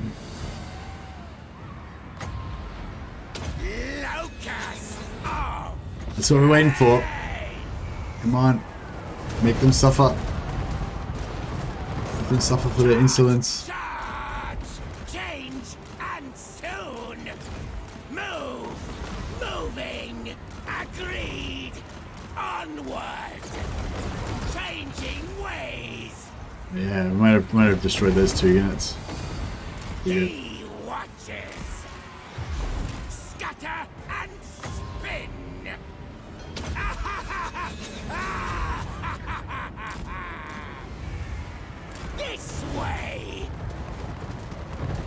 Oh, we did a bit of damage. Did a little bit of damage.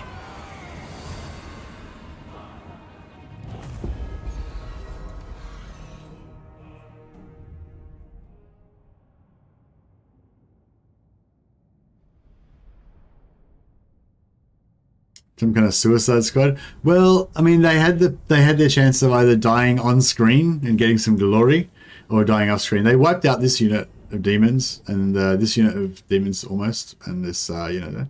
It's like these demons go back when they die. They go back to the warp, and then they get regenerated again or whatever. So these guys have all gone back to the warp, right? But yeah, these demonettes have also gone back to the warp. They're gonna remember that we screwed them over, so suffer. Demonettes, basically.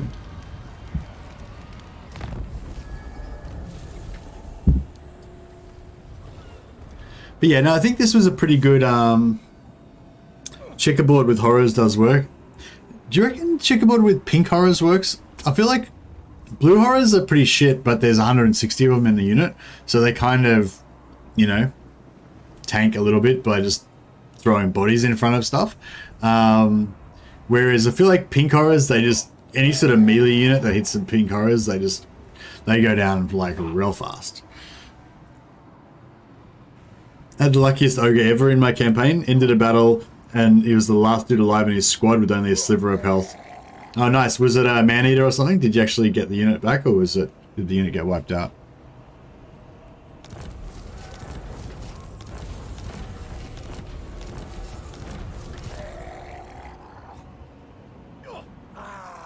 What does this lit up mean? Does that mean that I'm in there? Oh shit, we got company. Nurgle and Demons of Chaos are in there. Okay, everybody's coming. It's like party town in there. Marvelous. Right, we need to kill Nurgle. This guy's only got one. He's only got one thing left. Wait, was he coming in through the portal? Oh, is that where he came in through? Okay, right. Kairos, Fateweaver. Alright, cool. So if we kill him, then he's not going to get the soul. Oh man, I like Khorne's Realm's cool. You just go in there and fucking gladiator on with everyone. Just kill everybody that comes in there. It's heaps cooler than Tzeentch, because a lot of people have suggested that if you go into Tzeentch Realm and then just park your army on the 3rd tier or whatever, then the other guys will just give up and leave. But how much cooler is it just to go to Khorne's Realm and just fucking kill everybody that comes in? You want this soul? You gotta go through me. I think that's heaps cooler, heaps more fun as well, and you get the experience, and you can steal their items too.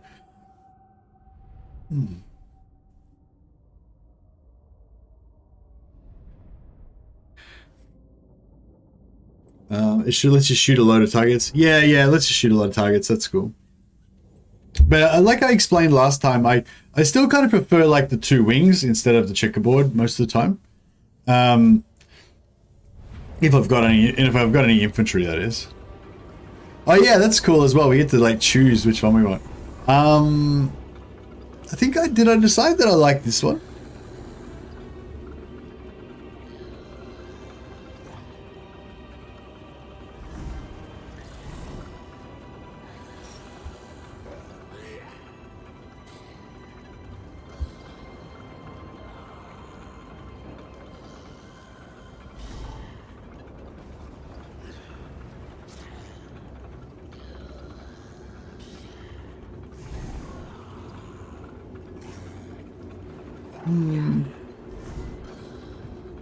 Fire's good, I guess, because we can do fire weakness to them.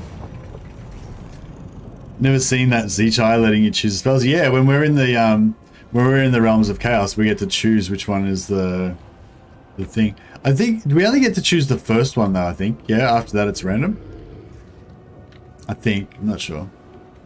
Check this out. There's a river of fire, and there's a bridge that goes over there. Don't know what happens over there, but yes, we're over here.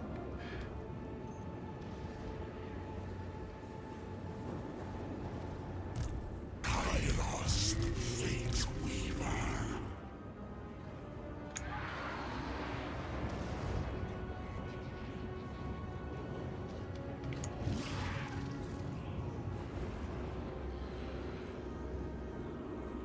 Zenith Oberkan!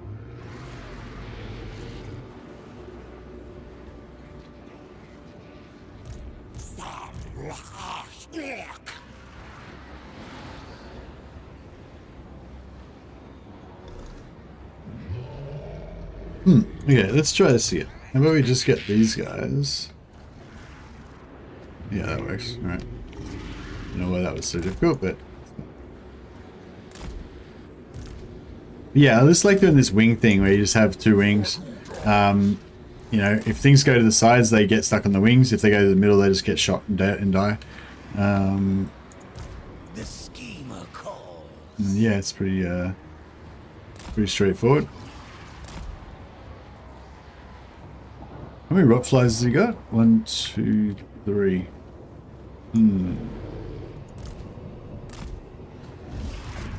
Got a Minotaur Terraria at the back here.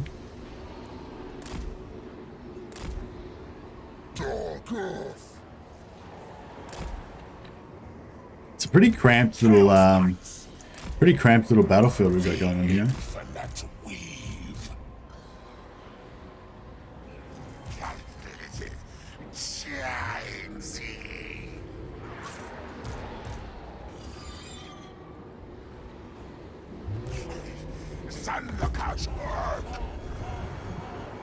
I wonder if we could go across. Because if we could go across the other side there and start like, you know, just use this like crazy ass choke point. Be nice. I wonder how much we can shoot at these guys. Magic lies destiny.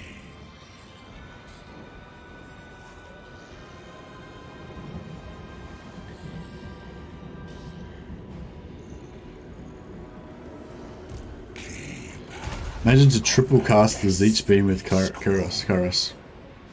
It's pretty cool. My wings spread.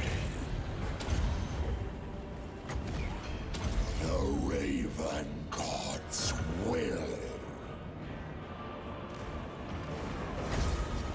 Fires of Tzeentch.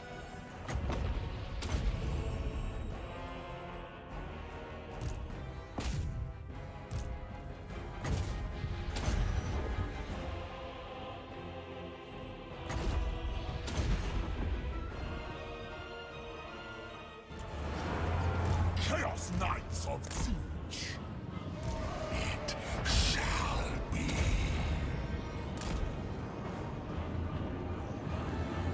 Chaos Knights. Onward, Northmen. We hold power.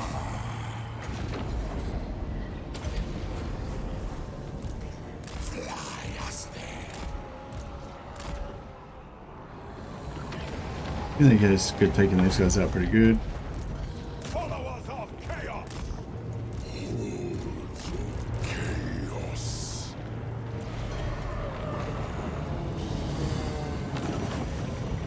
Yeah, so we Seeking so yeah, we didn't get to choose this one. tireless. First one was the first one we chose, but the ones after that have been random.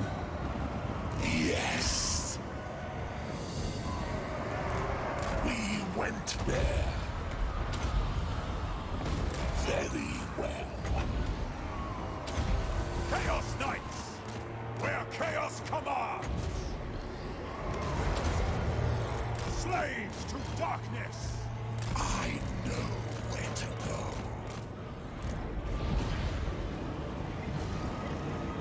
The winds of change. Onward, Northmen! It is foreseen.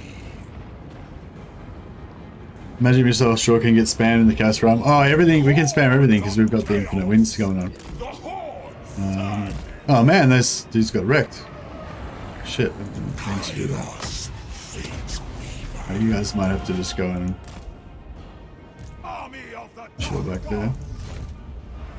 Chaos Knights of Tzeentch. You need to go back and chill as well. These two guys are still pretty ready to rock and roll. We have moved.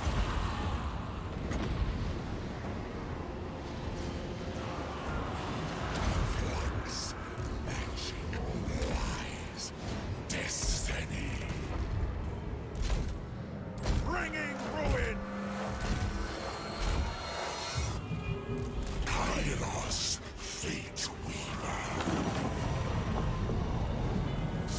dog.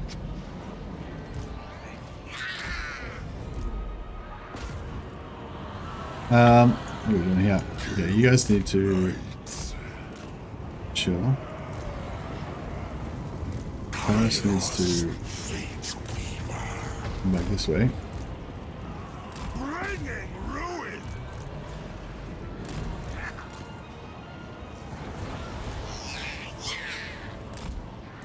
Bomb.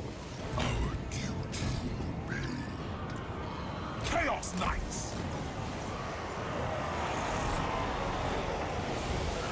Kairos, Fateweaver.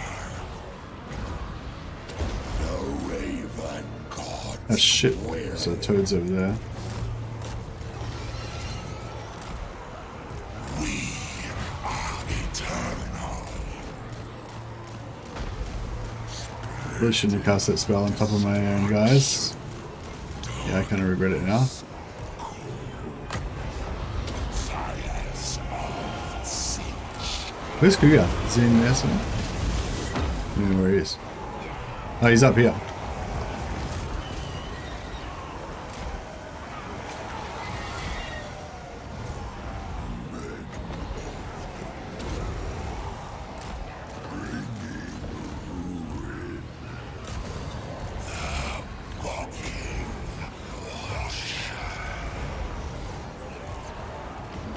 I see the past. These guys are wrecking those toads. That's good. It serves chaos.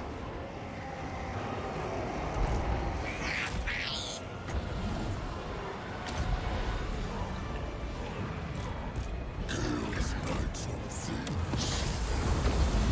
We hold power. Man, Kugat's just eating these flames. It's not really killing them though, like the way it does with other lords.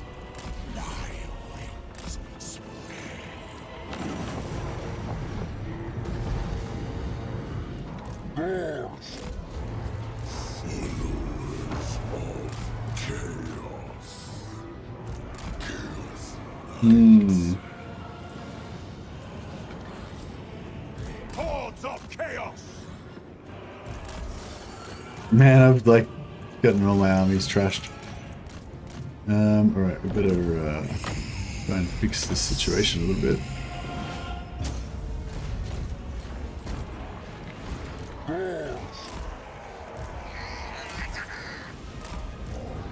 Darkness calls. Chaos Knights of Tzeentch. Moved.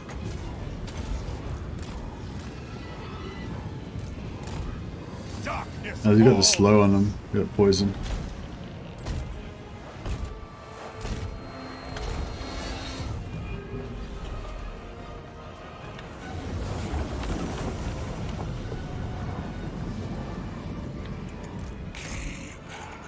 Of the Destiny Scroll.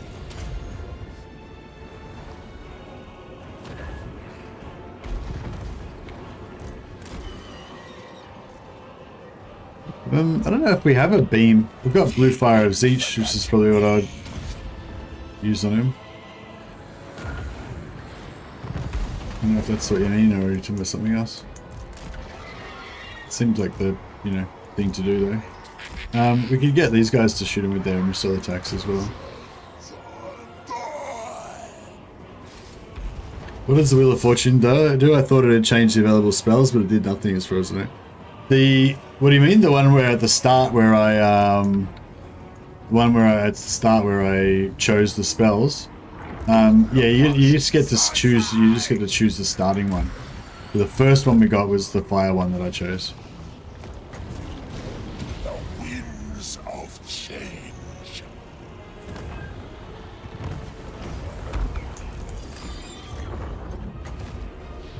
Flux, magic, lies, destiny. The Raven God's will.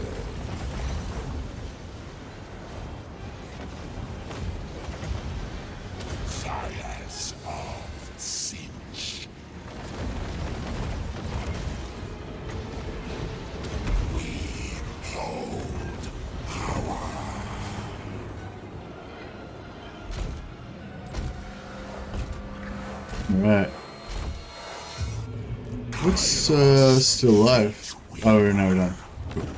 Yeah, we took a fair bit of damage then. But that's right, at least we knocked Nurgle out of the race for the console. Surely he's gonna get wiped out off that. There's like 1% of 2 units of Forsaken left.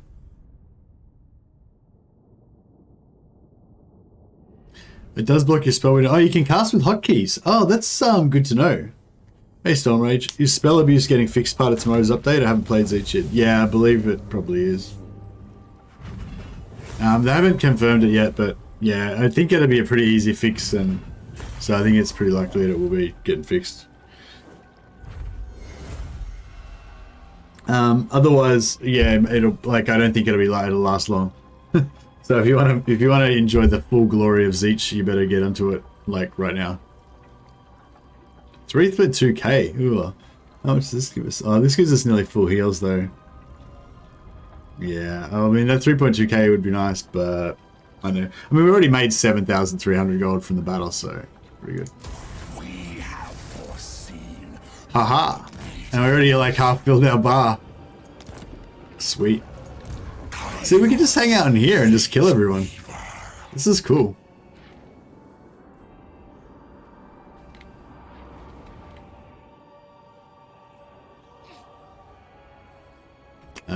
We should go after the Demon Prince, I guess, so... We'll head back over this direction. We don't really know which direction he's going to go. I mean, he's probably going to go this direction, right? So, we'll go this way. Yeah, I'll kill all the AI factions first, and then we'll go for the other ones.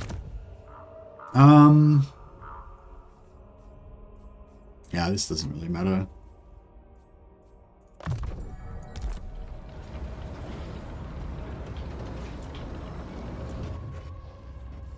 Do Beastburns factions still respawn after a while, or are they permanent dead when the faction's destroyed? I haven't noticed. I think somebody else said that they don't, or that they also have never seen it happen.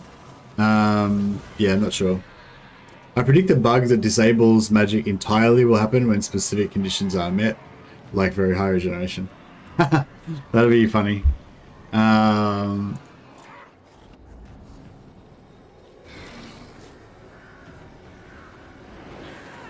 Yeah, I don't think we really need cults, eh? Oh, is this guy sieging us already? You may touch me only in... What's that garrison look like? Okay, garrison's for shit. None but Slanesh may dominate. I don't know if we can beat them with this garrison. I kind of feel like they'll go through us.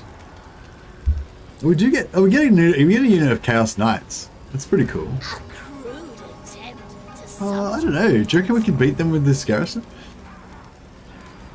I kind of feel like we'll do better in the open field than in the actual siege, but I don't know.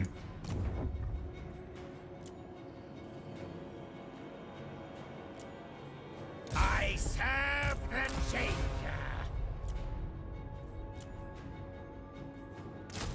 Those who serve the changer may come. These Chaos Knights are pretty badass. I wouldn't mind trying out these Spawn of Tzeentch and seeing if they're any good. I kind of don't think they would be, but yeah, I don't know. They've got a lot of health, you know, so you could heal them. Yeah, they got like 550 hit points each. They are large though, but yeah, I don't know. So these guys have only got about 85 hit points each. It's still pretty good.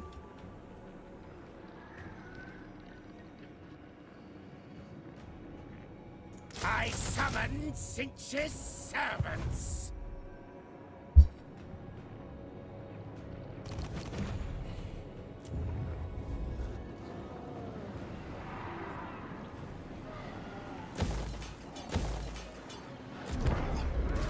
Anticity said the Spawn of Tzeentch and Forsaken together an amazing combo. Anybody tested it out? No, I haven't tested it out. But like Anticity is normally talking about multiplayer.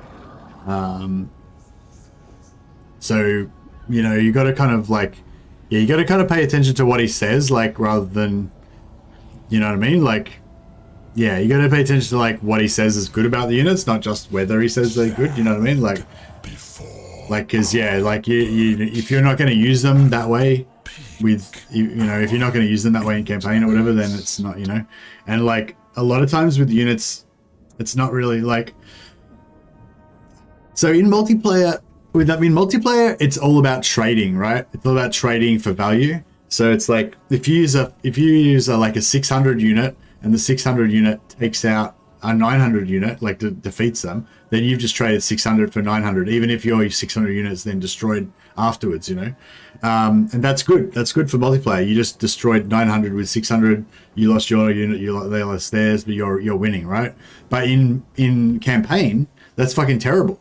Like it's, you know, that's horrible. You don't want to fucking lose a unit to take out a unit. You want your units to be able to kill their whole army and take no damage, ideally. So, you know, it's a lot higher. Yeah, it's a bit different. But anyway, what I'm saying is like, so I haven't looked into it, but like for that specific example, you know, like using Forsaken combined with Spawn, it's probably a good, like he probably explained the mechanics of how it works and everything, and it probably like does a good, like the two together is greater than the sum of the two parts and all that sort of stuff. It's a pretty common thing with monstrous infantry that they tend to work good with little guys in between them. But that still relies on you like grinding in melee, you know, which is not necessarily what you want to be doing, you know. So you might be better like getting rid of both of those units and putting 2 more units of pink horrors in. The 2 units of pink horrors are not going to do very good in melee, but you're not going to let anything get you in melee at all. You know what I mean? So it's like, yeah, that's that. Like, I'm not saying like I haven't looked into it at all. I'm just saying that's the kind of thought process that you want to look at, you know.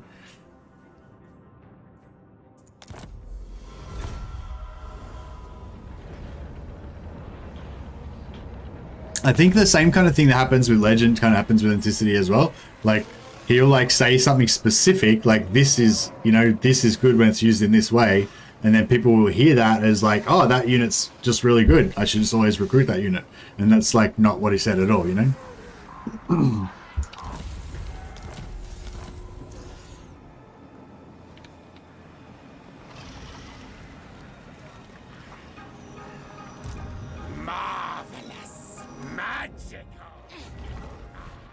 Where are you, Daniel?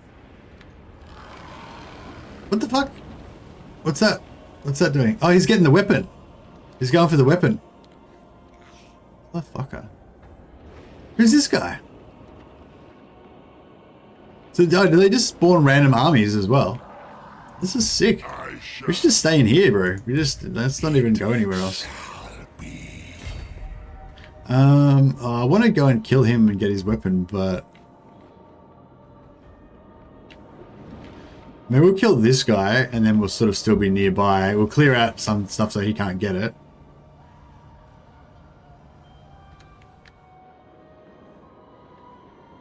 Attack. Yeah, it spawns random armies so the blood keeps flowing. Oh, fantastic, Kairos.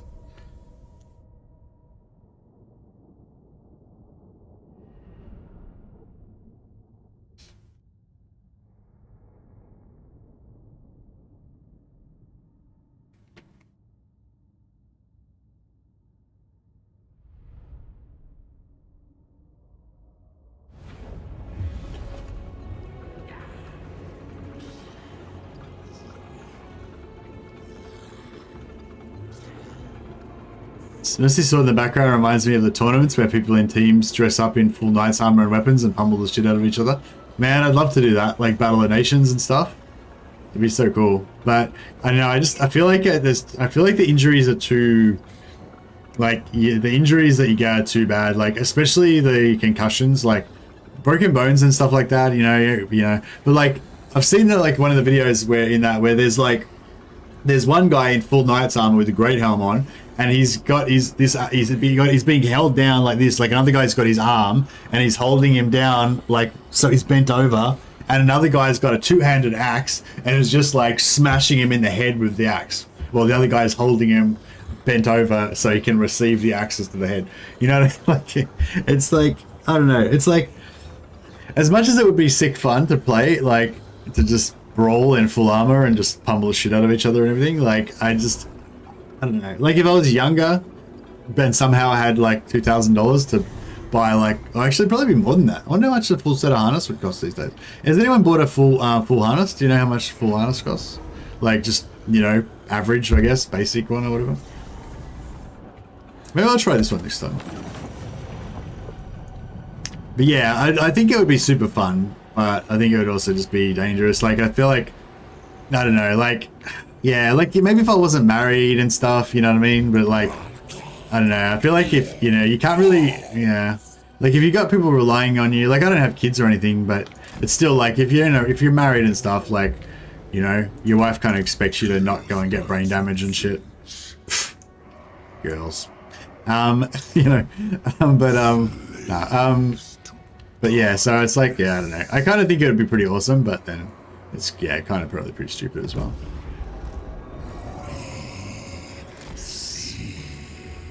It's a, yeah, I feel like there was a time, like, back in the olden times when they used to have to do tournaments to, you know, assert their dominance and so forth, or whatever. I don't even really know why they used to do tournaments, I guess. But, you know, I'm sure there was, like, a reason, but... Kairos, Fateweaver.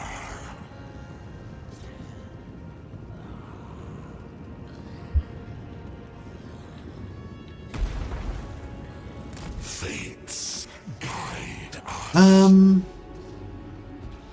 Do you reckon my chariot could get over here and kill this dude without getting smashed by this rock throwing dude? I reckon you maybe could. Let's see if we can get that done. Maybe we can kill the rock throwing dude as well. Oh, we've activated him. Like, I think this one's going to be a bit hectic actually. We might need to get the night sound up here a bit quicker.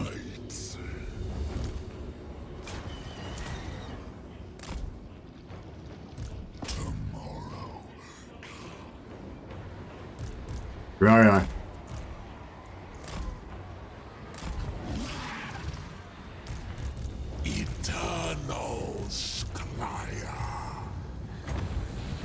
Oh, cool. We're getting them to screw up a bit. Okay, cool. Yeah, that's cool. Just, you guys just mill around. Just be kind of useless. That's exactly what I need from you. This is drilling this guy. Whew. He's getting wrecked. They've got a lot of large things, and I just don't know if our magic is going to do much. I'll be interested to see if the gate does much to these large creatures. But yeah, having their lord dead should help a fair bit. Magic lies destiny.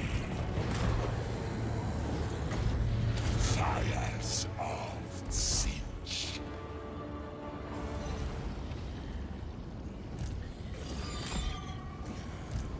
Fates guide us. I wonder how bad these things are. I feel like they're going to be bad. Where chaos commands. Rage and fury. Men of the North. Kairos, Fateweaver. Army of the Dark Gods. The winds of change. Get the fuck out. God's will. We get out of there. I see the past and tomorrow. Is he still alive? Fuck, I thought we killed him. Kairos, Fateweaver. Untireless burnt. Spread corruption. Spreading destruction. Onward, Northmen. Oh shit, I think I fucking casted that spell on top of my dudes. Very well. Dudes, get out there. Sorry, dudes. They're getting wrecked now. They're getting wrecked. Oh, well, it happens. Oh shit, that thing's really bad. Why don't we do a bit of a lap around here? How about you kill that fucker? If we get him off the field, no, get him like not off the field but dead, then that'd be really good. Darkness, cool.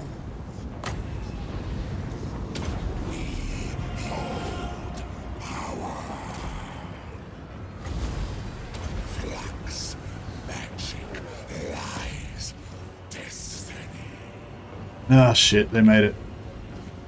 Gold. The North decides.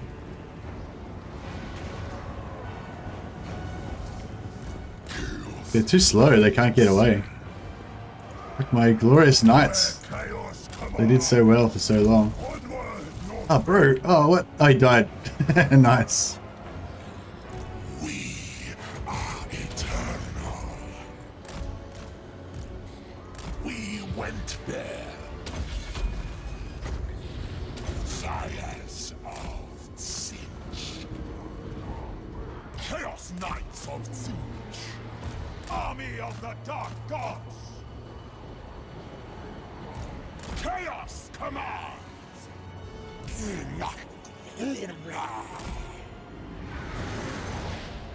Onward, Northmen. The winds of change. Eviscerate them.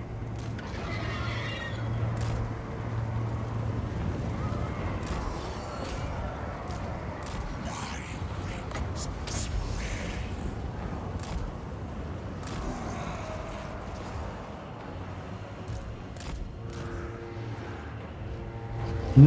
This is a bit of a rough little fight here. Knocking.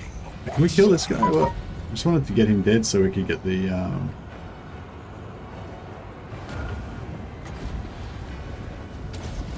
Raven God's will. You guys need to get the fuck out of there. Did we get him? Yeah, we dropped him. Nice. Dark. Yeah, these guys coming up here are all going to get deleted. This is what I like about this. Just keep this at the back, far enough back so that they just get deleted. Fence of Despair, yeah, nice. That's good. These guys, you guys need to get more, need to regenerate. Where chaos commands. Yeah, just hopefully that like reduces their stats so we can just get out of there. Yeah, minus 24 melee attack. That's good. The way. Yeah, anything that comes up here is going to get deleted. That's fine. Need to just rotate that a little bit now, though.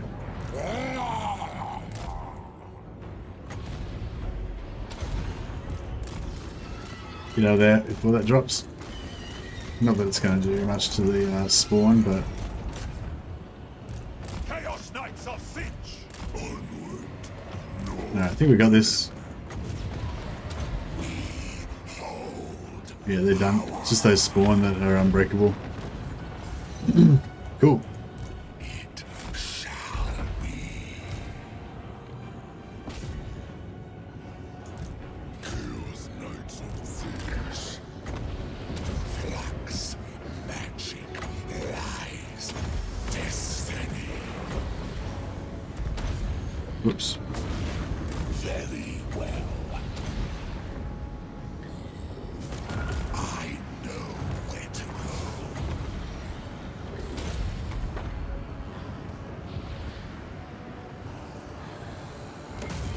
Fires of Tzeentch. Cool.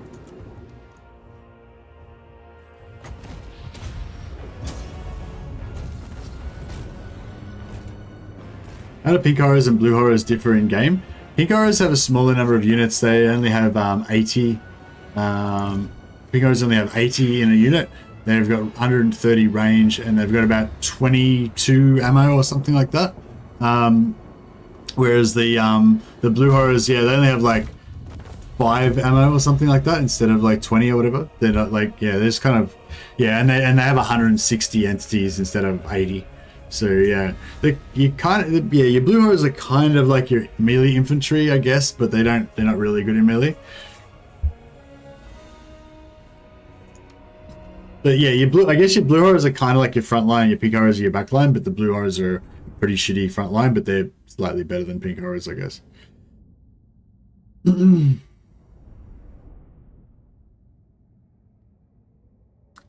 Orcs should have been the cause of Khorne since they literally live for war.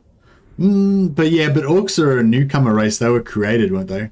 So they couldn't have been the cause of Khorne because Khorne would have existed before they existed.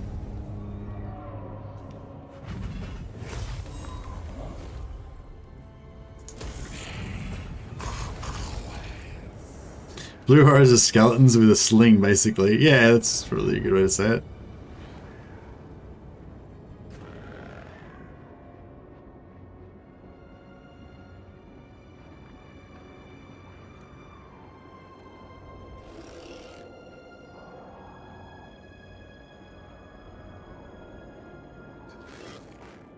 Apparently humanity alone is responsible for Khorne, Nurgle, and Tzeentch. Oh, really? How does that work? I feel like I've kind of heard the same thing, so I'm not arguing with you. I'm just like wanting you to tell us the story. Why why is it that humans, like, why didn't the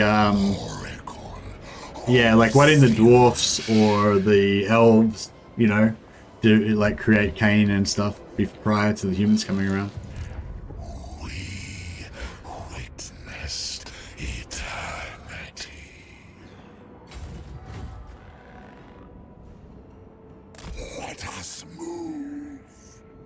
Yeah, hopefully after he comes there and gets his weapon, he'll come back out and we can kill him, take his weapon, maybe. Forsaken can beat Jade Warriors in melee, so maybe they make a good front line. Yeah, Forsaken make a good front line. I was just talking about only blue horrors and pink horrors, you know, comparing them. Anticity recently made a video on that. Jade Warriors beat Forsaken. Oh, Jade Warriors beat Forsaken. Okay.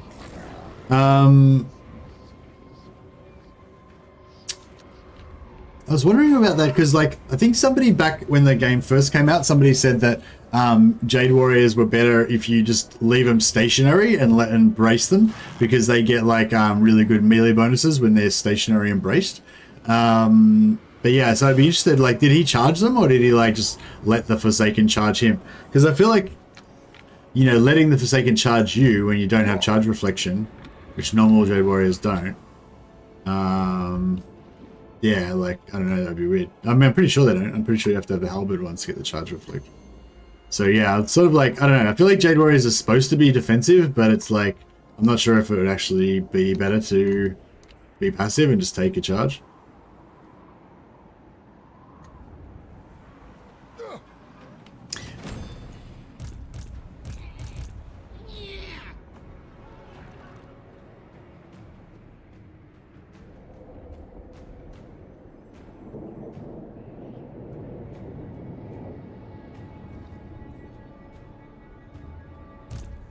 None but Slanesh may dominate me. Seek out. You may touch me only in dreams.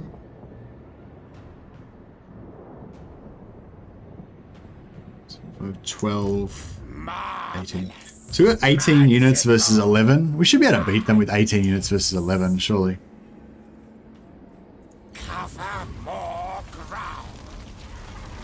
I'll do my best.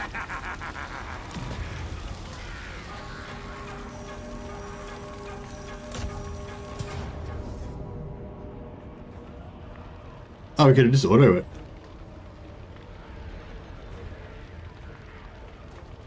I don't know, I kind of want to fight it. I think this will be a fun little battle. We should have a good advantage, so it should be pretty easy, but yeah, still should get a good fight out of it.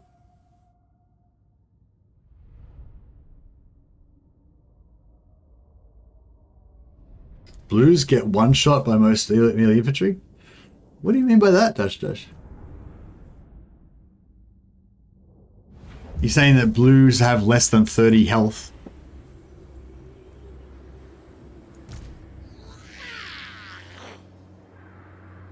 $7K.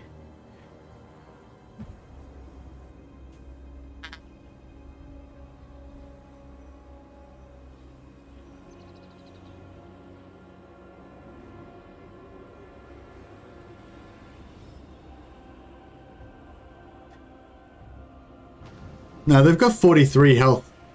They've got 43 health. There's not very many infantry that do more than 43 damage.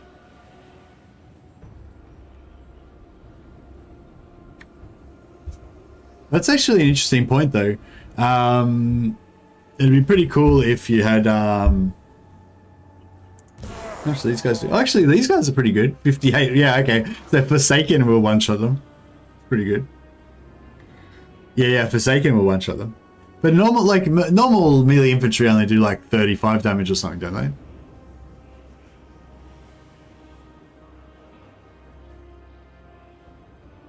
Like, yeah, maybe, like, great swords and stuff. Like, yeah, maybe, like, elite offensive infantry.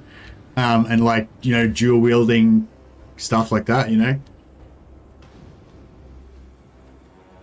But yeah, that's actually an interesting point. They probably got, like, the Blue Hordes have probably got, like, just the right amount of health, you know? That makes them, like, you know, because, you know, like, one hit... Like, just say you have, like, a unit that's got 45 health, and then you've got, what do you call it? Just say most enemies do 35 damage or something, or whatever. Then you just have, like, 36 health. So you pay for the minimum amount of health that allows you to survive 2 hits, because then it basically takes you double, you know what I mean? Like having 40 health, if your enemy does 30 damage, say, then having 31 health is just as good as having 60 health, you know? So yeah, I wonder if that's sort of like why the Noblars are so tanky as well. Maybe they have like just the right amount of health that they, you know, can survive 2 hits or something. I don't know. I feel like it's something to do with the size of the models or something with Noblars. They just are weirdly tanky in a lot of situations.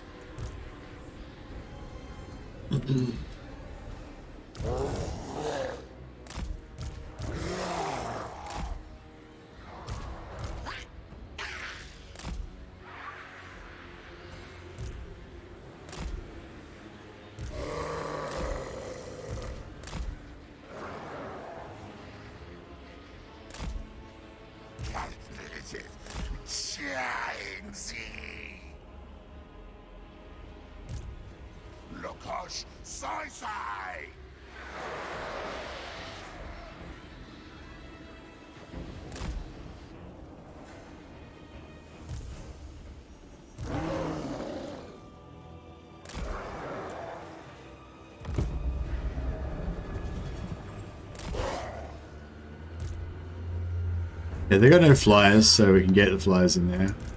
I'll put the cav probably over here or something. They've only got 1 unit of cav. Oh, they got 2 units. But their units are shit. Our units are good. Oh, they're anti-large, aren't they? Yeah, they're anti-large. We're going to put them anti-large. How much armor have they got? They got no armor anyway.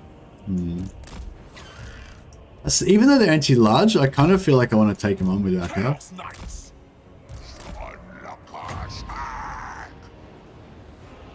feel like I'm not going to hit this. I'll try it. Nah. That was a swing and a miss. Slaves to darkness. Let us pass aside. Seeking victims. Not silence. Animus. Yes. Let the Furies tackle the cavalry. Actually, yeah, the Furies could take out this small unit probably pretty easily. I want to do the Furies and my cav, like double team them. Alright, hopefully that one's going to land. Ah! Oh, fuckers, they're... Oh shit. I got way too close to those demonettes. Those demonettes can easily catch me and wreck me. Here we go, we got some...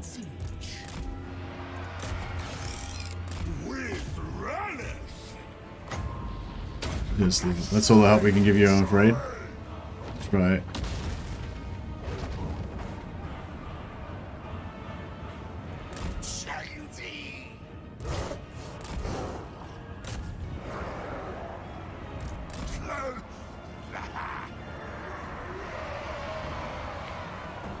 Hordes of chaos.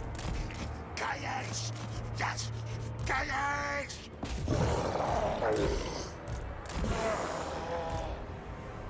Shit, where'd this come from? I thought it was just like one unit.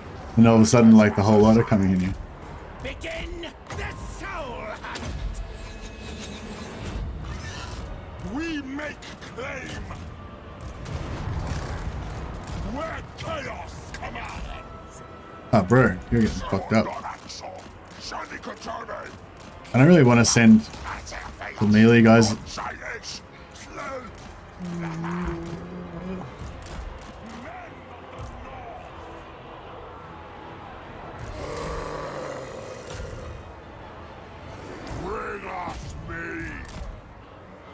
Oh!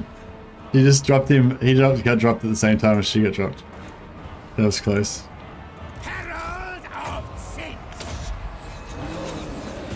But yeah, I think we got this.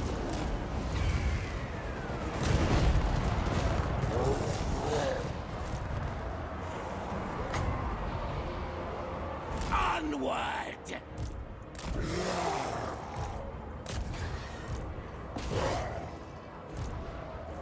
He watches.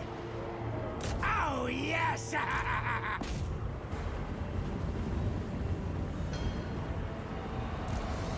Savage duty.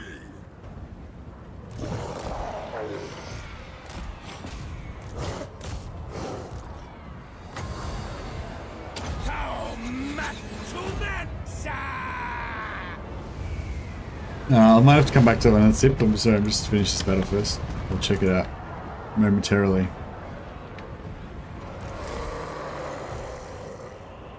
Rage and fury.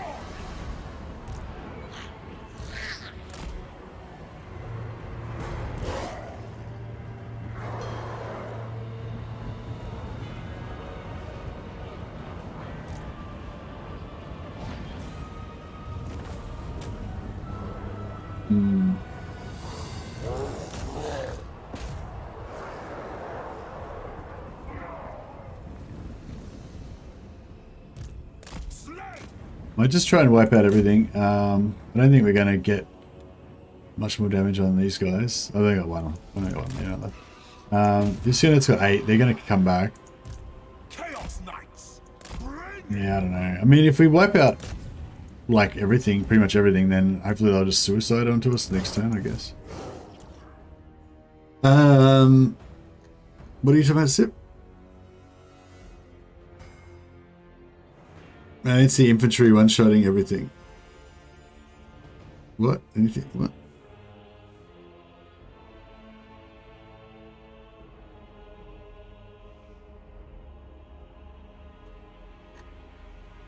Oh, right. You're saying they don't... The Forsaken did not beat the Forsaken. I mean, the Jade Warriors did not beat the Forsaken in Anticity's video, right?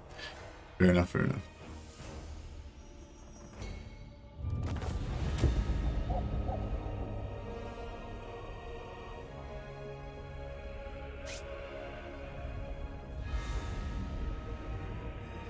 Forsaken MVP. Yeah, the Forsaken are pretty good.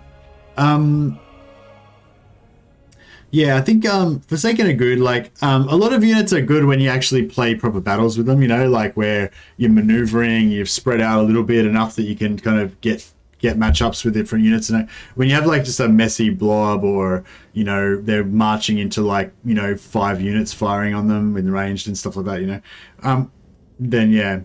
That's the thing, like, that's one of the things about campaign play. It's like, in multiplayer play, you know, you're quite often you are maneuvering units and spreading them out, whereas in campaign play, well, at least the way I play, which is maybe not the best way, yeah, there's a lot of blobbing, there's a lot of, like, multiple ranged units focus firing single units and stuff like that, you know?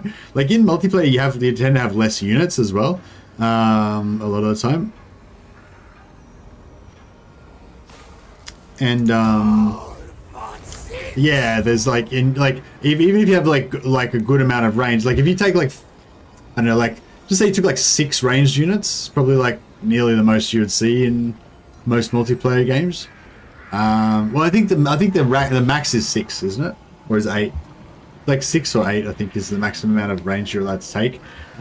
So you know what I mean, like the most you'll usually see is like 2 ranged units double teaming 1 infantry unit or something like that. And you know, it's like it's not as often that you'll see melee infantry just get evaporated before they get into melee. Like it still would happen, but you know, like it's not like, you know, in campaign play that's like standard operating procedure. You know, you just have like 10 range, just drill infantry before they get into melee. Yeah, I don't know. It's hard to really explain the difference, but there's definitely a difference. I probably don't really need to explain it to you guys because you probably already know what I mean. I don't know if we keep these Forsaken or what. We could probably like get rid of this Rift. Although, if we want, we could come back out and do some more Rift farming. Wait up, how many? We need to be back out by 5, by turn 5. Where are we going to come out from? It was this rift, wasn't it? I came out of this rift, then I went back into that rift. Shit. There's no rifts within 2 turns. I should have done a different one. Well, we can maybe get. We could maybe get to that rift. Should I try and get the corn soul? I don't know. Has anyone already got the corn soul? No, no one's already got the corn soul. So if just like every turn, if every like time we just go to Corn's Realm and just kill everyone in there, then no one will be able to get it.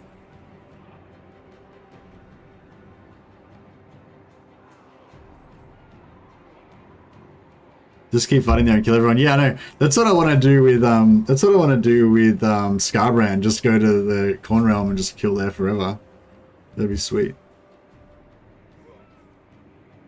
Yeah, and it never leaves to need to leave. Yeah, well, you kind of need a settlement so that you don't get settlement attrition, but you can always go into encamp stance because I'm pretty sure settlement attrition doesn't work on encamp stance unless they changed it. Good night, Nicholas. Have a good sleep.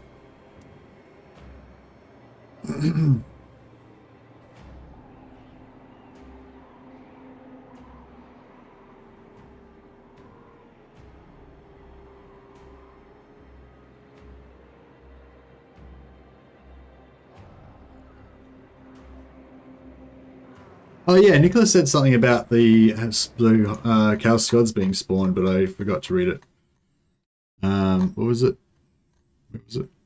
The whole humanity created 3 of the Chaos Gods is 40k lore only. In fantasy, the 4 gods always just existed. Oh, okay, cool. Yeah. No, I don't care about leveling. Don't care about buildings. We've got siege here. It's treason to command me. Oh, these guys are probably going to take this. Marvelous, magical, madness. I don't know. We could, yeah, we could maybe pop out of here, kill this guy, continue on, get to there. Yeah, no, it's not going to happen.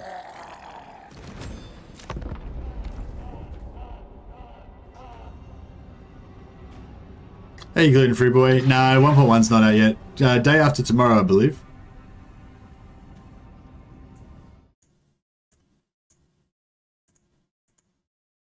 Oh yeah, so tomorrow, yeah, I don't know what I should play tomorrow. I think I'm kind of done with this Tzeentch campaign. I'm not done with Tzeentch, but I feel like, you know, this one was like, wanted to try out the Beastman thing, tried that out, wanted to try out the Knights of Tzeentch, which I think we thoroughly tried them out. Didn't try the Doom Knights yet, so I might have to get them next time. But yeah, you know, kind of did everything I wanted to do, I think.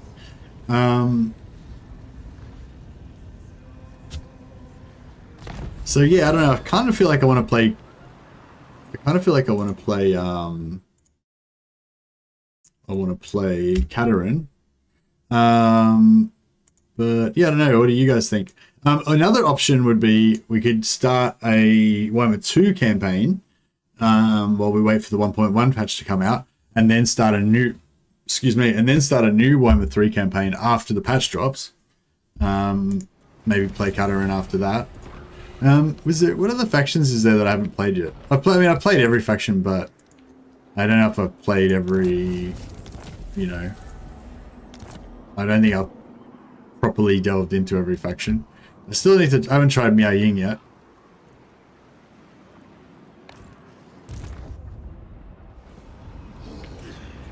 Kairos. Where'd Daniel go? Fateweaver.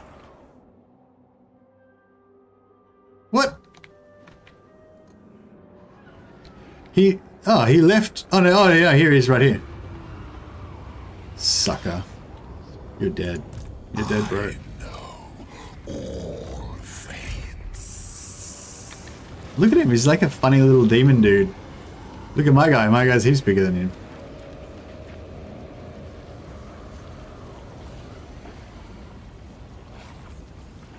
Follow. Check him out, he's a little like junior demon. He's not like a proper grown-up demon like Kairos. I foresee.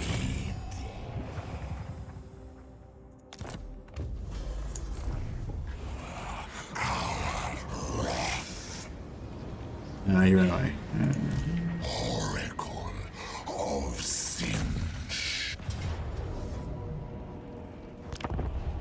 Aren't all patches save game friendly?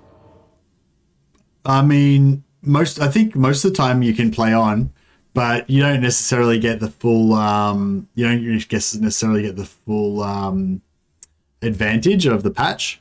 Wait up. What the fuck? Didn't you have like a half stack a second ago? I thought he only had like a half stack and then what? Oh well, whatever. Yeah, like so you know, even if your game still works with the new patch, like quite often you won't get the full effect of it because of the start pause stuff, and like there's certain things in the campaign that happen mechanically when you do certain things, you know, and those things will be different and they'll be fixed in the patch, right? Because, you know, until you do those things, they're not there, and then when you do them, you get the new effect of the patch, you know, like, but like there's other things that like are set up at the start of the game, and if you know you don't have, if you don't start a new game, then check it out, the eyeball moves. I didn't even notice that before. It's groovy. Anyway, chaos magic. Exactly.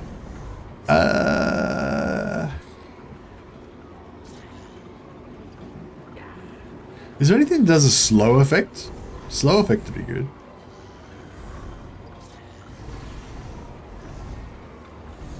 I don't know.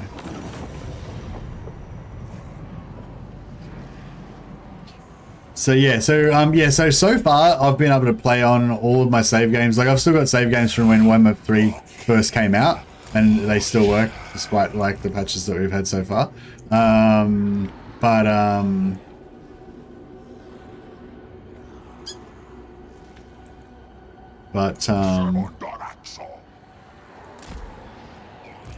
But yeah, like I said, like you get some effects you don't get unless you restart.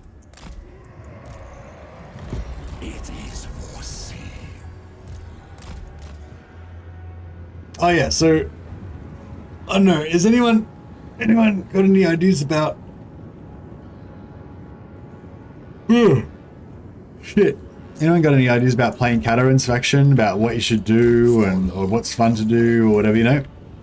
I haven't really got much. I don't know, maybe Katarin's not the right one for me to play. Maybe I should play Ogres, or maybe I should play Katarin and then play Ogres.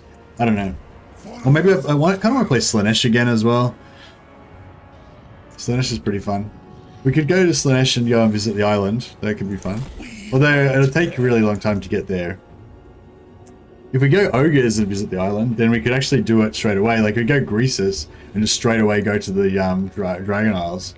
That could be kind of fun. Katarin with Stalk Heroes doing secret agents in the Chaos Wastes. That sounds pretty fun, actually. You always come up with cool stuff, Dash Dash. Apart from when you're completely way off base, like with that whole War Wagon thing. Well, actually, oh yeah, that's the other thing we could do. We could do Marcus Wolfheart War Wagon campaign. That would be pretty fun. I'm still a bit scared about playing anything other than Warhammer 3 in case I like break myself or something. But be right. Would you say Zhao Ming is the best in Warhammer 3 or Scarbrand? I don't know. It depends what you mean by best. You know, like he's got a bit of health, this dude. He's absorbing these hits. Wonder how many shots he's going to take before he gets pissed off enough to actually attack. Yeah, that sounds pretty cool. Like, actually, Kataran Stalk Heroes. The other thing I don't like about Kataran... Well, it's not really a thing I don't like about Kataran. The other thing I don't like about the Frostmaiden Heroes is that you can't increase the capacity, you know, super high. You only have like 3 or 4, and that's all you get for like the whole campaign, basically, until you get to tier 4. And although... Best with red lipstick? What? I don't know what the fuck that's all about. Here we go. But anyway, are you saying Kataran's Heroes? Oh, fuck, I don't know. Anyway, yeah, so okay, so the two ideas I'm tossing at the moment is Kataran with wanting to, oh, they're just going to run, aren't they? Actually, we go around this way and we like lure them away. Get some Furies there. Hopefully the Furies aren't gonna like gank Kairos. You can drop their Lord.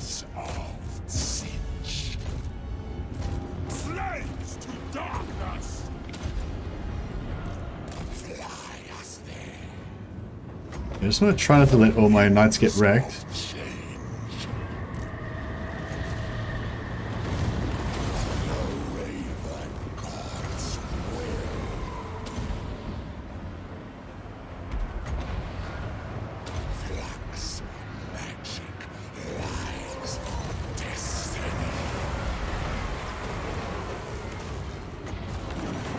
I can drop, you prick.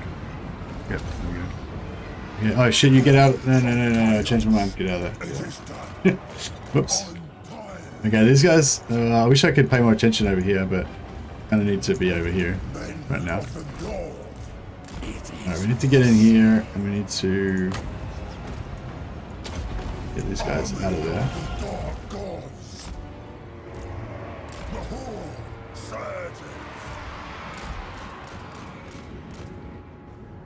Need to get over there and deal with that. Yeah, we should be able to all pull out of there. Please pull out of there. Maybe.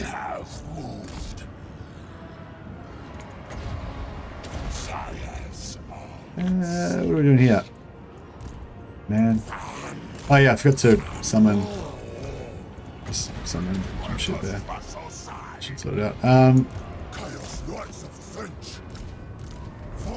Of Kairos. Hurry, you need to get around. Get around. Fates guide us. The winds of Furies. Alright, that should slow down most of that. These guys are full health again, so they can come back in. Shields, I mean. You guys are full shields too. Get it done. many eyes shall see. Change, deceit, power.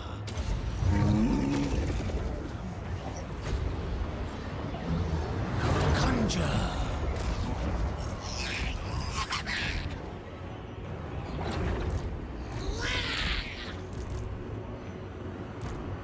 Very well.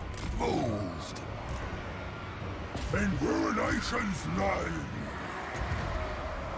Flux, magic, lies, destiny. Done. Chaos Knights of Tzeentch. Minotaur's got wrecked. It's unfortunate. Slaves to darkness. Spreading destruction. Yes.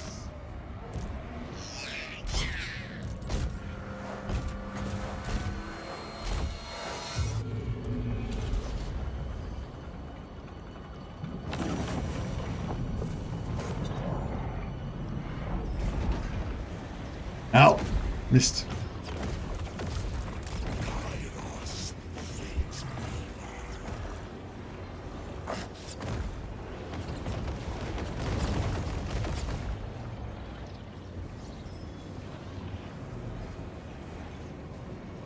Yeah, it depends what you mean, like, by best on Rage. Like, if you mean, like, best as in most fun, then I probably wouldn't say not Zamming or Scarbrand. I'd probably say one of the Ogre Lords is the most fun to play. If you mean which one's the best one-man Doom stack,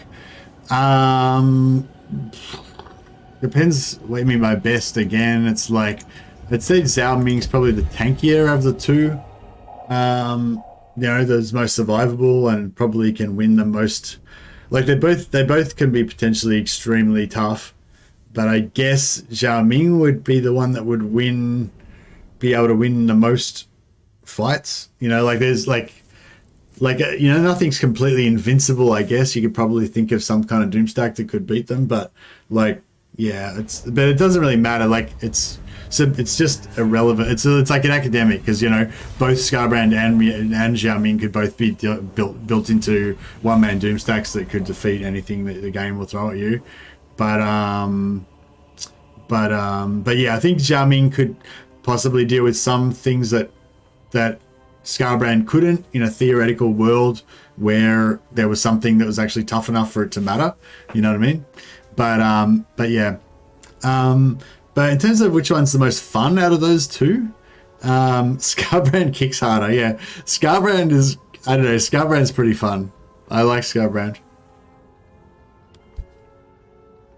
It's a hard call. Zhao does have 2 HP bars, that is true.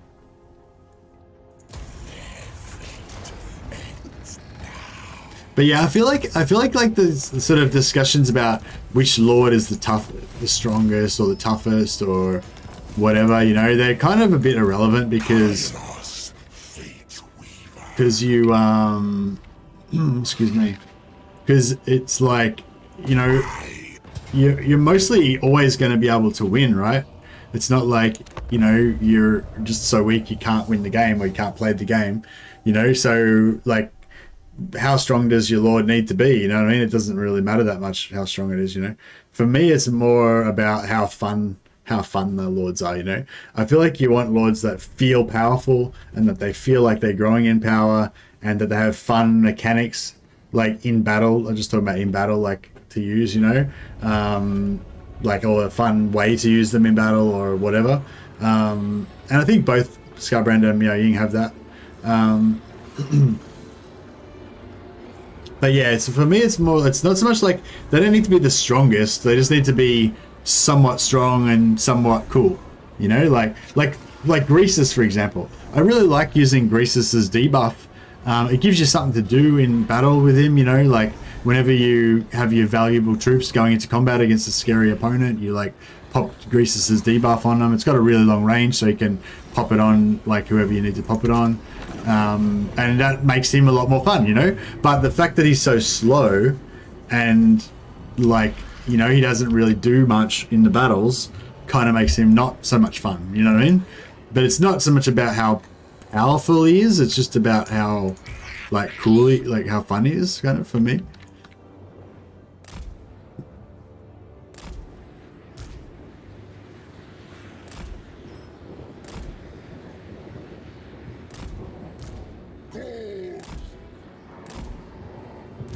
Lords of Kairos. We are the cult.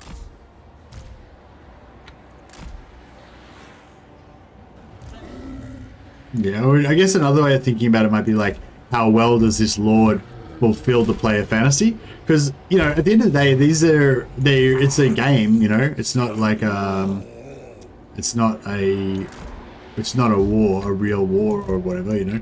So like the end, like is the objective really to win, or is the objective to have fun, you know? Yeah. Very well. Fly us there.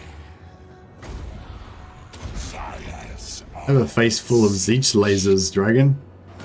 Follow the way. Man, that dragon just ate that.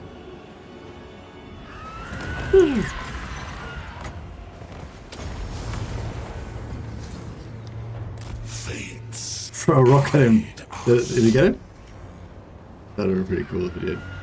Just fly us directly away from him as fast as we can.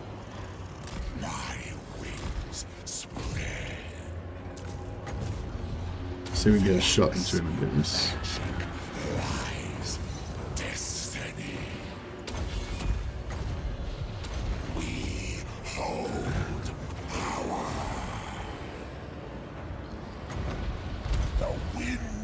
Point blank laser to the face. Oh yeah, he's broken. And now he's dead.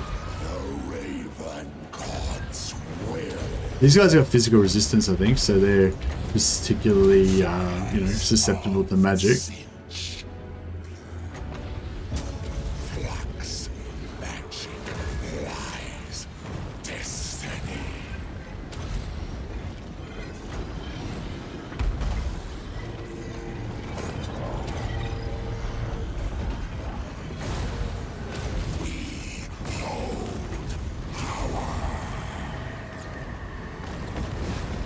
Yeah, Garbrand kicking units in the head is pretty fantastic. Just booting them. It's like, boot.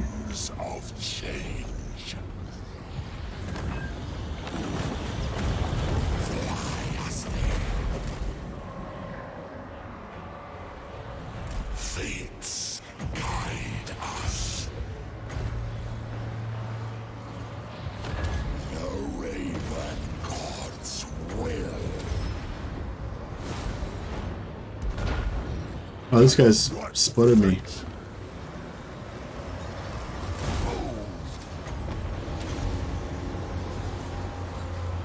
The AI cheats in Tzeentch's realm.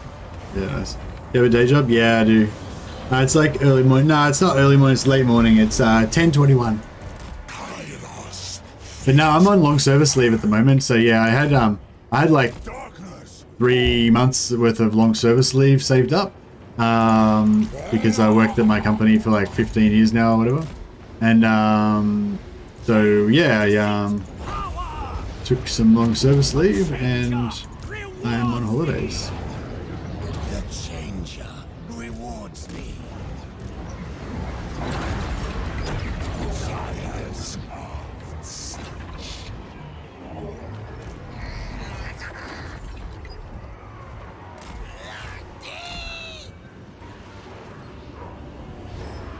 Not cool, that's all good. Now we just drill this guy. Send the chariot after him. Where's the chariot?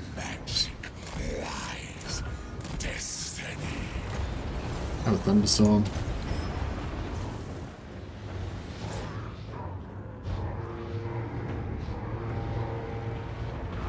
Nice to do that. Yeah, I already had like 2 months off. I took it off for like the launch of 1 to 3.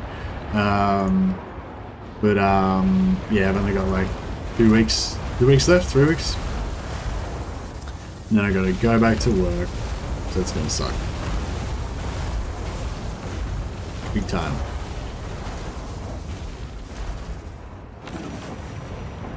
Chaos Knights.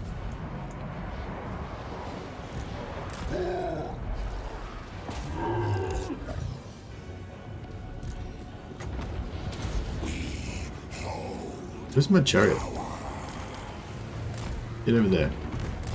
Kill him.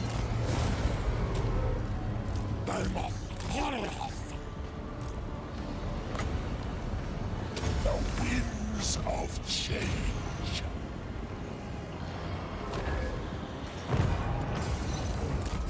I envy Scarbrand's biceps. Look forward to making an absolute Giga Chad Lord in the coming Lord customization from Workshop. Yeah, true. It'd be really cool if they made like a miniaturized version, so you could make like House Warriors that were like normal human size. I'd love that. That'd be sweet. Kairos, Fateweaver. Just want to get the extra money for killing the Lord, so.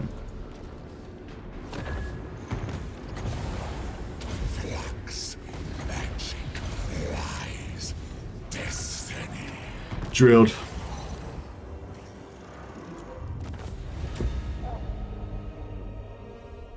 Oh yeah, so do we have any other ideas about a campaign? So no one's interested in the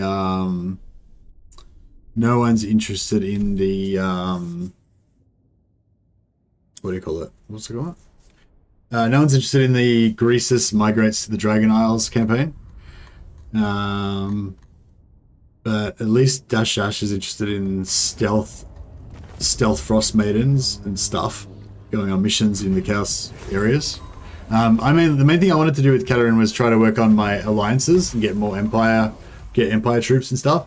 I don't really feel like Empire troops are really that, like, add that much to the I don't know if that, adds, I don't know if you like Empire units actually add much to the to the Kislevite roster, but I just like Empire and I like the idea of them being together. Empire artillery is better than Kislev artillery. Oh, that's good to know then. Well, maybe that's what we should do then. We should get some like Empire military. That can be like the roleplay storyline that the Empire is being useless pricks and not sending any actual troops, but they're just sending like advisors and military experts along with some like the engineering detachment and heavy cannon, but they're not sending any like good Empire men to shed their blood.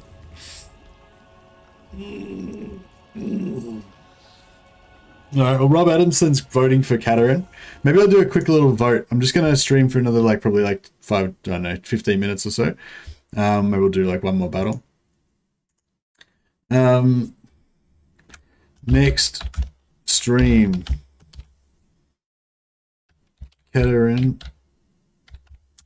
agents and allies. Basically, it's going to be about agents and allies for Katerin. Get some Empire cannons, get some Empire Hellstorms, maybe, whatever we can get, basically. Actually, that's another point. Does anyone know which the best Greasus Dragon Isles Dinosaur? Dragon Isles Dino Migration.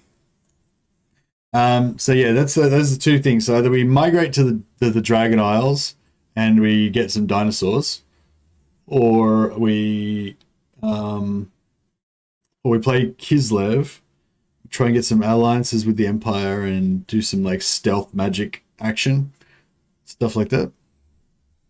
Yeah, if anyone's interested in either of those options, then chuck your vote in up top.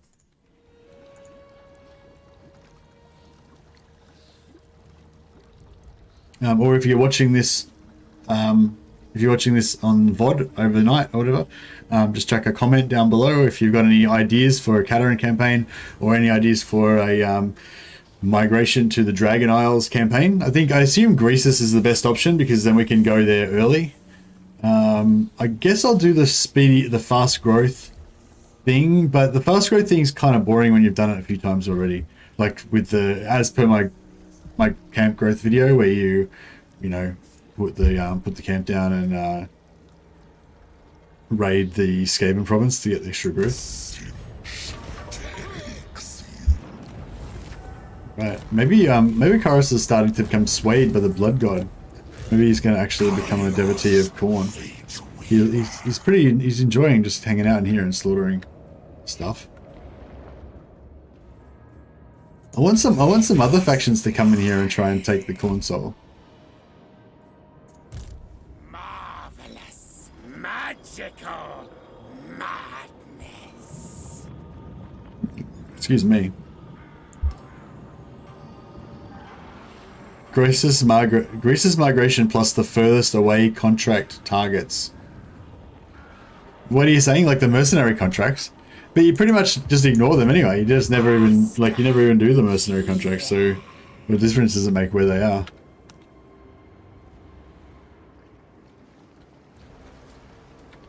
Did we get another?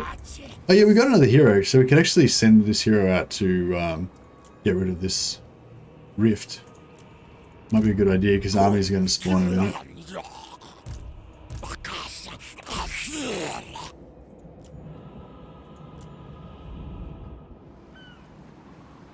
think we're just going to let them take sunken sewers. We'll just rebuild after we get out of well, I guess we're probably not going to continue this one, so yeah. Did you check the campaign endings? Scarbrands and the advisors are basically, it was just a joke, bro. Oh no, I'll have to watch them. Is there has somebody put like video versions of them up so I can watch that? I'll probably never actually play the campaign to conclusion, so you know.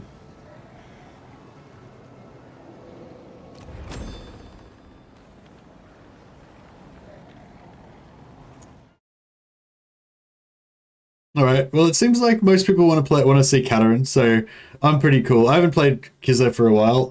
Most of my Kislev campaigns were like quite a while ago. I feel like back towards when we just first started playing the game. So I feel like we've learned a lot about the game since then. So it kind of might be interesting to see what Kislev's like now that we've got a bit more of an informed, you know, much better understanding of the campaign. We've got, you know, we know about the overpowered light war sleds. Although the light war sleds might not be as overpowered after 2 days from now. It'd be interesting to see how comprehensive this this patch is. I kind of feel like they might have, you know, like when they originally put up that thing saying what was going to be in it, they might have been like, oh yeah, well this is a few things that'll make them happy. But then like they might have got some feedback saying, oh, you know, that stuff that you said that you're going to do in the patch doesn't make any difference. We still aren't going to play it. And then they might have, you know, they might have like tried to push through to get more things in, or I don't know. They probably just did whatever the best they could. You know, I'm guessing, but anyway, whatever. I'm just saying, like, yeah, it'd be interesting to see if there's going to be heaps more stuff in the patch than we're expecting. Probably not, but you know, what if the new patch breaks the save? Then I'll start a new campaign. But yeah, I'm not too bothered. Restarting is always fun anyway. There's always something you did wrong. You can try and do better the second time around, or you know. So yeah, it doesn't bother me. It does. It's a bit annoying for you guys to, because you lose like continuity of the like storyline or whatever of the streams. But you know, most people don't watch more than 1 or 2 streams anyway. So, yeah, I was checking before to see if there's anyone streaming, but I don't think there is.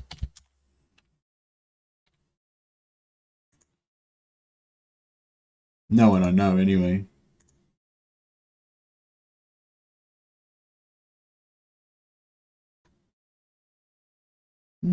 Oh, Edward von Carstein streaming again. I think I hosted him yesterday. Huge issue.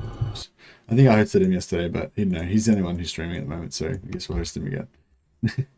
Anyway, yeah, if you guys want to check out a smaller streamer, Edward von Carstein, he only started a few months ago. He's a good friend of the channel. He used to hang out a lot in chat, but I think he's been a bit busy recently. But yeah, if you want to go and check out some sexy Slaanesh, he's playing Slaanesh right now.